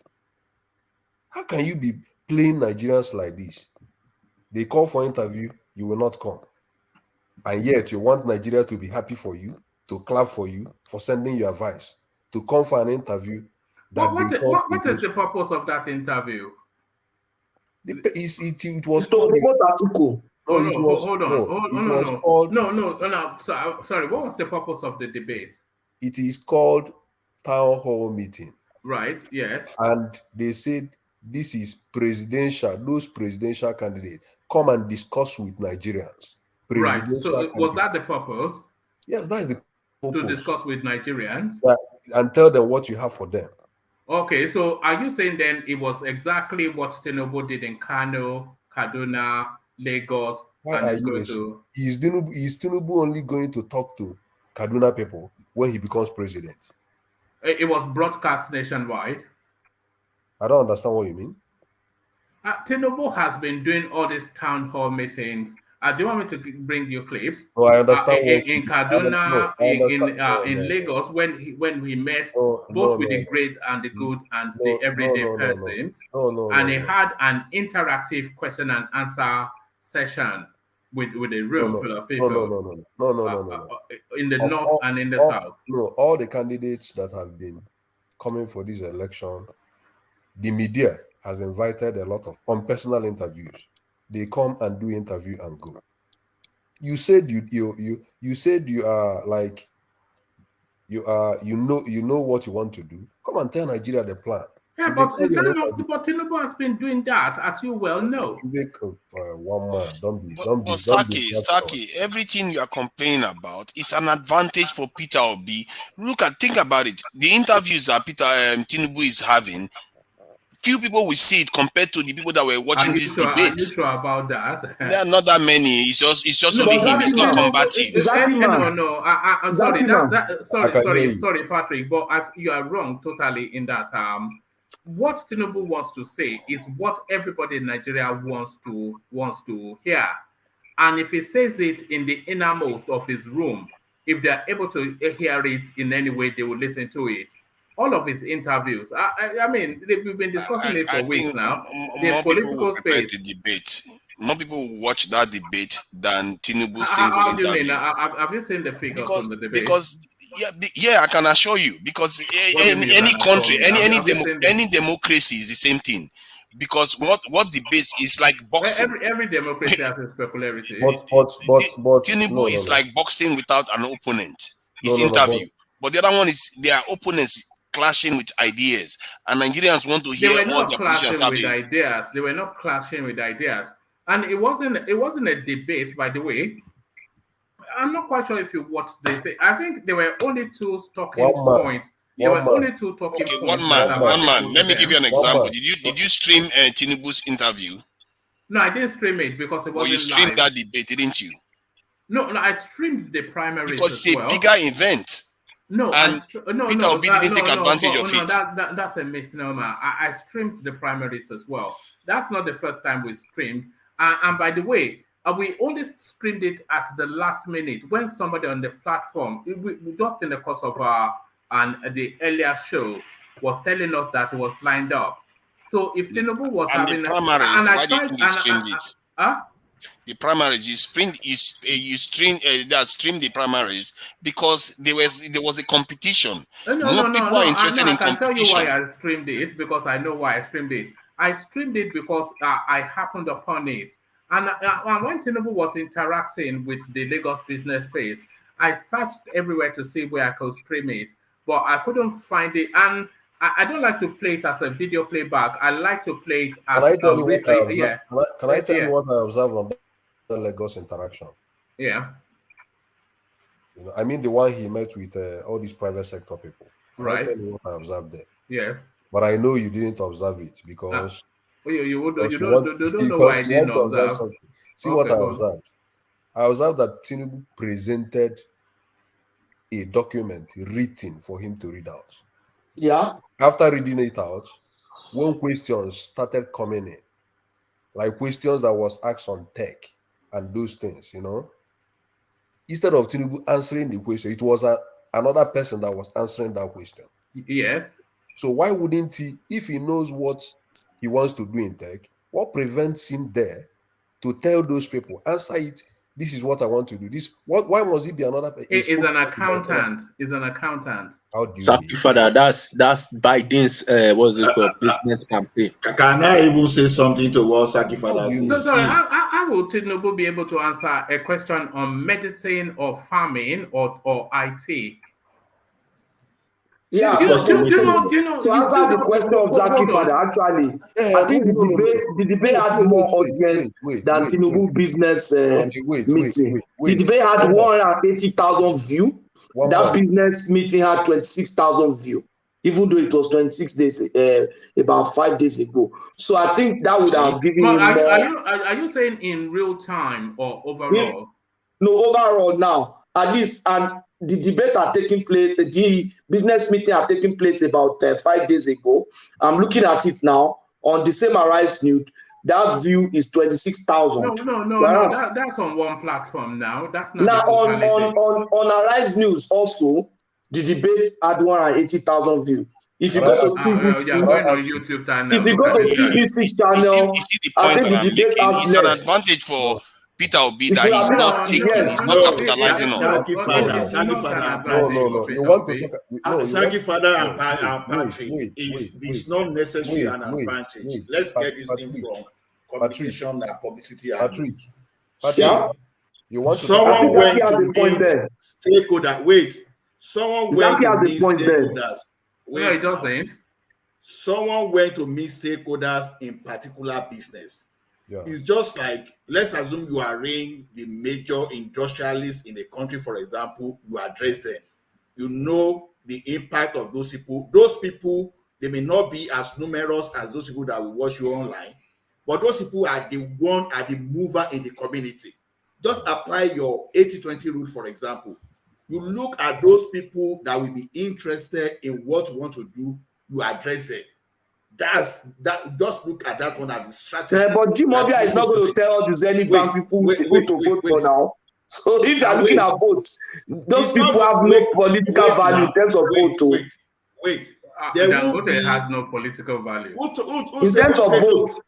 Who said they don't have political value? Look, let me tell you, Jim Ovia will not be the one to tell the Zenith Bank staff who to vote for. Almost singularly handpicks who will be but the next president. Let me tell you, if your company is participating in any political event and you see your company is taking a strategic position, you are more likely. No. Forget the company. It's really sphere of influence. It's sphere of influence. The sphere of influence of somebody like Dangote is probably how many administrations has Dangote seen in and out? His sphere of influence is probably the strongest within the Nigerian space. And if you get him on board, you say he has no electoral value. It's better than some the yams that are saying production. I don't think. And what Tinubu did, there won't be any one random person just to come out and mess him up too. You know, there's a way you protect yourself from just some kind of. So it's not politicking to their businesses or their employees that they have influence over is politicking to their sphere of influence. Can I ask you a question? One more? You get that, Patrick? I get that. I get that. Yeah. One more. Can I ask you a question? Yeah, go on. You defended Tinubu now. I didn't defend though. When I talked about the way somebody was answering questions on issues of technology. Yes. And you said he's an accountant. Yes. So he shouldn't have knowledge of technology. That wasn't what I said. He's not an expert. Yes, it's not an expert. Yes, right? So why will you now come to P2OB and expect P2OB to answer every question? Because he purports to be an expert. He purports to be an expert. Anyone he makes. But is he not the one quoting spurious statistics? The fact checkers were flogging him all the way through that. It's just a car crash. Yesterday, what was the statistics that he made mistakes? Every single thing they just say you are talking nonsense. The guy was just saying every single thing he said. Which one they said he was wrong? Which one did they say he was wrong? Every single thing he said. And then he was trying to whistle and worm his way through. It was just so embarrassing to see. No. Woman, can I come in now? No, hold on now. Wait. I watched that program yesterday. So I don't know. Just try to tell Saki or something. I don't know the statistics you said it was wrong. Because yesterday, who got the most beating from the fact checker? Was it not Peter Obi? It was NLP. Because it was one that was presenting facts. It was NLP. Well, according to him, go and check. He lied throughout. He lied throughout. Unbelievable guy. They was checking. Best governor instead of a polio. He just talks nonsense. He says he's the best governor, and they have to pull him up on that. He says he's this, that, and the other. Even here, we debunked that best governor thing, and they're still laboring it. One man, is it the same interview I watched yesterday that you watched? We all watched it. It's the same interview we all watched. Can you tell me the statistics they said it was wrong yesterday? Every single thing he said, the fact checker put him up on. He talked about the number that's not fair. I saw that one of them on security, yeah. He talked about the military, the police, and he was arguing with the guy that was correcting him with data. No, he said I spoke to the Inspector General of Police. 320 and 270,000. No, he said he talked about and then the one about him being the best governor in Nigeria. When it was just, it's not just because it's an important thing. He said he was the best on MDGs. Polio. Then he said he won is it Bill Gates or something Gates? Yeah. He mentioned the word. He won that prize. We have debunked that on this platform. So did he win that prize of that meal? He said he won it on health. He was a polio and not on health. Not on health. And it was also in the southeast, not even in Nigeria. It was awarded, and that is why the price was so derisory for the eradication of polio in the southeast. He's not going to do it in the south. He only covers the southeast. Yes, and I consider, but he's claiming that it was a Nigerian-wide thing. But was it correct? Yes. But was it correct about the name of that prize? Oh. No, that's price. It's unbelievable. That price, it's unbelievable. Woman, can I talk on Yunus issue? Tony, please, I left you in the chat. I left you something in the chat, Tony, please. Sorry. Okay. So, what I'm trying to say in effect is that one man, I understand again that you are much carried away by people that speak English. So I know that. No, it's not the English speaking. It's people that speak fact and truth. It's what excites me more. No. I know not people that just pluck from thin air. I went to Egypt. Listen. I know that for that interview, you'll be carried away by Okowa. No, I was impressed by KWANKWASO actually, because I thought he won hands down that space. And Okowa, he did okay. I don't even know what the Abiola was doing there, so I didn't pay any attention to him. The Abiola was just asking Nigerians questions. Who was he even doing there? What was he doing there? He wasn't ready. Why did they put him there instead of Sowore? Who is it? Because his sister is a presenter? What is just nonsense, isn't it? He keeps saying Nigerians have to decide. I'm like, that's what you know one thing that surprised me. That will come and decide for us. You know one thing that surprised me. Guy. Oh my God. Tinubu, for example, has more than enough award. If you list award given to Tinubu, you'll be shocked that nobody even is talking about that. So saying best governor, I just laugh. The same best performing governor that Tinubu got in the year 2002, for example, and the main meeting and merit recognition. So and in a hostile environment, because Obasanjo hated him. Exactly. So man of the year, extraordinary man of the year, all those things that he won, all those things. And I've never heard this guy even mention it for once. So I don't know. He has bigger achievements now. He has bigger achievements than the winner of eradication of polio in Anambra State. So that's ridiculous nonsense. It's very surprising. He's like talking about creating banana island, and this guy is saying he got Bill Gates check. Sorry, let's hear from you first. Sorry, come in. In no space. You see, over the years, we have been used to all this type of presidential attitude, unpresidential attitude. For me personally, I like the way Obi talked that responded at the way Dino was acting yesterday.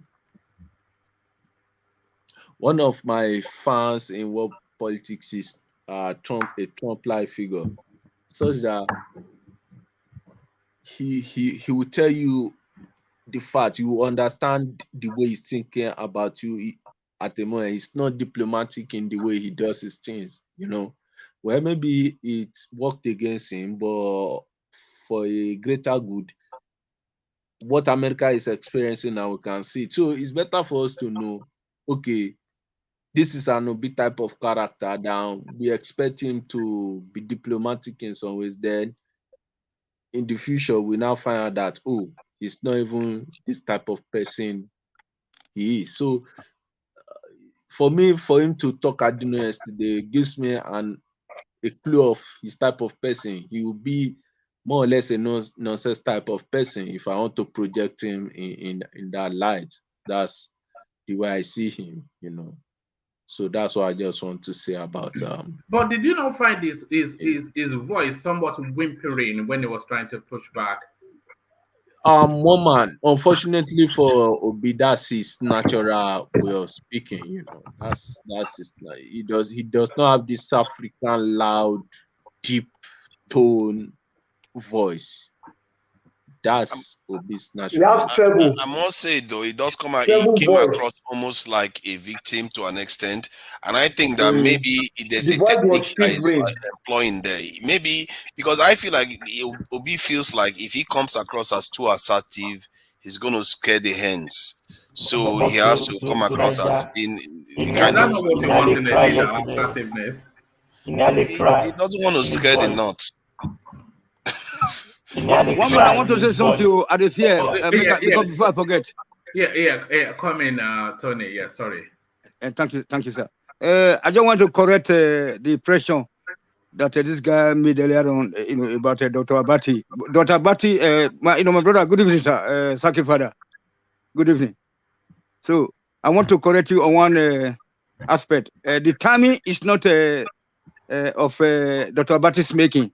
So Dr. Abati, you can also recollect that he was even trying to stop the people, and they reminded them that it's only 5 minutes each.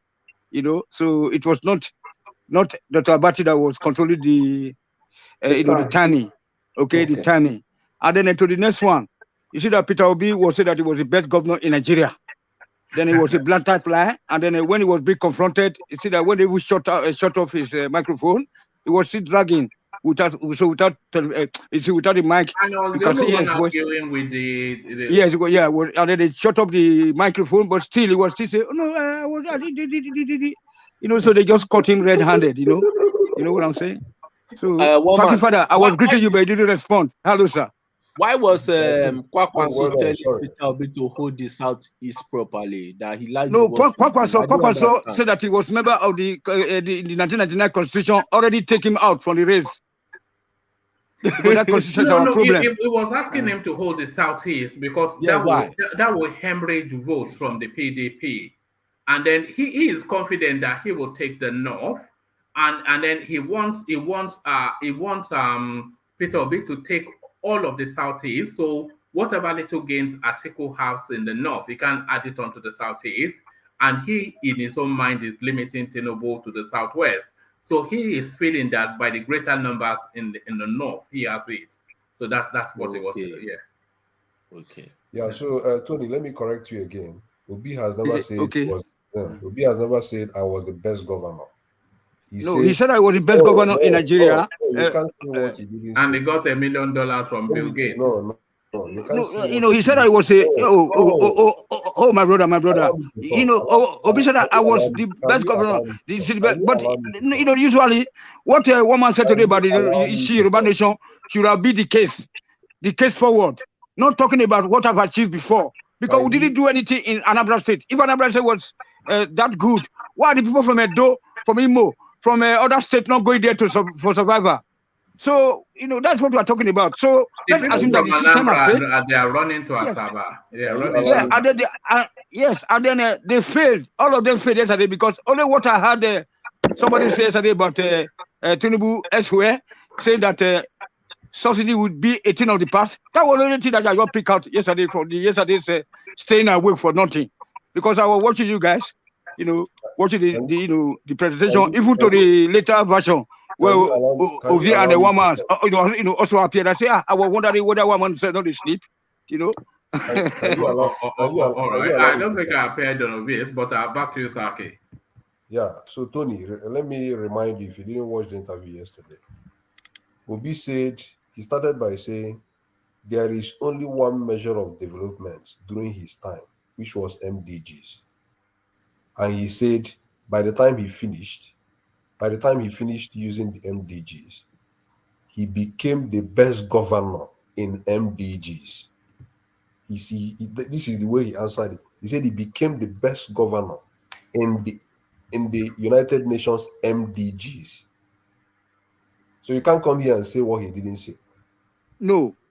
He did. He said that he was the best governor. He was voted the best governor in Nigeria, and then they debunked it that he was the best governor that took care of polio in a southeastern state. And they started to squirm and slide. Yeah, I don't know anything about MBGO because what I want to see in Nigeria is industries. Hold on, industries. That I will keep talking about Awolowo and his 5 gang.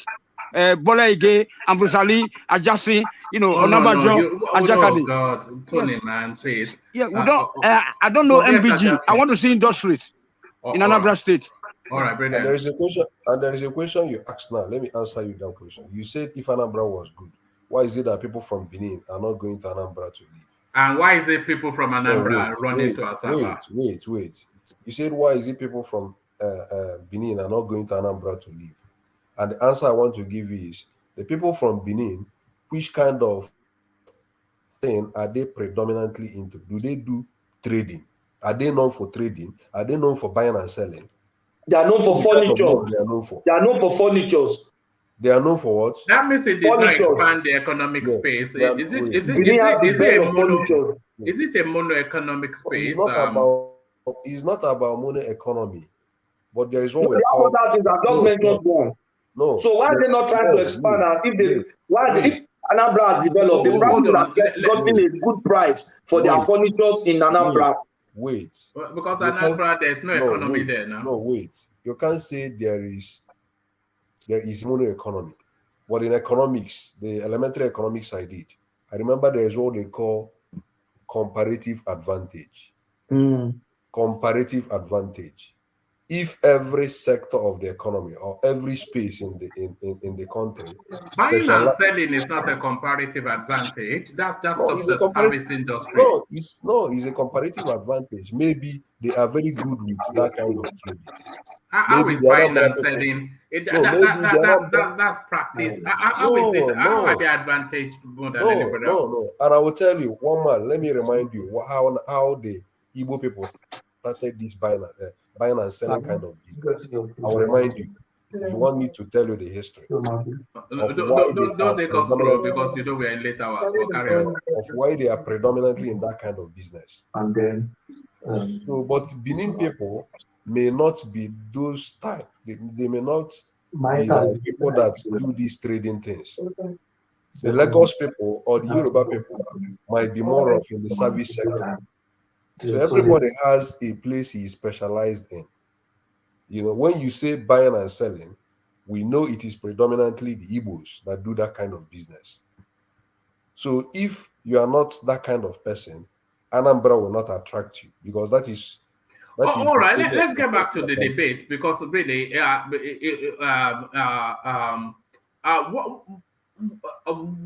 what is your assessment of Peter Obi's performance? He did very well. Peter Obi did very well in that. You think so? Yes. He did very well in that debate. Do you think everybody else thinks he did well? Because we watched it as a group here, and nobody said he did well. No. There were 10 people here, and nobody said he did well. Of course, I know how this place is. I know people that are talking. I don't expect Patrick, who is an APC member, to say he did well. I don't expect one man who has never seen any good in Peter Obi to say he did well. I don't expect Thomas to say he did well. So okay, me I just said he did well, though, and I was able to establish that the audience, the umpire was biased. The only thing I know Obi didn't do well was you should be able to gather enough intelligence to assess the situation before you honor that debate. It wasn't prepared. Just like, it didn't look prepared. He just just like Shetima did with NBA conference. He knew there will be riot, there will be everything there. So he said he got a sticker. So if Obi knew that, look, these people were planning for me, because to me that debate was just there to sell PDP and run down Obi. That's the strategy. Let me tell you. He didn't anticipate that. Let me tell you, Patrick. Obi was not told. Nobody told him that Atiku is not going to come.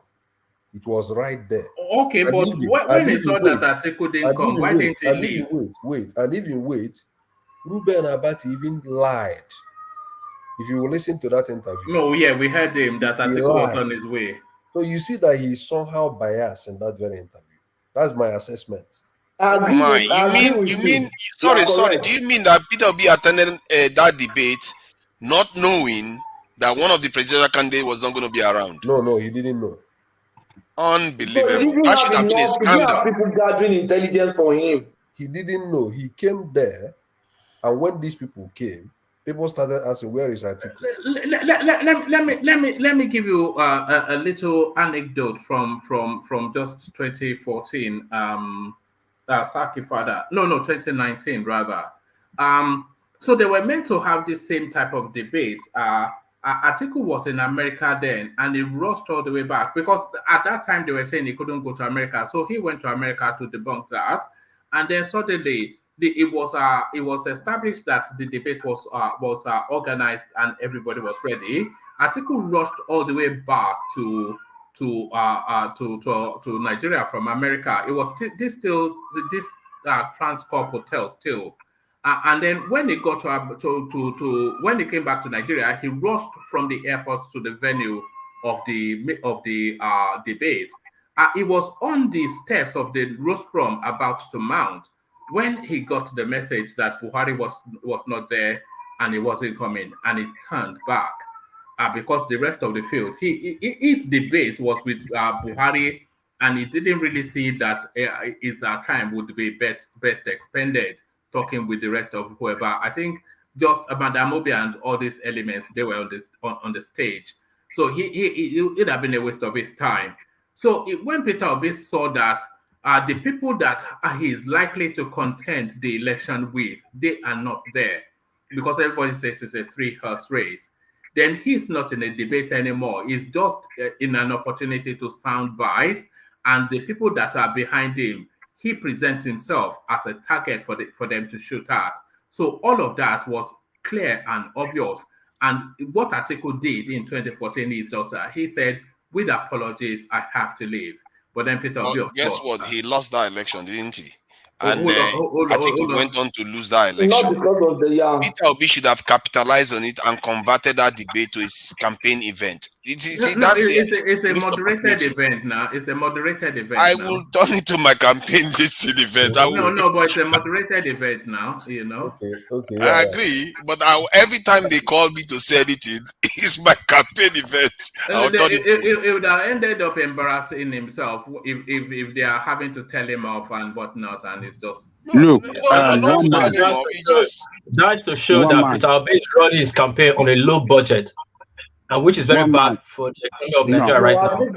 One man, you see, what you are suggesting that Obi should have done is exactly what he should have done. And they couldn't do so because him and his team were not well coordinated.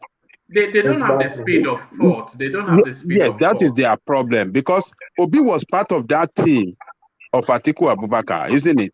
In 2019. Yeah, exactly. He was part of the team. He should have, he is well informed enough to know that, I'm not standing here. He should have taken a position of leadership right there to say, I am not part of this. Tinubu is not here. Atiku is not here. I can't be part of this this thing, and that will have earned him a big that will have give him a boost. That yes, this guy is tactically going to give him anything. You take the floor back just in a moment, Saki Father. But with Tinubu not there and Atiku not there, Peter Obi becomes the target because he then is the next biggest name on that space. So, Kwakwaso will use him again the way he used him just the last time to bring up his name, and he did use him. We saw him use him because he says, "Okay, I'll just take from this guy," but he didn't have anybody to take from, so he was just there as a target to be shot at, and they shot at him. They don't shot at him. One man. They don't just. One man. They later realized their mistake, and then they wanted to turn into a street fight. Remember, they wanted to turn it, and then later, after the event, they realized their blunder for not working out, and that is why Okupe issued out a new statement this morning that when Atiku and this thing are not going to be present in next debate, they will not show up as well. That is what a mistake! What a mistake! That is a terrible mistake. They don't consider it to be a mistake, and I think they have some of the biggest brains working for them. But that is almost an acknowledgement that he was punked. That press release by Tonyo Okupe is an acknowledgement that Peter Obi was punked. That's one side, but at the same time, yes, I believe they realized that we committed a blunder. If we have walked out of this thing, this mess that we would have went been a bigger statement. If he had walked out, that would have been the only headline to come out of that space. Yes. That will have none of them showed up. That's what would have been the headline. Atiku and this didn't show up. No. If Peter Obi had turned up and he had turned back, that would have been the headline. Well, let me tell you. I don't know how that's going to be. They need a functioning brain. Let me tell you another one. Is Professor Tommy T there? No, let me tell you. Well, like I said, the functioning brain. Functioning brain. You understand what I mean? Though people that are able to move quick. The brain behind Atiku space was really Saraki, who is one of the sharpest brains in Nigeria. Oh yes, I think that call to turn back, we would have initiated that, and everybody would have said, yes, that's the thing to do. But when you have Patutomi, and you know what will have happened, one man? If Obi has walked out, Kwakwaso too will have walked out last night. Yes, because he would then know that he is the next target. Yes. KWANKWASO stayed because he knew that Obi is there, so he asked somebody that he would just take just the way he used him when they were, And that will have taught a lesson to the organizer that look, if none of these big politicians are not ready for debate, bring people like Showore, Adewale, and some others that are ready to debate. Let them come and talk to us. So that debate, it should either have been Adewale, Showore, Abiola, and maybe even Mustafa, and then they can do an intellectual. Yes. If you are having they are shortchanging Nigerians. We are excusing people that are shortchanging Nigerians. They are not telling Nigerians what they want to do. They don't want to be questioned forensically by their own opponents. If I was Peter Obi, if I was him, okay, fair enough. They tricked him at the last minute, so they couldn't make a very, very fast decision. That is fine. I think maybe he should have pulled out. If I was the one, I would have pulled out. But if he's thinking about it again, if that happens again, personally, I will capitalize on it. Because I know that I have a lot of viewers. That's where your focus is. You have millions of Nigerians watching you on TV. That's the one you want to focus. Don't worry about KWANKWASO or Kowa and all the rest. Just talk to the Nigerians. No. I think you're wrong, because Nigerians have heard Peter Obi talk endlessly. Nobody has spoken more in the presidential. He has nothing new to say. Yeah. Northerners are watching. What do you mean Northerners? Northerners, not Nigerians. So the whole of the Nigerian space, we've heard endlessly from Peter Obi for months and months. So if he mounts yet another rostrum to do his usual kumbaya routine, they need for it to work, he has to be able to contrast against somebody. And that person has to be there. You can't contrast against them reputationally. You can accuse them of anything. You can say this guy is a... You can do that on any rostrum now. You can do that on any rostrum. Because he's not there. He's not there. You can accuse them of anything. But he can do that anywhere. But if they were there... Do you know what would have happened? Let me explain. Do you know what would have happened if he had accused them of anything? Right. After that debate, they would spend time defending themselves from all the accusations that Peter Obi has put on them during that debate. Let me just say this. I need you to understand what I'm saying.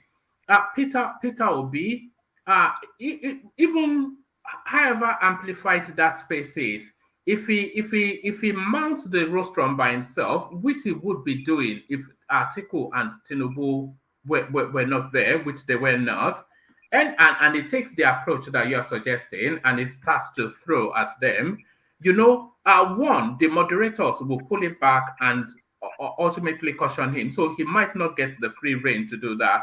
So that's one. But secondly, he has been doing that anyway, and he can do that on any rostrum. The only way that debate would work is if the people that you are contending with are there physically, and then you can contrast against them both physically and intellectually, visually, and audially for people to see. So anything outside of that is just mounting a rostrum and throwing acerbic remarks at your opponent. But thank you. I disagree with that. Disagree. But let's hear from Saki Father. Can I tell you something? Yeah. Peter Obi has consistently presented himself as somebody that is patient and humble. Right. People have characterized him this way. So as long as he was able to come to that event, if he had walked out from that very event, the PDP might start saying, "Oh, he's walking out. He's afraid of Okowa. He cannot stand Okowa." The narrative will change. So why must he debate Okowa in the first place? Is Okowa the presidential candidate? What are you talking about, Father? That is what I'm telling you. He's not. Saki Father, it's obviously you are not telling Obi the truth. Look at the way you are trying to defend this. That is the problem. They want to defend indefensible. Why did he debate the guy? And then when he's now defending himself against somebody like Okowa and Dino Melaye. Whereas if he has to defend, it should be against someone like Tinubu or Atiku. And from what I heard about Peter Obi, I think if Atiku had been there, probably would have been intimidated. He wouldn't be able to throw anything. He would have been intimidated by Tinubu. Yeah, by Atiku. He would have been able to throw anything at him because he knew this now. Guarding further than me. This is, I mean. No, forget the Oga, Patrick. But I suspect, and you may or may not agree, but Peter Obi is not as sharp as Atiku or Tinubu. You know, he is not as sharp as them. You know, it's not now. We all know that. I think it's sharper than Atiku. Maybe you are right there. I'm not sure about that. No, it's sharper than Atiku, but I think he's not as intelligent as we think he is. He's not as intelligent as we are thinking him to be. What do you mean it's not as? He's not intelligent at all. It's a pragmatic man. A graduate of philosophy. A graduate of philosophy is intelligent. No, philosophy is the mother of all knowledge. No. Okay? If you like, let him make pass. Anybody that gets into university comes out. You know, philosophy. No. He is not intelligent, and he has been able to like it's pragmatic. You know, intelligence is different from smart. Wait. And he was able to share a lot of quoted companies. Yeah, because it's a pragmatic man. Pragmatism. Then again, he was the first black man in United Kingdom that was given the highest credit rating in UK. As early as where you get it? Is this? Are we back to best governor in? No, why do people do all these things now? Browse this, and I'm telling you about the credit rating he got from. Obi said it himself. Obi said it. He said it himself. There's nowhere to verify that. He's the one that said that. The ludicrous and obscure. Verify it from he was the best governor in Nigeria polio eradication. To have credit rating. Credit rating is not that's ridiculous. Credit rating. My son have credit rating. So I said the highest in UK. The first black man in UK. Now, where is that measured? I've never heard how is that a plus or something? I'm borrow money. Meaning that he can manage finances. What about the Jamaicans? It just means that Jamaicans are the British. It just means that he's paying his debt on time. It just means that he's not defaulting. It just means that he has not borrowed beyond what he could. Exactly, that he can manage it also means finance. that he has mixture of loan and credit card. Hold on, Patrick. You see that I suspect that might well be a lie because I live in the UK. I've worked in the banking sector. I've worked in financing. I've never heard that there's this measure of the black man with the highest. I have never heard of anything like that ever in my life. I've never heard of that too. No. I'm not sure he said that. Can I ask you? I think what I heard was he had a very high credit rating, one of the highest in the country that you can achieve. I think that's what he said. I don't know whether he said as the first black man or something.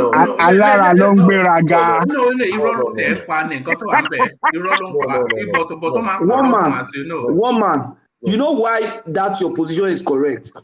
I don't think any creating body will publish that kind of thing because if I say one man is a black man with the highest credit rating, what I've just and I say his credit rating is maybe 701. What I've just told the whole world is about the credit rating of every black man. That I say every other black man, their credit rating is less than 700. Yeah. And that would be I don't think that's what he said. I don't think that's what he said. Please now. No, that is what he said. I had him too. What so that indirectly what the credit rating, hold on. Indirectly what the credit rating has done is to breach. Yeah. I just wanted to say this. The way the credit rating works is usually just in brackets. It's in brackets. So let's use like a tier system, for instance. And for the purposes of this is not exactly, but for the purposes of explanation, let's say the credit rating is on the up to 10 scale. So some people will be like from 1 to 3, which will be the lower spaces, and then some people. So I'm not sure that it pins down to the minutia that you are 7.0892, which then makes you the. That, I cannot believe that exists. One man, see what I'm It's saying. just made up. Let me tell, This guy is a pathological liar. No, one man, let me tell you how he said it. He said that when he was in the UK, that his bank, I think his Barclays Bank, was giving him up to $7 million, worth of up to $7 million, if you want it in dollar terms, when he was in UK. Yes. And he said, for you to be a black man, and not just a black man, to be a Nigerian, doing business in UK, having up to that amount from a bank like Barclays Bank, then you know what it means. What does it mean? That it means it's the black man with the highest credit. No, it's a nonsense, is what I'm saying. It's nonsense now. You can manage finances. Sorry, Patrick. No, Patrick, you work in finances, as does Ola. I don't think a black man, and you have a credit card, I'm sure. Let's say your credit card is like £1,000, but you honor your credit, then they'll increase it to 1,005, and then you honor it, and then they increase it to. So it's nothing to do with being a black man or not. You borrow from the bank, you honor that borrowing, they give you more facilitation, and it's all to do with money. They look at your income too. Look at your income. You can be from Mars. It doesn't matter. It's all about this guy. He just makes up. This guy I'm beginning to get angry with him. I think it's just I think he's too used to speaking to people in Anambra, and he doesn't know how to speak to. He has the highest credit rating. Can I say something, please? Can I say something? No, I'm disappointed in him. Saki Father, I don't know how people easily believe that sort of thing. At least if Nigerians can believe we in diaspora, I think we should know better. I don't know why when personal finances, when you are not a public company, I don't know when it becomes something of public matter that they will now start rating you. You're now public.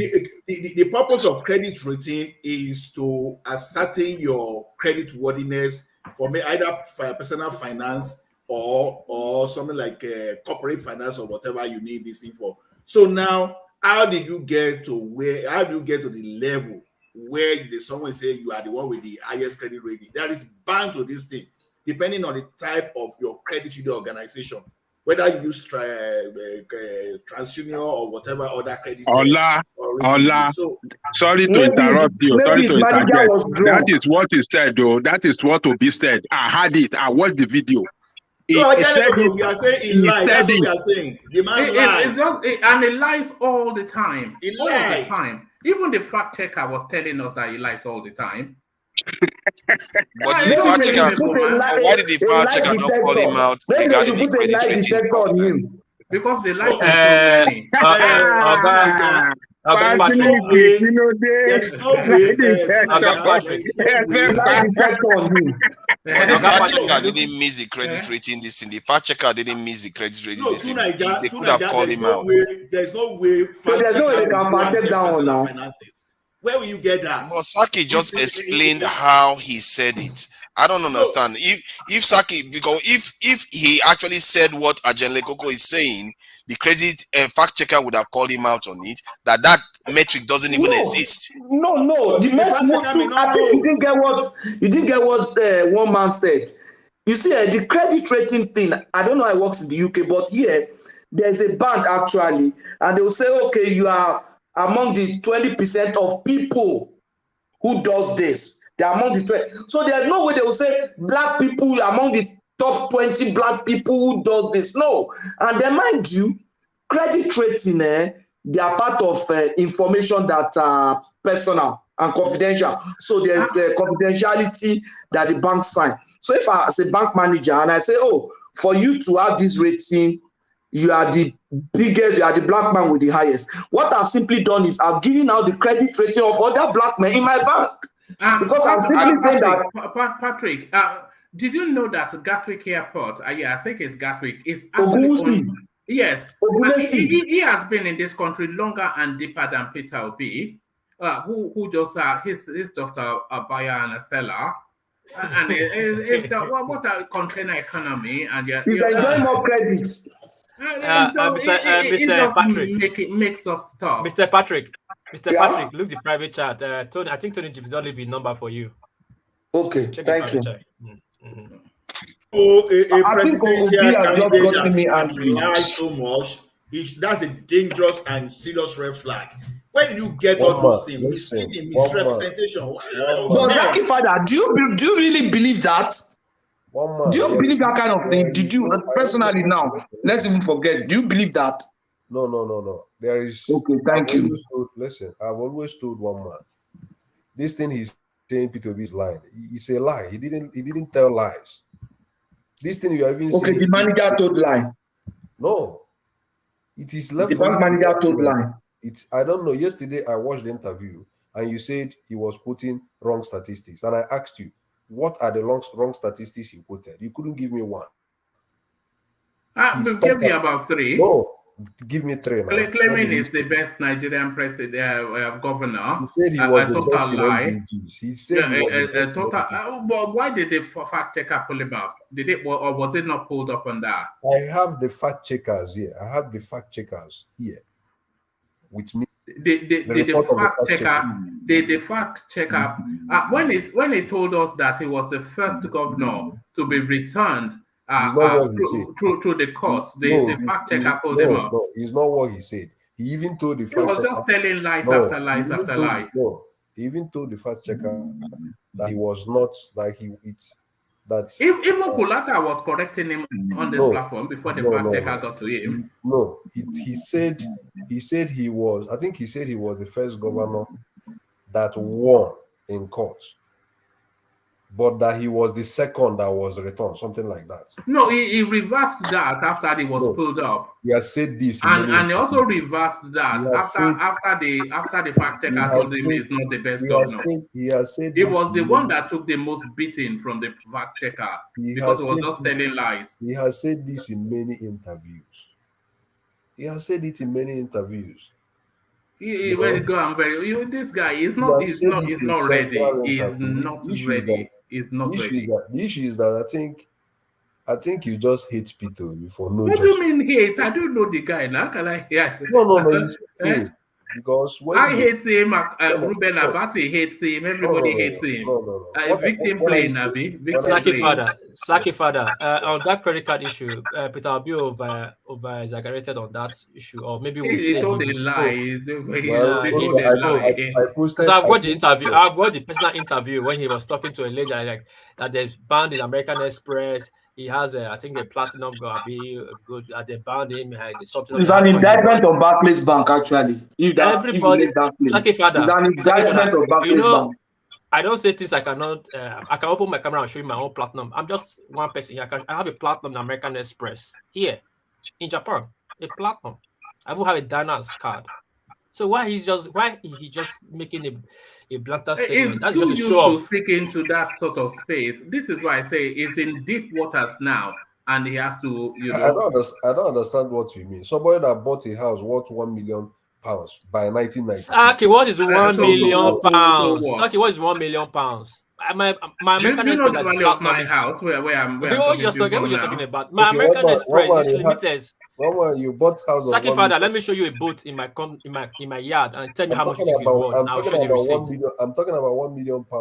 As what is £1 million, Saki father? That's what I'm asking. I don't have 1 million. My house is not worth £1 million, but it's close to that in dollars. So that will not be mortgage. I'm talking about £1 million as early as 1996.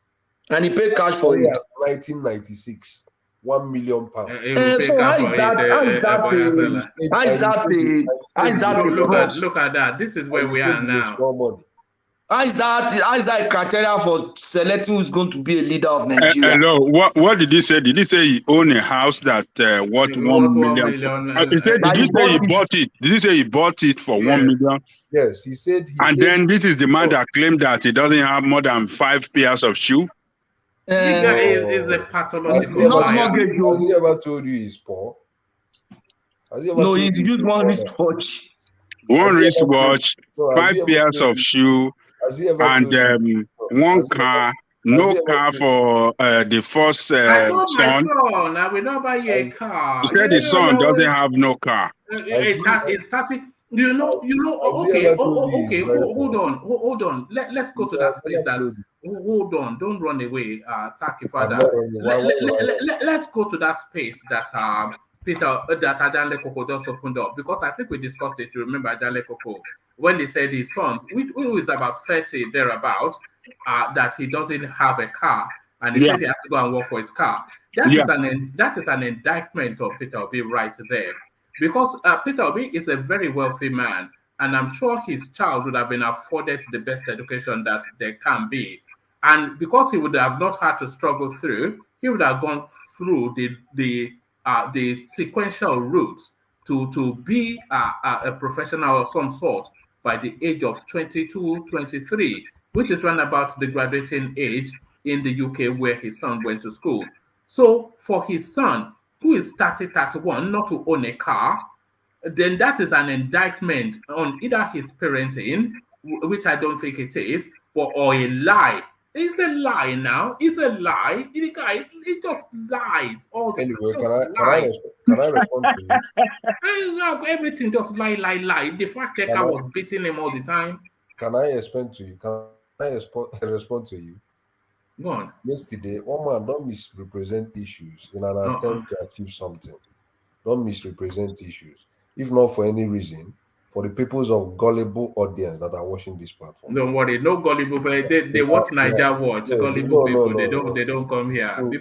It's people like you that come here. No, my own point. And people like Patrick and Ajale Koko. No, my own point is not Machiavelli or something like that. My own point is let us always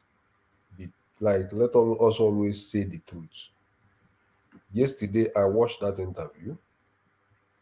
The statistics you said he quoted was wrong. I can mention all the statistics he quoted offhand. Okay. He talked about the kilometers. Offhand. I mean, offhand. Yeah. He talked about the kilometers of River Nile, which was 6,650 kilometers. Fact check it, correct. He talked about the length of River Niger and River Benue. Fact check it, it is correct. He talked about the percentage contribution of agriculture to our GDP, and he said it contributes even larger than oil in our GDP.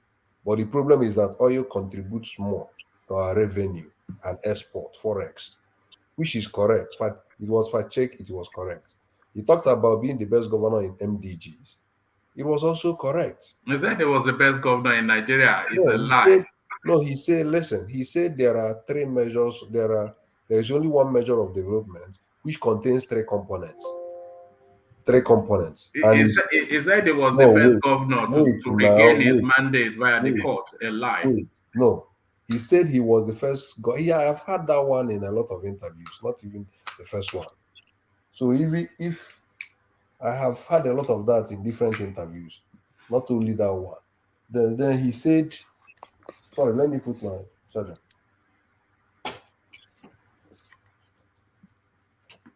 So, Saki father, you agree that credit card was uncalled for?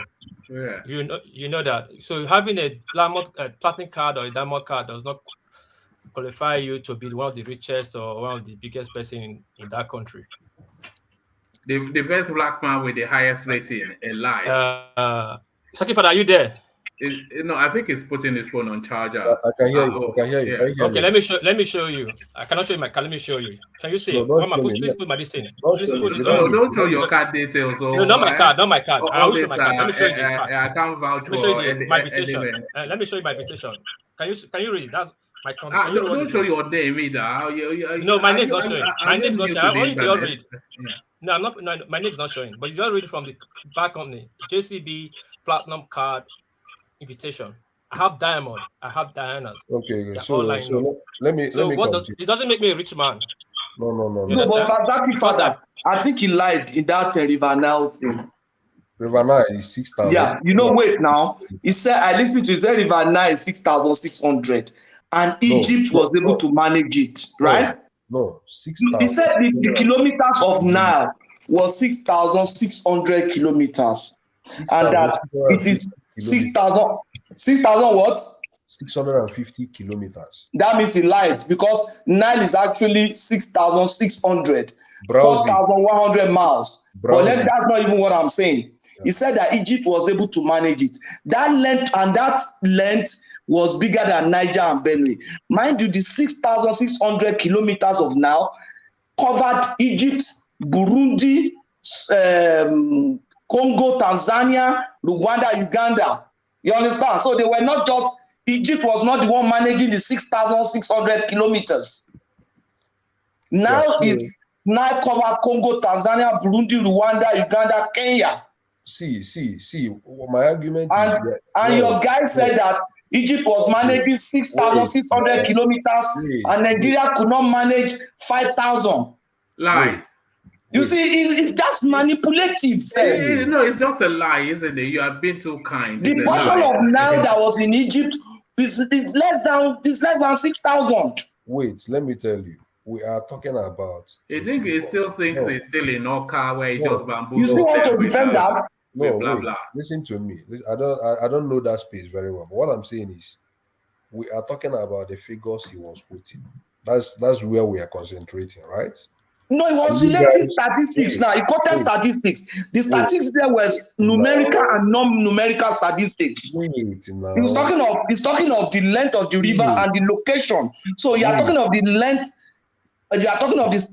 And when you are numerical and non-numerical, you are putting it for impact. You are quoting relative to location. He said that River Benue added to River Niger was less than 6,000 and we couldn't manage it. And Egypt's Nile alone was 6,650 and Egypt was able to manage. I'm trying to say to Obi and to you that the 6,600 kilometers covered Tanzania, Burundi, Rwanda, and Kenya. Listen, my focus. What we have been talking about. You started by saying he was putting figures that were wrong. Is it not what you say? That's another example cited again. Statistics. No, wait. You were saying quoted figures that statistics that were wrong. We said statistics that were wrong. What is? And I just told you that the statistics were wrong here. What is this? What is statistics? Statistics are numerical, non-numerical. Let's not get bad. It's the same as figures. Come on, man.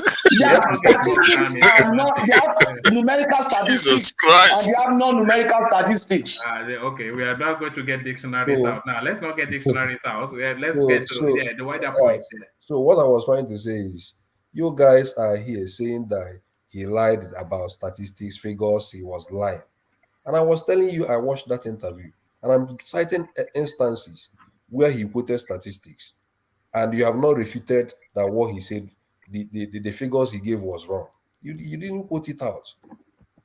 You know. Was that not what Patrick just did now? No, forget about he's now talking about where is he. I'm telling you, said that Nile was 6,650. I'm telling you that Nile was 6,600, and it's not only located in Egypt.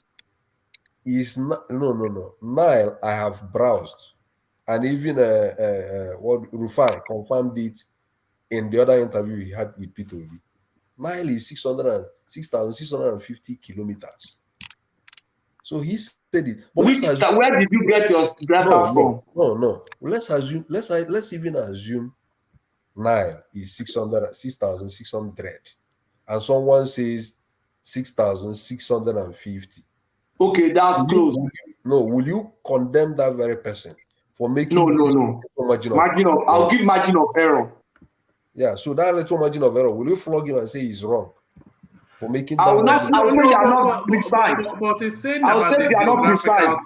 Spread. It was attributing it to Egypt. No. And we are talking about the figures first. You guys were here saying that Peter B was quoting wrong figures. You know, but exactly, he was using that statistics to make a wrong argument. Forget about the argument. We are focusing on the figures first. Okay. We are focusing on the figures. Yeah, but now it's for impact. Now it's for impact. So you can't forget about the argument. You guys were here trying to criticize him and downplay on him, saying that he was quoting wrong figures. Is it not what you say? And I asked you, Give me instances of the figures he quoted that were wrong. And we gave you several. You couldn't exactly. You are with now. I will not say it's wrong completely because you have people different platform gave different numbers. Some said it's 6,670. Some said it's 6,650. Some said it's 6,690. And McGill University said it's 6,690 kilometers.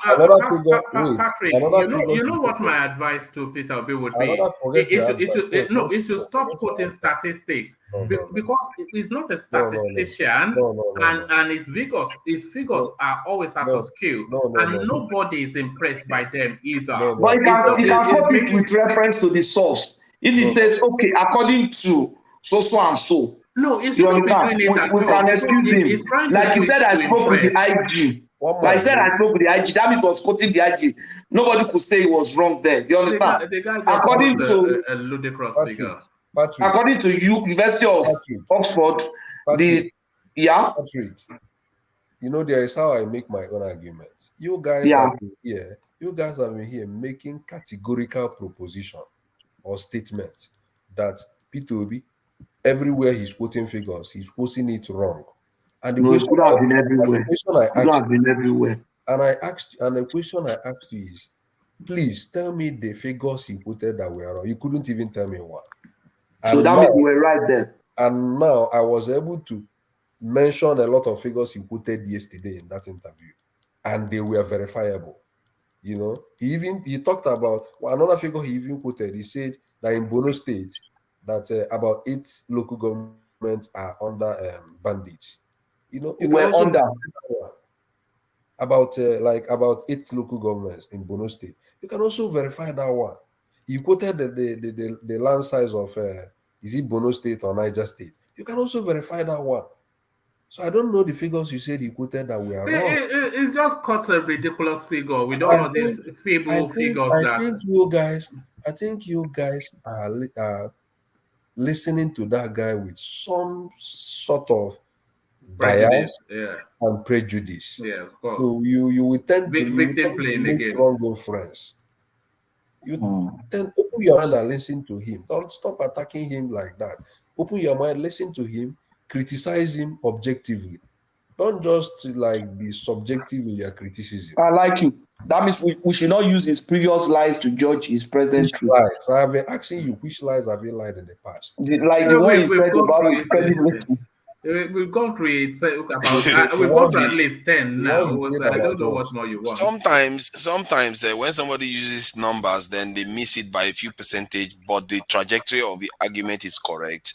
One should be allowed to forgive that, because if he was using figures that completely skews the argument, then it means that he's clearly lying. He's trying to deceive. But about the police one, where he talked about 370, but when he actually asked the police official, the official told him that it was actually 330. You can see that is a valid argument to make, and there is nothing wrong with it, because he didn't take away from the argument that he was making. You see what I mean? And we should just be fair to people. Nobody's a computer here. And I think KWANKWASO made that statement that data is dynamic. You just have to adapt. That's the best. That's the best line of the thing. I did like that. And by the way, that was yet another acerbic remark in the direction of Peter Obi, which went over his head, as everything seemed to do at that interview, because KWANKWASO, of course, being a better educated, sharper mind and being quick of wit, he was just digging at Obi, and Obi didn't even we were picking it out. Just Kulata especially, but all of us all together, we were picking it. It was just digging at him, and the guy didn't. It just the truth is, Obi is not nimble. Obi is not nimble. He's like a straight shooter. He just knows one thing and he just does it. Maybe that's the whole. Yeah, but that's why I'm saying that it's more pragmatic than clever. So when I'm saying this is not an intelligent man, that's not to say it doesn't. It's exactly probably have a superior mind than mine. But when you're talking about intelligent people, if I give you an example of somebody that you probably just laugh. I consider somebody like Shetima an intelligent person. because he's quick of wit and very sharp to the ball. You know, someone like that. You know, I've always wait. I've always tried to tell you that going to university to have a PhD degree doesn't make you an intelligent man. Chetima doesn't have a PhD. No, I'm trying to give you an instance. Going to the university to acquire PhD doesn't make you an intelligent man. Going to university it satisfies that you're not an idiot. No. Going to university to make what do you mean? No. A PhD certifies that you're not an idiot. No, I will give you an example. No. Do you concede that a PhD certifies that you're not an idiot? I will give you an example. You don't concede that, okay? I will give you an example. You know, going to university to even get any degree doesn't make you an idiot. But at the same time, you can't measure intelligence by mere academic exercise. No. I will give you instance. No, don't take us. You are not going to tell us anything that. No, don't give us instance. Let me give you instance. You are not going to tell us anything we don't know. You're only going to tell us what we already know because we're not. There is an example. There is something I want to tell you. Right. You see somebody that went to something like university, studied law, met first class in law, for instance. Yes. But when it comes to practice, you know, he loses a lot of what we call it, cases. He cannot even stand himself in court. No, like I said, don't tell us something we already. You know, the guy in Fire, I think it was. He got a pass and he was writing all the legal books that they were referring. So don't tell us what we don't or what we already know. Nobody does not know that. We all know that. But what I am saying to you, which you may concede or not, is that having a PhD, it certifies that you're not an idiot. Not an idiot. Yes. Yeah. Of course, you're not an idiot. Yes. So you cannot then say that it's not a measure. It is a measure. A PhD, is it not just a narrow study of a specific field to an advanced level? I guess you're not an idiot. It doesn't necessarily make you exceptionally broad-minded and but that's the point that I am making. That it certifies that you're not an idiot. Okay. You get the point that I'm making, though, because I get it. Yeah. I get it. So the one thing that you can say is that this person is not an idiot. Either in one area, just in life, because for the discipline, for the study, for the understanding, and the expertise, those are all indicative of a functioning brain. Whether it's to a specific subject matter or not, is still indicative of a functioning brain that is not imbecilic. So you are not an idiot. Of course, I understand. True. Of course, I understand. It doesn't necessarily affect your ability to function. It doesn't necessarily affect your ability to function in the real world. Sometimes, just because you're a PhD, doesn't mean you can function objectively in the real world. That's not the point I was making now. Because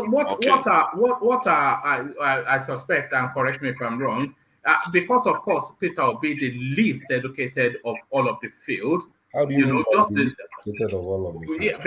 Of the four.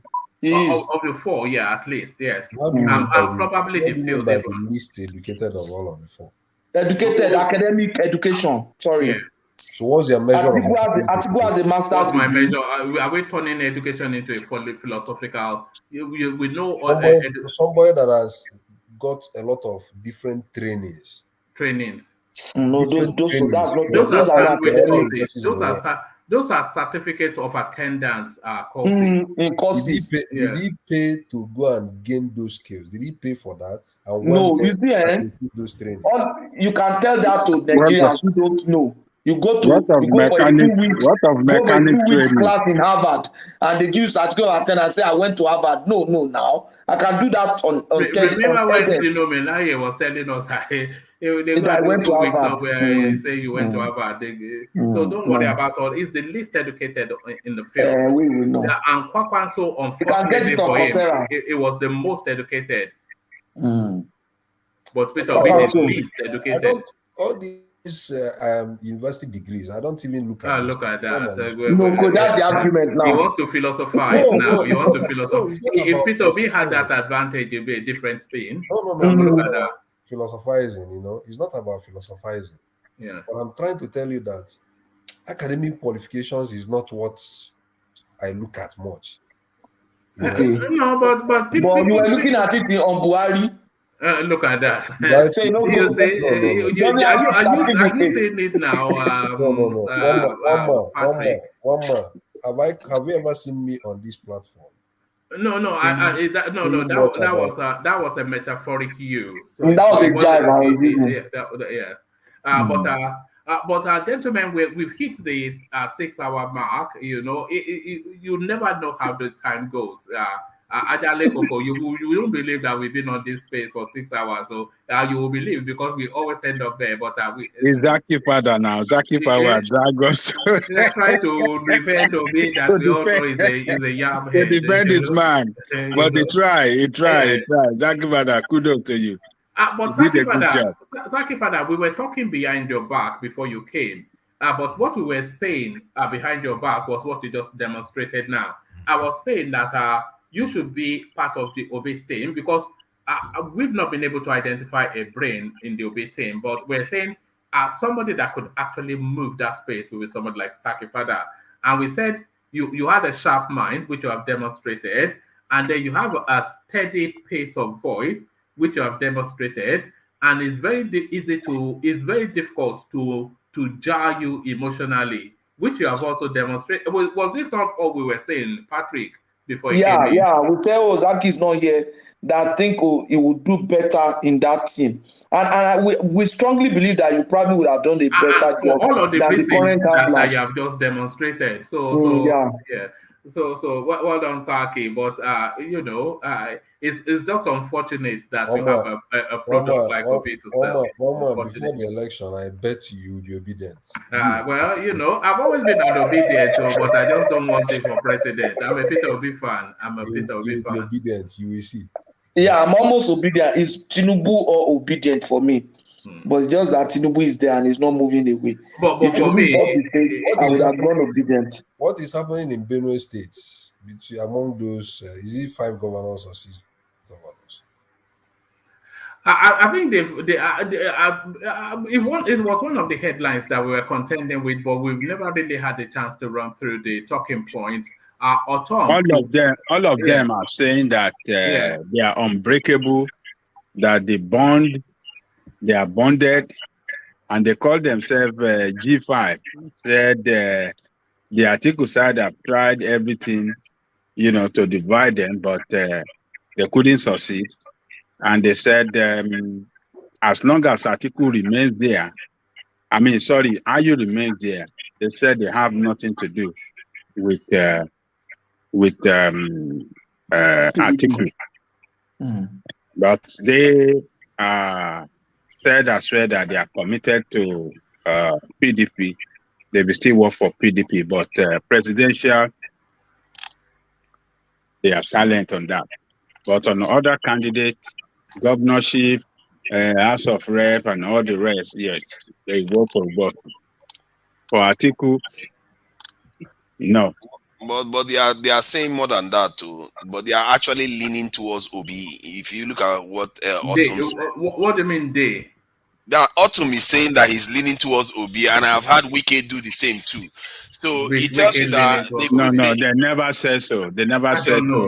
He said he would have backed Obi if he wasn't. That was the statement of last week. That was statement of last week when Obi visited him. He didn't say that today when 5 of them were together. He can't say that now. He will leave the party now. Why are you saying that? Because he said that last week. That last week's statement is significant. Obasanjo is pulling his chair out. See, you guys think that these guys have infrastructure, but the elite seem to be backing Obi for whatever reason. Yam head or no yam head. Which elite? The Babangidas, Obasanjo's statesmen in Nigeria. They are not elites. These are leaders of the country, so they are nobody now. No. Obasanjo backed the Atiku in 2019 now. Why are you sounding like this? Yeah, but Even this after you year said he's it. giving Peter Obi a chair. No, that's your opinion, but I don't want to go into it because I want to start to round off at the 6-hour mark. But gentlemen, I want you to steam through it because I think 6 hours is more than enough time. Of course, we are landing on Ajale Koko, but we kick it off with two. One more before I forget. There was a question I asked you. The Yoruba language, does it have variants? How do you mean? It has inflections. No, what I mean is there a Yoruba man that will speak Yoruba that you cannot even understand? Yes, like Ola, for instance, I wouldn't understand this. Even my wife, she's from Ondo, I wouldn't understand her Yoruba. Oh. Yeah. Because in Igbo land, people from Ebonyi State, Afibo, those kind of, if they speak, I can't even understand one thing they're saying. The standardized Yoruba is the Oyo Yoruba, which is where I come from. So that's the standardized Yoruba. Is that part of the internal fight you were talking about? I can hear you chuckling in the background. No, it's fair. It's fair. Oyo is at the heart, isn't it? So it's fair that you say that. What of Ikiri and Akpomu?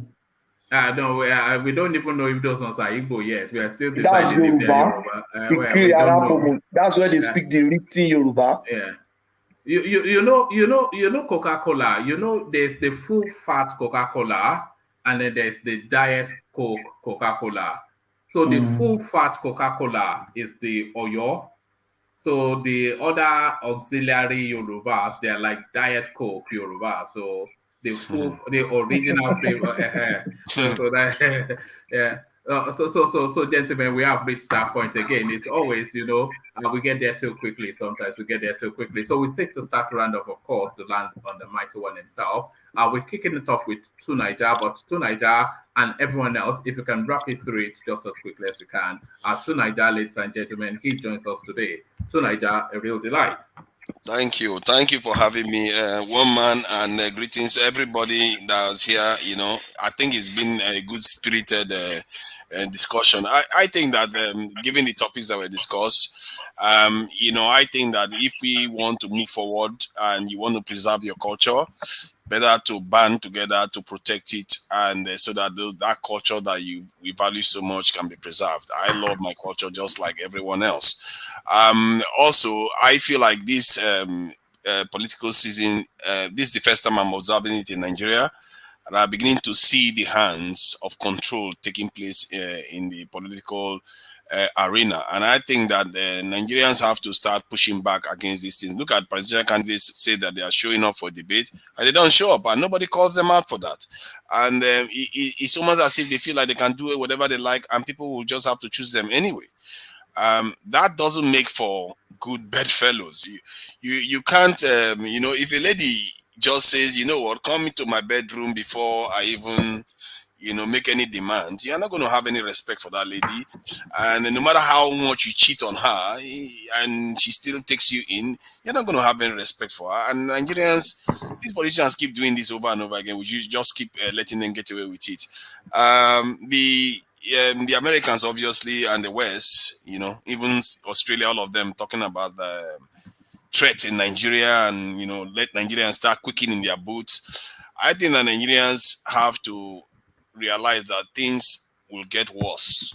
Actually, it's not going to get any better because Nigeria hasn't sorted its house out yet.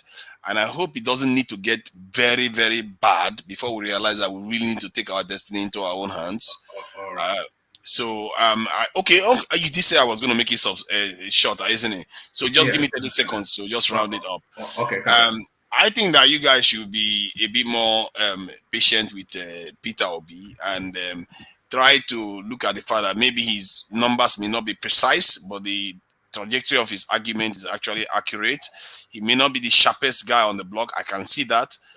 But I think that by and large, he may actually be the best candidate. He went to Haiti in 2010 to donate money and work there. This guy feels for people, and I think Nigerians need somebody that actually feels for them. Thank you. Oh, all right, brilliant. To Niger. So, to Niger, you don't have to agree with him, but always quite clear in his thought and asserts it with elegance and grace. Elegance and grace from To Niger, equal elegance and grace from World Peace. World Peace, you're up next. Yeah. Oh, God, your system is gone. Oh, hold on. Oh, let me give you a moment. I'll come back to you. So let's go on from War Peace as we wait for him to recalibrate, and we go to Tony in Germany. So Tony, that time of the day again. Thank you. As you put me back again, I will slow down next time. So anyway, I want to say Patrick Ekabo, and then Obokia. I hope you understand these two languages. So you have to carry your torchlight from Bekuta. Now, Lumoro kuna de call me. I will do for Mapo Hall. You hear of Mapo Hall and Premier Hotel, all those places, all those hills. Me, I will stand there to unite the Yoruba and they do together. Make you forget one man when they fight, all these people they fight. So Ajadi Kogo, me and you will make sure that this will do one nation. We are going to achieve it by omission or commission. You know something? So we need to get our freedom and then we'll go activate all those our cocoa research and the NIFO in Benin, all those good year tire that I will set up in Benin, every industrial state in Elayele, etc. We're going to carry on. Okay, good night, everybody. Thank you very much, Waman. Let me enter again next time. All right, brilliant. Thank you, Tony. So thank you, Tony. So from Tony, let's go on to just to show the global reach. So we've gone from the UK to Germany, but now let's cross the pond and go join Patrick in Canada. So the Canadians are represented today. You and Ola. Yes. Oh, thank you, everybody. I think it was a very, very interesting and very educative forum. I look forward to joining with you tomorrow and then later to join one more in the evening. So thank you very much. God bless you. All right, brilliant. Thank you, Patrick. So thank you, Patrick. So that's Patrick now. Now fast becoming one of the favorite voices. Oh, I think we've dropped. Have we lost Sakifada? Somewhat we've lost Sakifada. So thank you. Yes, I think we'll go World Peace back. So World Peace, you're up next. Yeah, can you hear me now? Perfectly. Carry on. Okay. Yeah, my country people, I agree to now. We don't reach the final moment and hour. So I'm gonna click like, share, thumbs up. I'm gonna not forget to buy coffee. For the panelists, I greet everybody. I greet Gajale Coco, Waman, To Niger, and the rest people. I not to get much to say. I enjoyed the topic of today. I will see you again tomorrow. So Moku continue to talk. Oga Patrick, I will call you if it's okay. Moku talk. One man, thank you. Peace. I'm out. All right, brilliant. Thank you, World Peace. So that's World Peace. You all know World Peace is in Japan. So we've gone from Canada to Japan. So let's go back to Canada. So left on your screen are the original OGs of the platform. Man and boy, we've been here together. Ola, you're up next. Oh my goodness. Thank you, everyone. It's a nice chat this evening, and but the only thing I don't know is how now they too stingy with thumb up and like, because like I said, this program is like someone attending school. We learn a lot. We learn facts and the writing, and that's why you see that if anybody want to deviate, we quickly call the person back. So maybe they try it now. Even if you anyhow, just look at the program and just thumb up. Don't be too stingy. Yeah. Will be well. I saw you try to battle it out with them on Niger Watch the last time, and they didn't even give you the room to. Those people, they're a special breed. Did he go there? He went there and they were saying, other than that, they just chewed him up. They chewed him up. I go live fire there after I heard Uncle Alexander. But they never pretended that they are supporting Obi, which was good for them anyway. Then, to the obedient, I congratulate you now. At least we have someone to tell the mainstream politicians that at least the Nigerians can wake up and challenge the authority, even though Obi may eventually not get enough vote to even make him the president of the country, but at least he is sending a signal that even if the main politician escaped it this time around, they might not escape it next time or after the next one. So, which is a good one. I heard Ortom, and that's the kind of a leader that I like, sometimes very passionate about his people. And whether I mean it or not, at least the way he was talking, at least is showing that he stands by his people. So if it is true that he's going to support Obi, fine, which is good. We like that. We never know those people that will follow him next time. But Obi should do something. And obedience should do something. When you are quoting the facts, always make sure you say the truth. Even if you are not the owner of the data, according to Patrick, make reference to where you are getting the data so that your credibility will not be in doubt. So that's all I have to say. Well, I won't let anybody take this from me. Other than that, I want to thank everyone and see you here later. Thank you. All right, brilliant. So that's all, of course. Pretty much since the platform started, he has always delighted us with his company. But the man whose company we all delight in the most, the daddy of them all, father of the bride, Ajan Lekoko, the final word. Thank you, woman. And let me thank every panelist that came on this platform this evening. Your contribution was quite meaningful. And I hope you will all come back tomorrow to join one man for another rounds of discussion. Any news that it brings to us. And it's a very nice session today. I think Thomas was the question he asked me about Yoruba Nation. Change the dimension of change the dimension of the discussion today. But everything went well. Nigeria would have been a very greatest African country, black nation in the world. But the way it's being run now is so unfortunate that it's not working for everybody, and there is no, it doesn't show any sign of any good future for coming generation. So that is the disaster. That is why everybody calling for Yoruba Nation. Some are calling for the Afghan Nation. But well, we are still part of it. We're not going to stop the struggle. The struggle will surely continue. So other than that, one man, I think what's happened between you and what's the name of this guy? Man of prestige. I think if it had been handled better, maybe. I mean, I want to suggest if there's anybody, maybe OVA, somebody have, because it looked like he left with anger. I think the way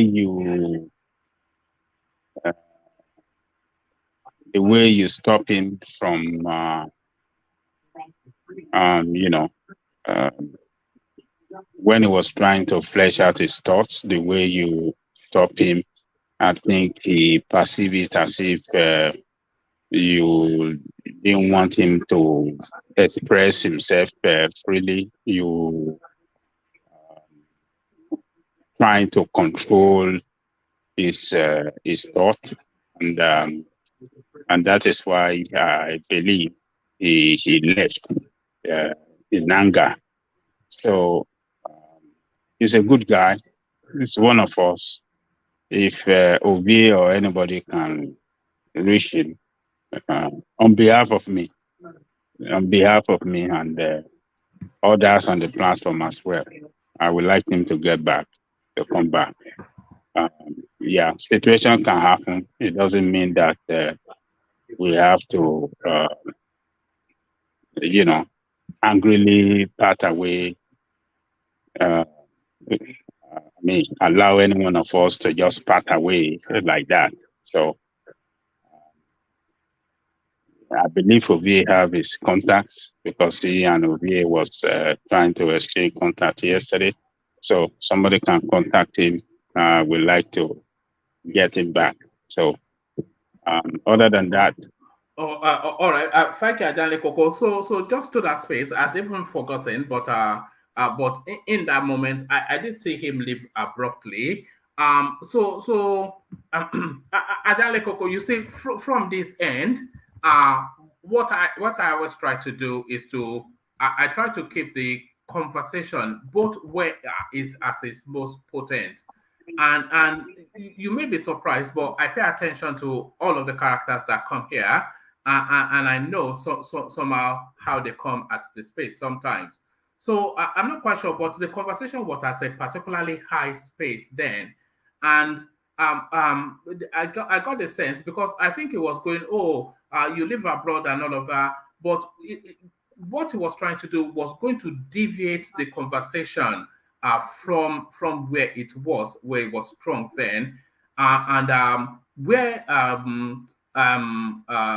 Enigmatic was coming in, it was where the conversation was. So because there are some instances that some of the personalities that come in certain topics, they give what I call stock answers, like, or stock responses. Like that's STOCK, stock, like off the shelf sort of responses. Sometimes you get that with Solid, sometimes. So they're not where the conversation is.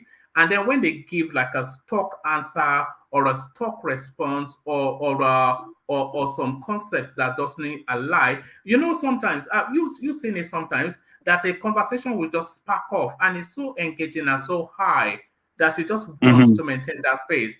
And the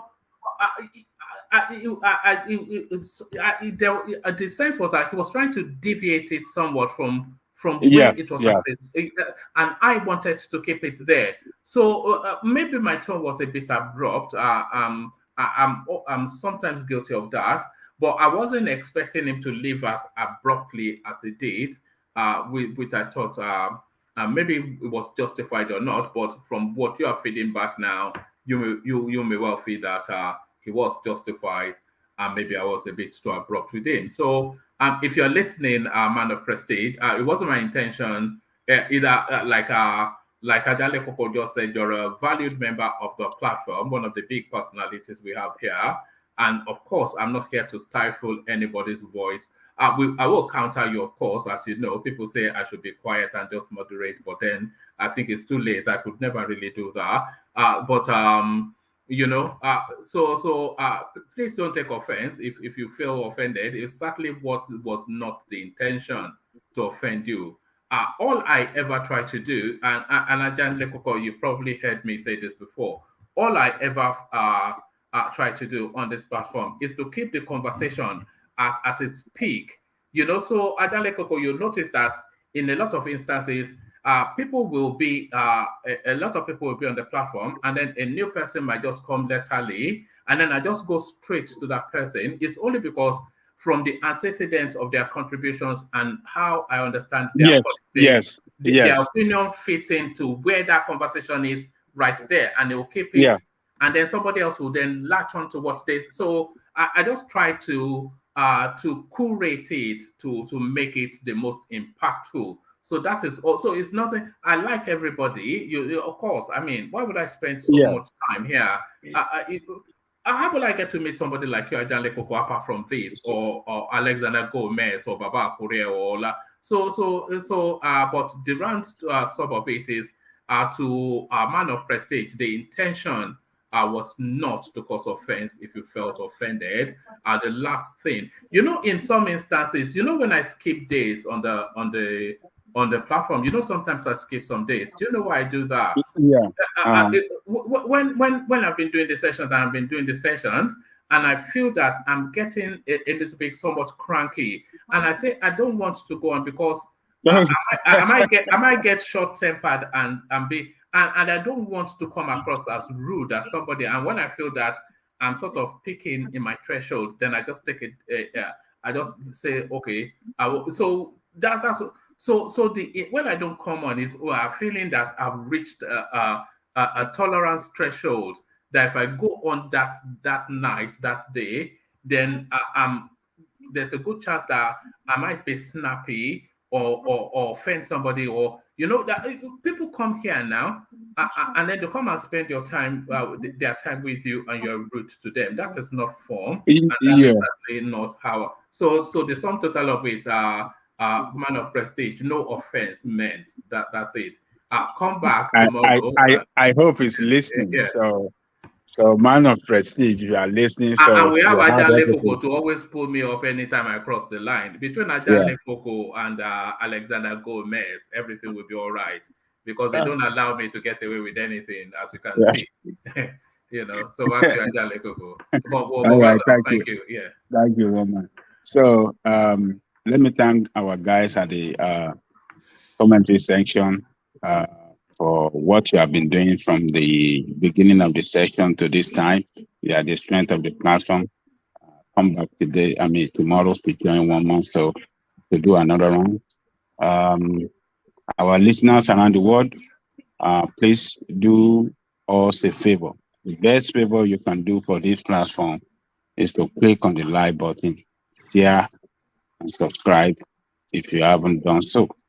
So, to one man, you have done it well again tonight. We believe tomorrow you will come back, and I promise you, I guarantee you on behalf of other panelists, the regular panelists on this platform, that yes, we shall join you and continue the struggle from there. And one man, have a good rest.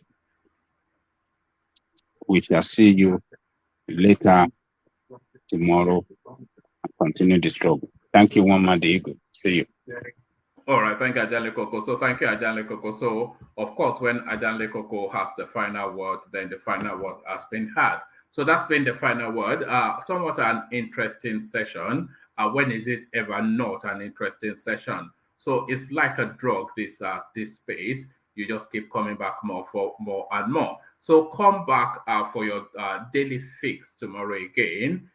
There's no one man went to more anonymous, unfortunately. So there's no self-help group that will get you off the addiction. So surrender to it, and we will handle you with velvet gloves. So velvet gloves. One man went to mow at the Eagle. The path. Peace.